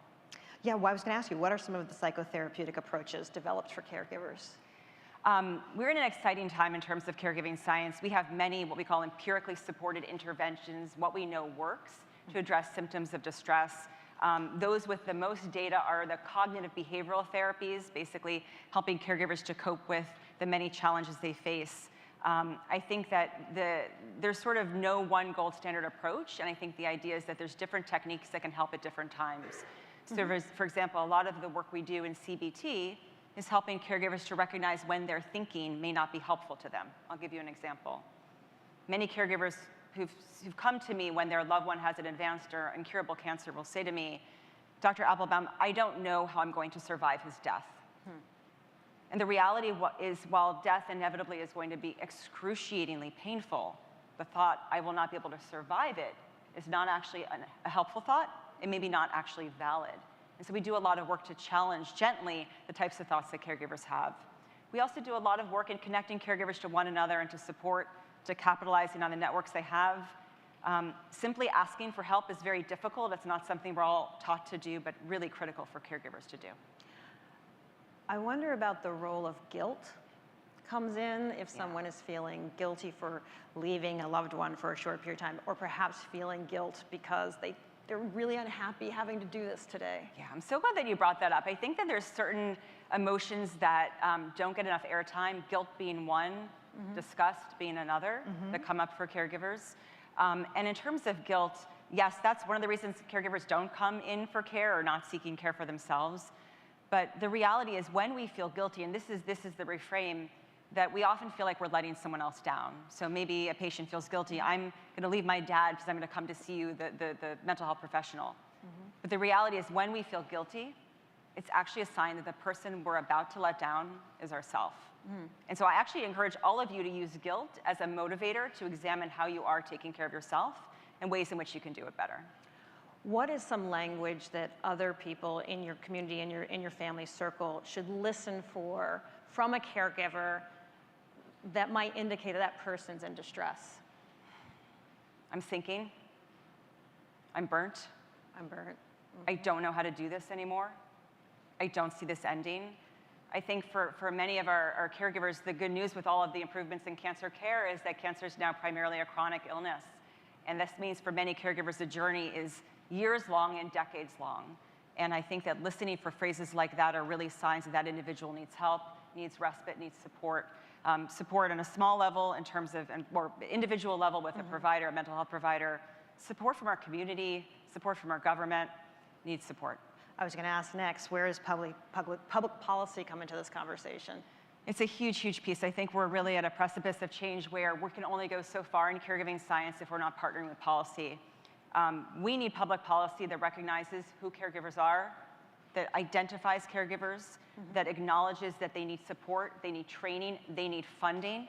We need public policy that allows us to provide that support. Currently, we have what's called the CARE Act, the Caregiver Advise, Record, Enable Act. This is not a law. It's aspirational, and it's currently passed in 46 states. And it encourages hospitals to identify caregivers and to provide training to them so that they can take care of loved ones at home. But it's not consistently done. And I and my colleagues have been advocating that we should pair this CARE Act with simple steps like screening for distress, identifying unmet needs, rooting the caregiver with mild anxiety to support early on so that it's not 6 months later when they come to me with full panic attacks. I think we can do a better job with that. And then just to say that without the support of public policy, there's absolutely no way in which we can roll out support programs like the one we have at MSK to communities and to the caregivers across the country who are really in need of support. Could you share a success story? Happily, there are many success stories. It's not all doom and gloom. And going back to one of the moments or pieces I started with, when I think about success, it's not necessarily a situation in which a patient survived. And it's not necessarily a caregiving journey that was easy. It's actually the stories of caregivers who faced incredible hardship, loss, and trauma. But despite that, were able to connect to an incredible sense of meaning and purpose in their caregiving role. Were able to learn new things about themselves. For example, so many caregivers have said to me that they found their voice in their caregiving role because they finally had to speak up in the appointment with the doctor. Caregivers who've said to me that their relationships with their loved ones have improved, that they've really learned new things about what's important to them. And individuals who in bereavement, despite intense sadness, are able to recreate life and move forward meaningfully. And so I think there's a lot of success stories. I will say the one commonality, of course, in the success stories I'm thinking of, is these are individuals who had support. They either asked for help or less frequently, they were just offered it. Not everyone has the means to not work and stay and be with a loved one. There's a significant economic part of this conversation. Huge. You know, last night in a conversation, we talked about the challenges of our current healthcare climate and the fact that caregivers are really making up for many limitations in this country in terms of a lack of a robust long-term care plan, the fact we don't have a robust family medical leave plan, and the fact that caregivers are having to choose between work and caregiving. And this is a decision that no one should have to make. And this really is where the spotlight needs to be. I think we didn't need the pandemic to know that caregivers are important, but certainly the pandemic has highlighted that now we are in a crisis. We're in a mental health crisis, and caregivers are feeling it very, very, very strongly. In our last minute, is there anything else you wanted to discuss? Despite all the science that's happening, there's one very simple intervention that all healthcare professionals, all of us can be doing, and that is when you are talking to a caregiver, you're meeting with a family and the caregiver's there, to take a moment and turn to them, look at them in the eye and say, how are you doing today? Is there anything that I or my colleagues can do to help you? Let me know what I can do to help. Very simple. Allison, thank you so much My for pleasure. being with us. Thank you.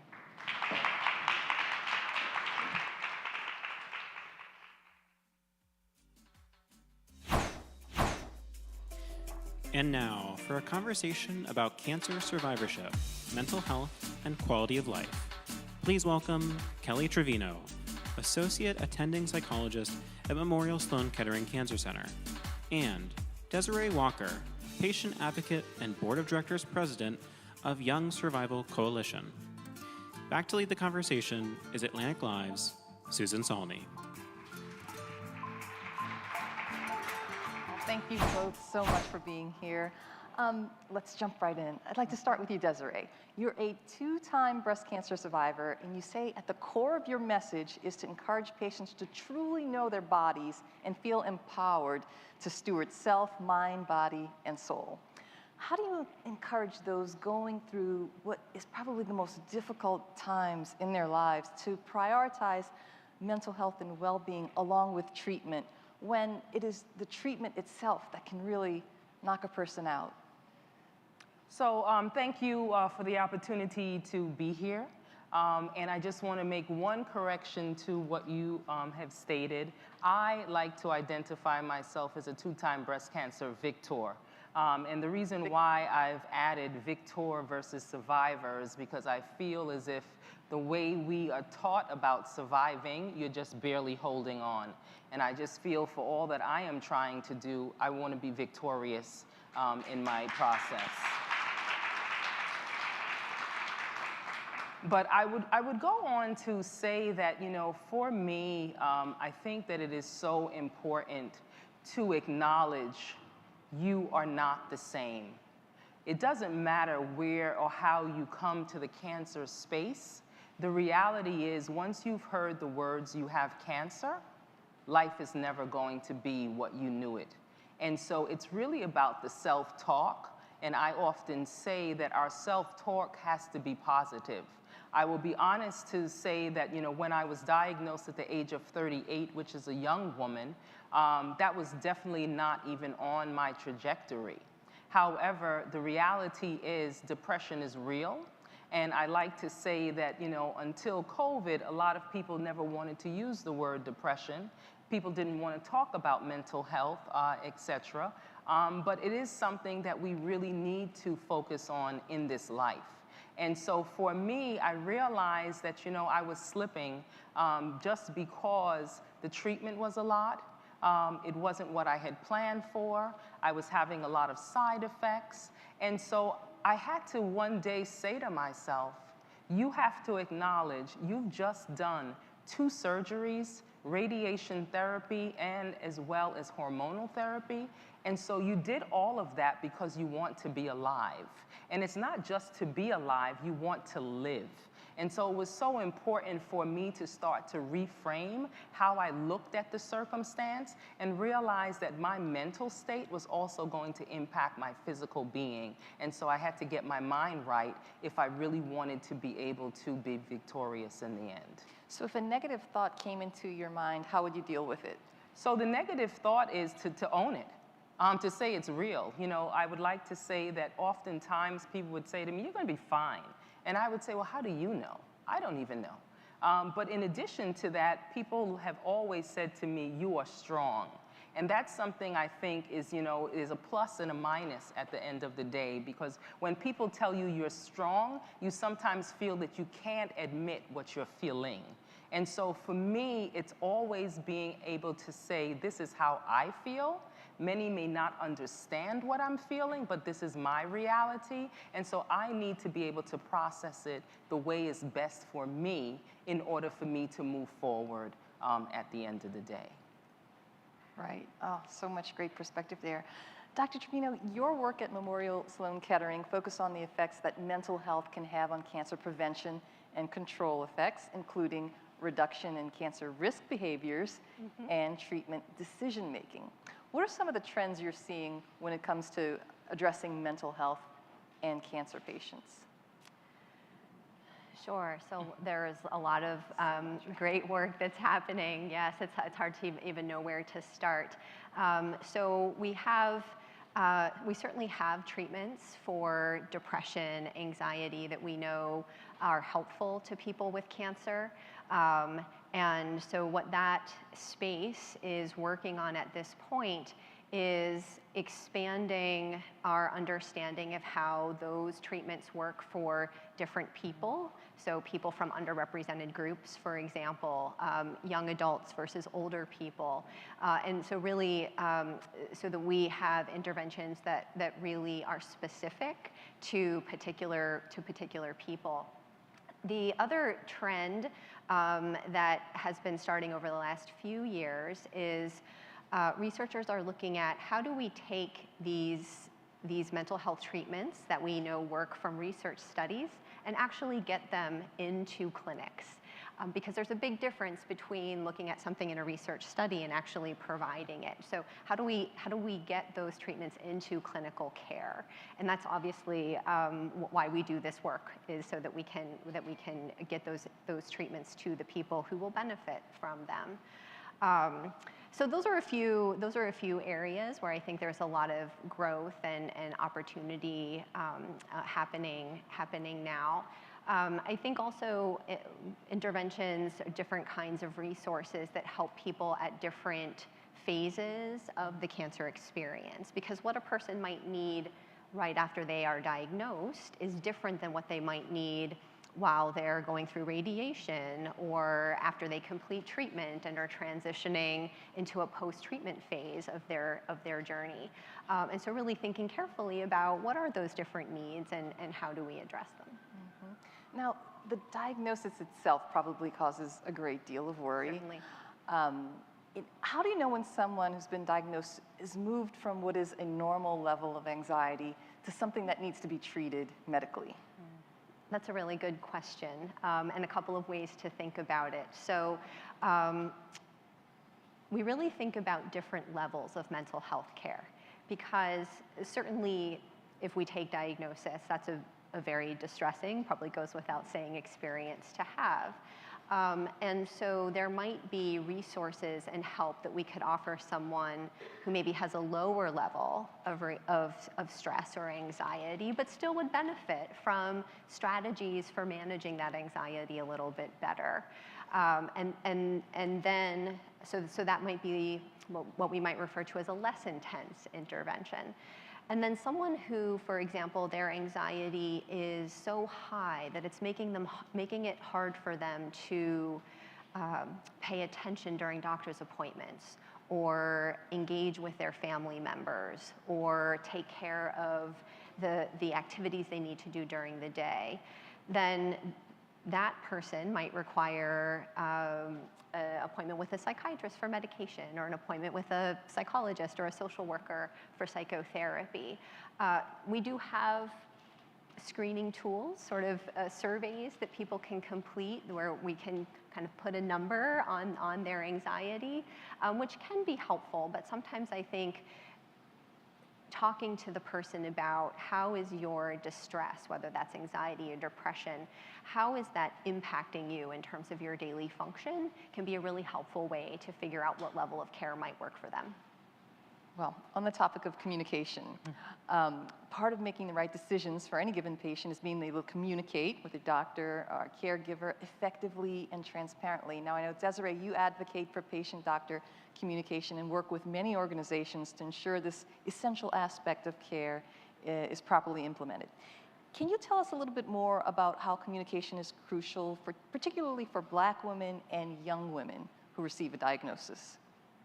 So I think communication overall is important because everyone wants to feel that they are seen for who they are at the end of the day. And I think that sometimes, there's a level of discomfort when you start to communicate with people outside of your community, i.e., will they understand? Do they care? And I think that it's important to know that, when you have been diagnosed, and a lot of the work that I have actually done is really, how do you deliver bad news? And I often say that one of the challenges, and it's med students, physicians, fellows, et cetera, and I often say you need to be able to read the person. Not everyone is touchy-feely.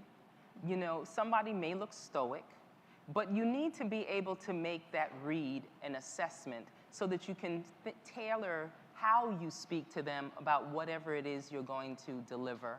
And you want to also make sure that they understand what has been said as well. And I like to use the analogy because I work a lot with young people and say, you know, most of you go to clubs, you go to bars, and when you go into the space, you look around. Someone catches your eye. You're now trying to figure out how to communicate with them and start a conversation. You need, you know, to be able to make those assessments with your patients as well and make a connection. Because if you don't make your patient feel comfortable and confident that they can talk to you about anything, they may forget to tell you some things that are important for you to know in order to give them recommendations for treatment. And so I often, you know, also encourage, because I facilitate support groups, and I often encourage the members to say, you have to advocate for yourself. You have to let people know who you are, how you want to be spoken to, what your needs are, so that they can actually tailor the experience to serve you. Because sometimes we're timid and we don't speak up, and then there's a miscommunication, the ball gets dropped, and then there's a whole lot of drama that comes behind that. And unfortunately, you know, having a diagnosis, you want things to go as smoothly as possible because already you're behind the 8th ball with that diagnosis. Now, thinking back to when you were 38, I said young for a diagnosis. What did you know about cancer at that point? I like to tell people, although I was college educated, I knew what breasts were, I knew what cancer was, but when you put them together, I was clueless. I was not embarrassed to say that. I do talks all the time and say I didn't know enough about it because at the time that I was diagnosed, they weren't talking about young women being diagnosed, let alone young Black women right. So you didn't as well. see yourself in the literature, you didn't see yourself in I did not. brochures. And you know, yes, we've come a little way. I won't say we've come a long way, baby, like Virginia Slims, but we've come a little way in order to have people be able to see people that look like themselves, to understand that this is real, it's happening, and you can't think that it's just over there. But I definitely will say that, you know, being diagnosed at 38 was very challenging because I didn't have a circle. I didn't have a support. I didn't know any other young women, and so let alone any young Black women. And it was difficult to really be able to relate to the things that people were talking about because of my own circumstances in terms of having a young family, trying to start a career, etc. It was a different world. Well, while we're talking about those days, how did you discover your cancer? The irony, I would say, is that I worked for an employer that offered on-site mammograms to all of its employees. And I like to say they worked me hard. So anytime they said they were going to offer a perk, I took advantage of it. And so I looked at going, although many people will say they don't like mammograms, I looked at it as a perk, you know, part of my wellness. And so I had gone for 3 years to get these on-site mammograms, and all was well, except one day they called me back and said they needed additional film. And so when I went back, they told me that the condition I had was calcifications. They told me calcifications are very common. However, when they see it change in shape and size, it's a red flag. And so the radiologist says, do you understand what I'm saying to you? This is serious. You need to get a biopsy because we're concerned. Okay. And that's different from hearing you have a lump. Right. And so I often tell people, because many things, and you know, I think in an earlier talk, they were talking about all the pink ribbon and the awareness. And I always say, yes, everyone wears pink and knows the pink ribbon, but we still have communities that don't fully understand all the symptoms of breast cancer. And oftentimes people are looking for a lump, but there's so many other symptoms you could have that's an indication of the disease. Yeah. Dr. Trevino, would you like to add anything to what she was saying about not seeing herself in? Sure. I think this is a big gap in how we provide care, that there are communities who don't see themselves, and that really interferes with screening and access to screening and comfort with screening and access to care. And Desiree has done a lot of work to try to help in this space. And I agree with you. I wouldn't say we've come far. I think it's better, but there's a long way to go, and a lot of work to do. I certainly have to second Desiree's emphasis on screening and the importance of screening, and taking advantage of that when you can. But then what part of what our role is as the healthcare system is to make sure people have access to screening, and that it's easy, right? As you're saying, if there are barriers to screening, if there are barriers to care, then it's going to make it harder for people to understand their health and to get the care they need. And that's really on I say us, as sort of the healthcare system, to remove those barriers, because it is so important. I want to be sure to leave time for audience questions. So just a heads up that we have about 10 minutes to go. Now, Dr. Trevino, you develop and evaluate methods to reduce distress and improve care and quality of life. And you're currently testing ways to help older adults with cancer and their caregivers who are dealing with anxiety. What are some of those techniques? Can you share them with us? Yeah, sure, I'd be happy to. So anxiety, I'm sure we've all experienced anxiety. It's a very normal human reaction, and certainly in the context of cancer, very common. But there are lots of ways to help with anxiety. So some easy ways are very behavioral. Deep breathing, right, which can sound so simple, but we know is so effective to help calm the body. It increases oxygen intake and really has a relaxing effect at a very physiological level. Muscle relaxation is the same idea. And these strategies I really like because you can take them with you. Right? If you're on the subway, you can take deep breaths and nobody will know that you're doing it, right? If you're in the doctor's waiting room, you can focus on relaxing any tension that you're experiencing in your muscles. And again, nobody even knows you're doing it. It's transportable. So those kinds of strategies can be really helpful when it comes to anxiety. In addition, we know that the way in which we think about things really drives anxiety. And in the context of cancer, there are thoughts that we have that are real and true and very anxiety producing, right? It's scary in a lot of ways. But sometimes there are thoughts that make us anxious, but perhaps have a piece of untruth. There's a kernel in there that maybe just isn't quite right. So for example, I've worked with a lot of people around managing anxiety before scans. Obviously a very anxiety-producing experience, as you would expect. But sometimes what's happening is the person is thinking, I know this scan is going to be bad. Right? They haven't had the scan yet, right? But they're thinking, like, I know it's going to be bad. And of course, if you're thinking that this scan is going to show your cancer is back, yes, you're going to feel very anxious. But there's a piece of untruth there, right? Because we don't know yet what the scan is going to show. And so identifying those pieces of untruth and changing the way we think about things, right? To say, I don't know what the scan is going to show. We don't want to lie to ourselves, right? We're not going to say, oh, I know the scan will be fine, because of course I don't know that either. But to say, I don't know what's going to happen. And whatever happens, I'm going to work with my team to manage it. So I do a lot of work with folks in looking at how they're thinking and how the ways in which they're thinking might be making them more anxious or more depressed. And can we modify how you're thinking about some of those things to bring some of that distress down? So try not to predict the future Try or not catastrophize. Don't catastrophize. Don't jump to the worst case scenario. I think that's a really common thing people will do, jump to the worst case scenario.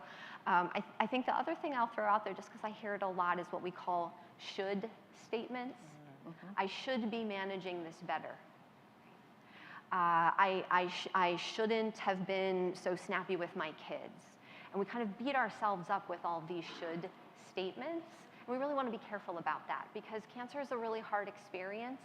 There's lots of quote unquote right ways to handle it. And usually my experience is people are doing the best they can.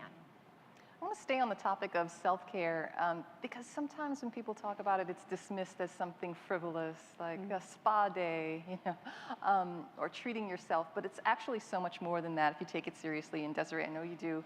You say particularly among Black women, self-care is often overlooked or not prioritized. So what does self-care mean to you, and how does it improve your quality of life? So I like to say that I have several practices that I do. And some might actually think that this one is how can it be?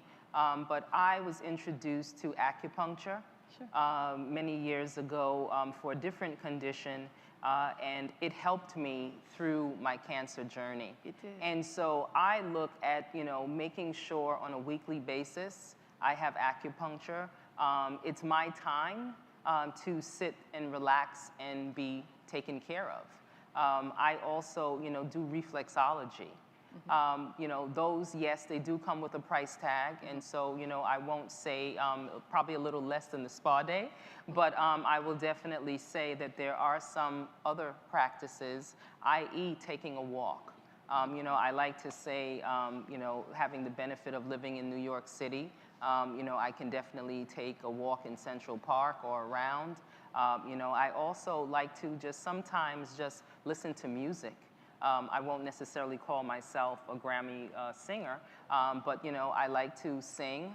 Their music, I like to dance. And those are times where I can just enjoy myself and, be able to, one, live through the words, having some movement as well. And, I would also say that, I do take time to meditate. That's sometimes a little more of a struggle because sometimes our minds are just always racing on, today, tomorrow, next week, next year.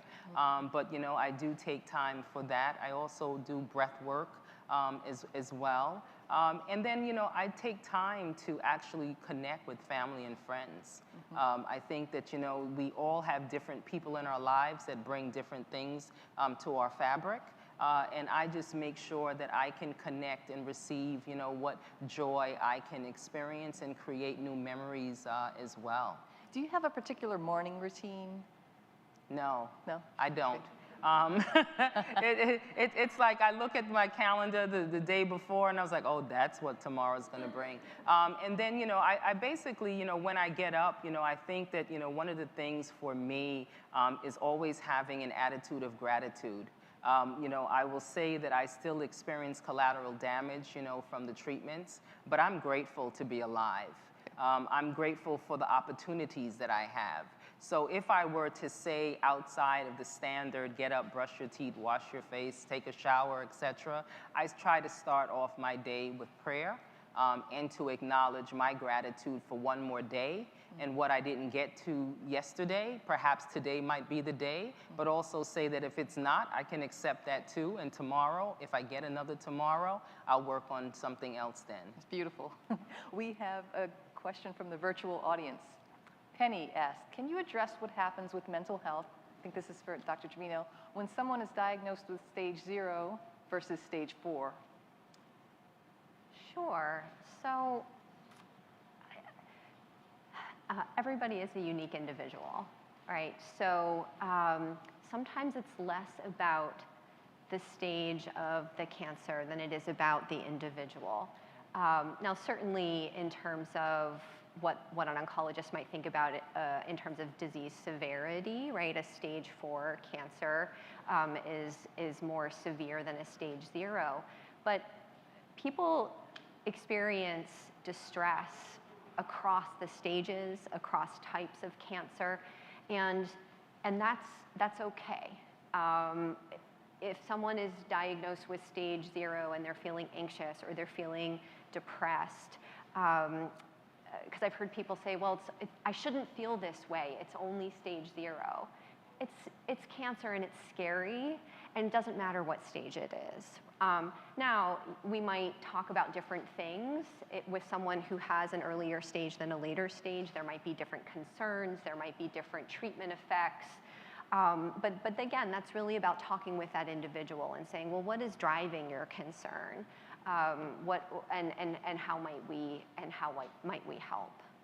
Would you have advice for? Yeah, I was going to say I would like to weigh in on this to say one of the things that I talk to people all the time, clinicians, healthcare providers, you have to understand who that person was before they heard the words "you have cancer," because sometimes an individual was already struggling and at the edge, and that cancer diagnosis tipped them over, whereas you may have some individuals who were doing well mentally, but it's now brought them to the middle of the table.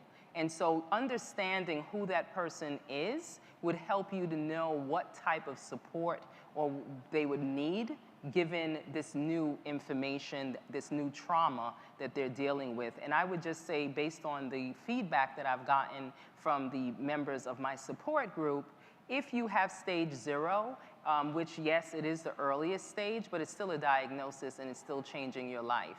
And so it may cause you to have to do certain things differently that you weren't prepared for, i.e. then affect your mental health. Whereas you could have someone at stage 4, but they're doing very well and living life, based on all of the treatment. And although yes, they have advanced cancer, they're still making the best of it, where the person at stage 0 is still struggling with the fact, why did I get diagnosed? Right, right. So interesting. I have to thank you both for sharing your expertise with us today. This has been a wonderful discussion. Thank you very much. So much. Thank you.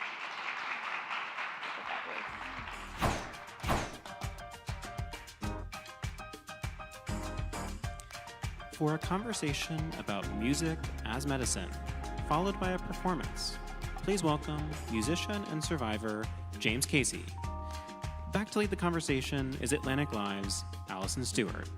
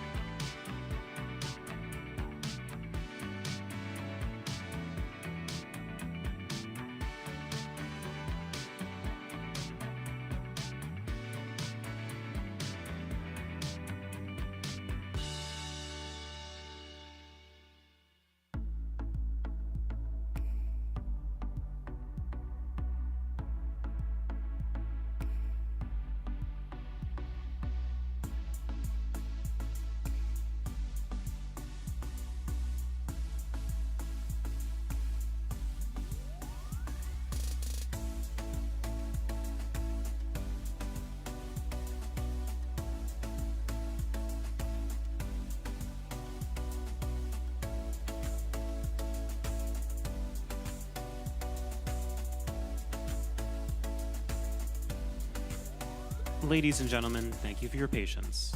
Now, for a conversation about music as medicine and a performance, please welcome musician and survivor James Casey. Back to lead the conversation is atlanticLIVE's Allison Stewart.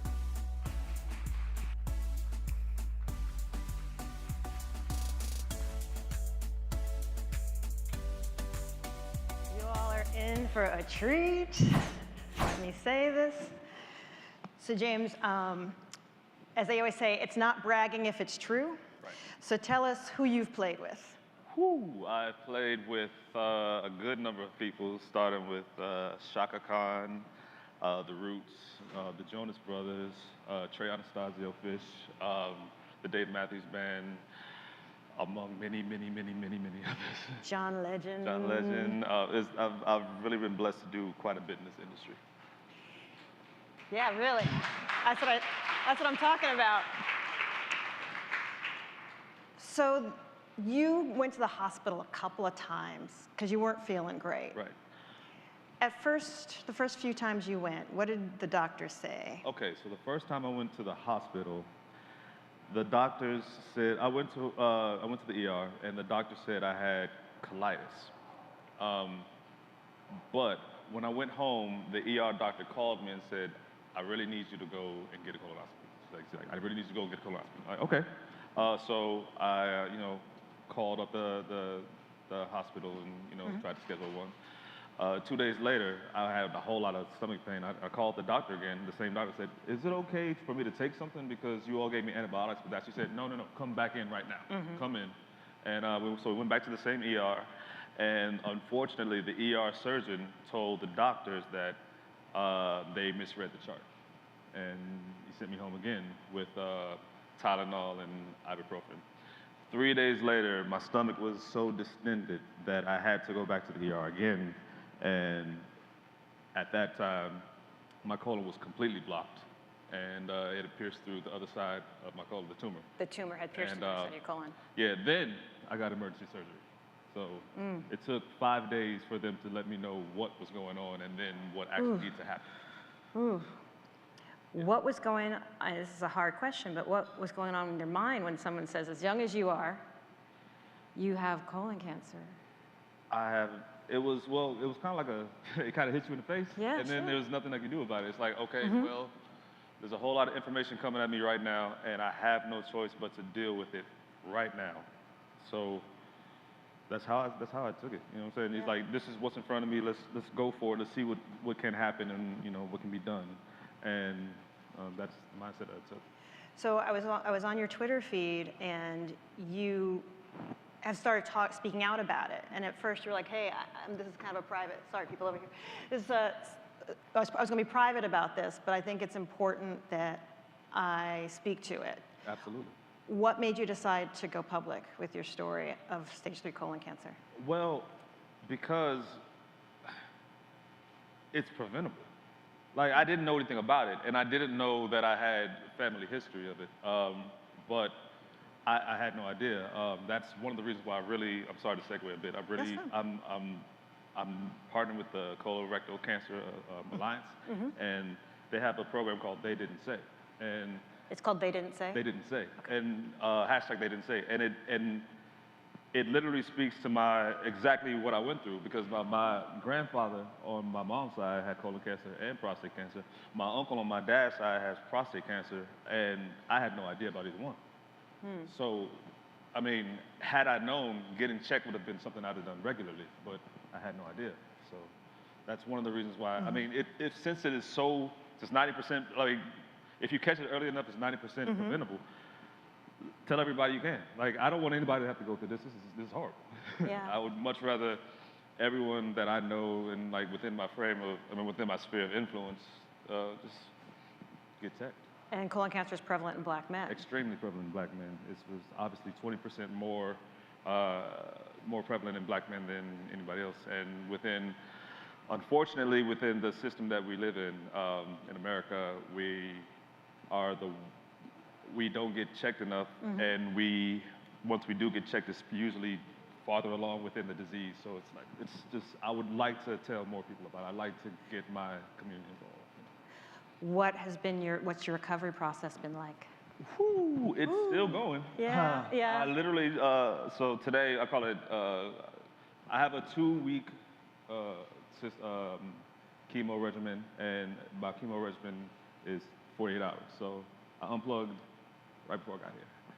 So there might be a little chemo fog in what I'm saying. It's like it's still happening right now, but. Thank you so much Absolutely. for Thank coming. you for having me. Thank Thanks for having me. For reals. But it's a lot of work, and I tour for a living, so. So you toured through all of this? I'm touring right now. Well, not right now. I'm off for a week, and I have a tour that starts on Monday, I believe. I fly out on Monday. So every 2 weeks, I got to fly back here and get treatment. What does playing music do for you now and everything? Everything. So I'm a musician. I was born a musician. I come from a musical background. I come from a musical family, and music has been the thing for me for my whole life, and it's become so much more after being diagnosed. It's like music is more than my outlet. It's a thing that I just need. You know what I'm saying? It's more of a physical need as opposed to just what I really enjoyed or what I was good at. So making music is just like it fills me up, and then like in turn it does stuff for everybody else. Before you play, you were so sweet backstage. Like, I have chemo fog. I have to write down the things I want to say. Did we get to everything that you wanted to say? I think we got to most. Okay. One thing. I'm very, very, very terrible at promoting myself, but I have a Christmas album coming out. Nice. It's my first record. It's a Christmas album, and all the proceeds from the vinyl sales go straight to the Nancy Langhorne Foundation and the CCA. So. It's going straight to cancer research and getting people screened. So there you go. That's what we're trying to do. What are you going to play? Say what? What are you going to play? I'm going to play 2 songs. One's called On Broadway. It's by one of my favorite artists. Well, the version I play is by one of my favorite artists named George Benson. And I'm going to play another song that I wrote. It's not out yet, and it won't be coming out until next year, but I feel like it was apropos for this particular event. All right, let's do it. All right. Thank you very much.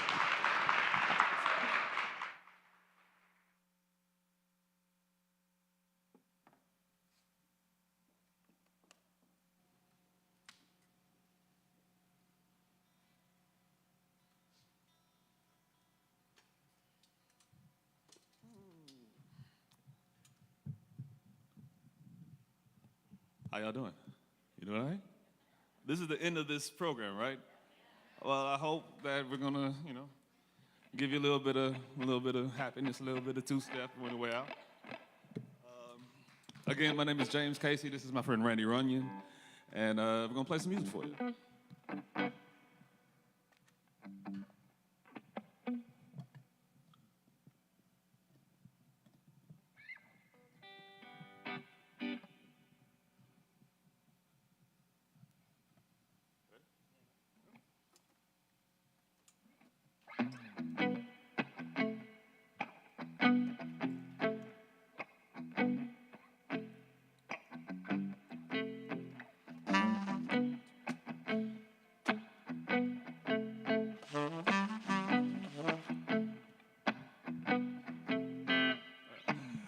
They say the neon lights are bright on Broadway. They say there's always magic in the air. But when you're walking down the street and you ain't had enough to eat, the glitter rubs right off and you're nowhere. They say the girls are something else on Broadway. But looking at them just gives me the blues. Oh, 'cause how you gonna make some time when all you got is one thin dime, and one thin dime won't even shine? in the shoes.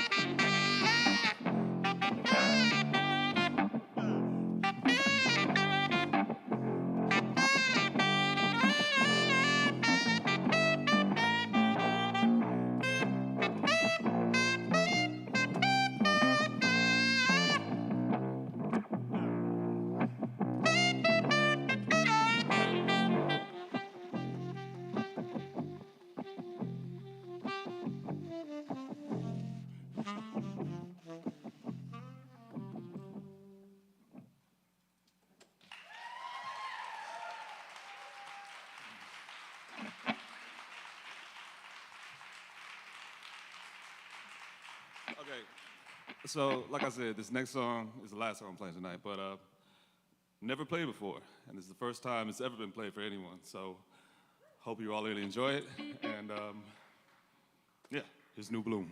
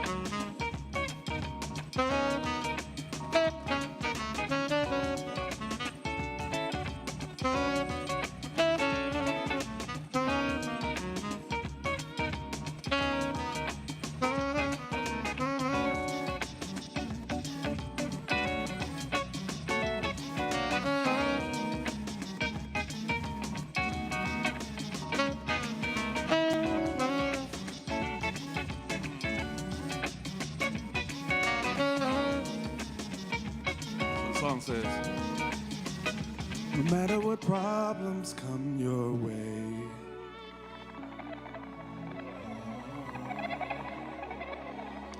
you've got today, no matter what happens today.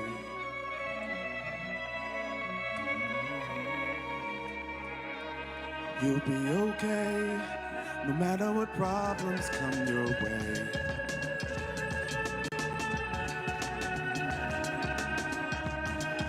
You've got today, and no matter what happens today.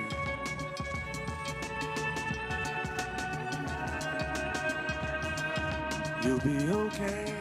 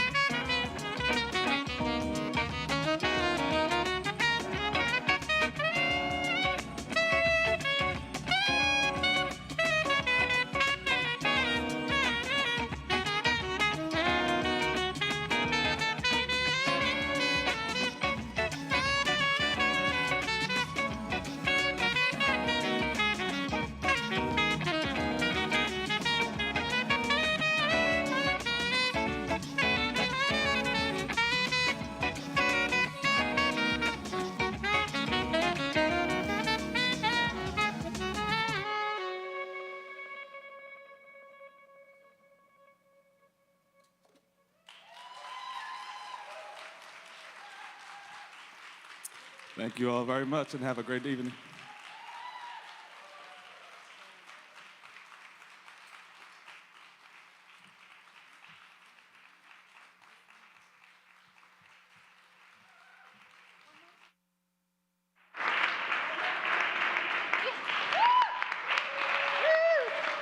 Thank you to all of our speakers. One more time for James Casey.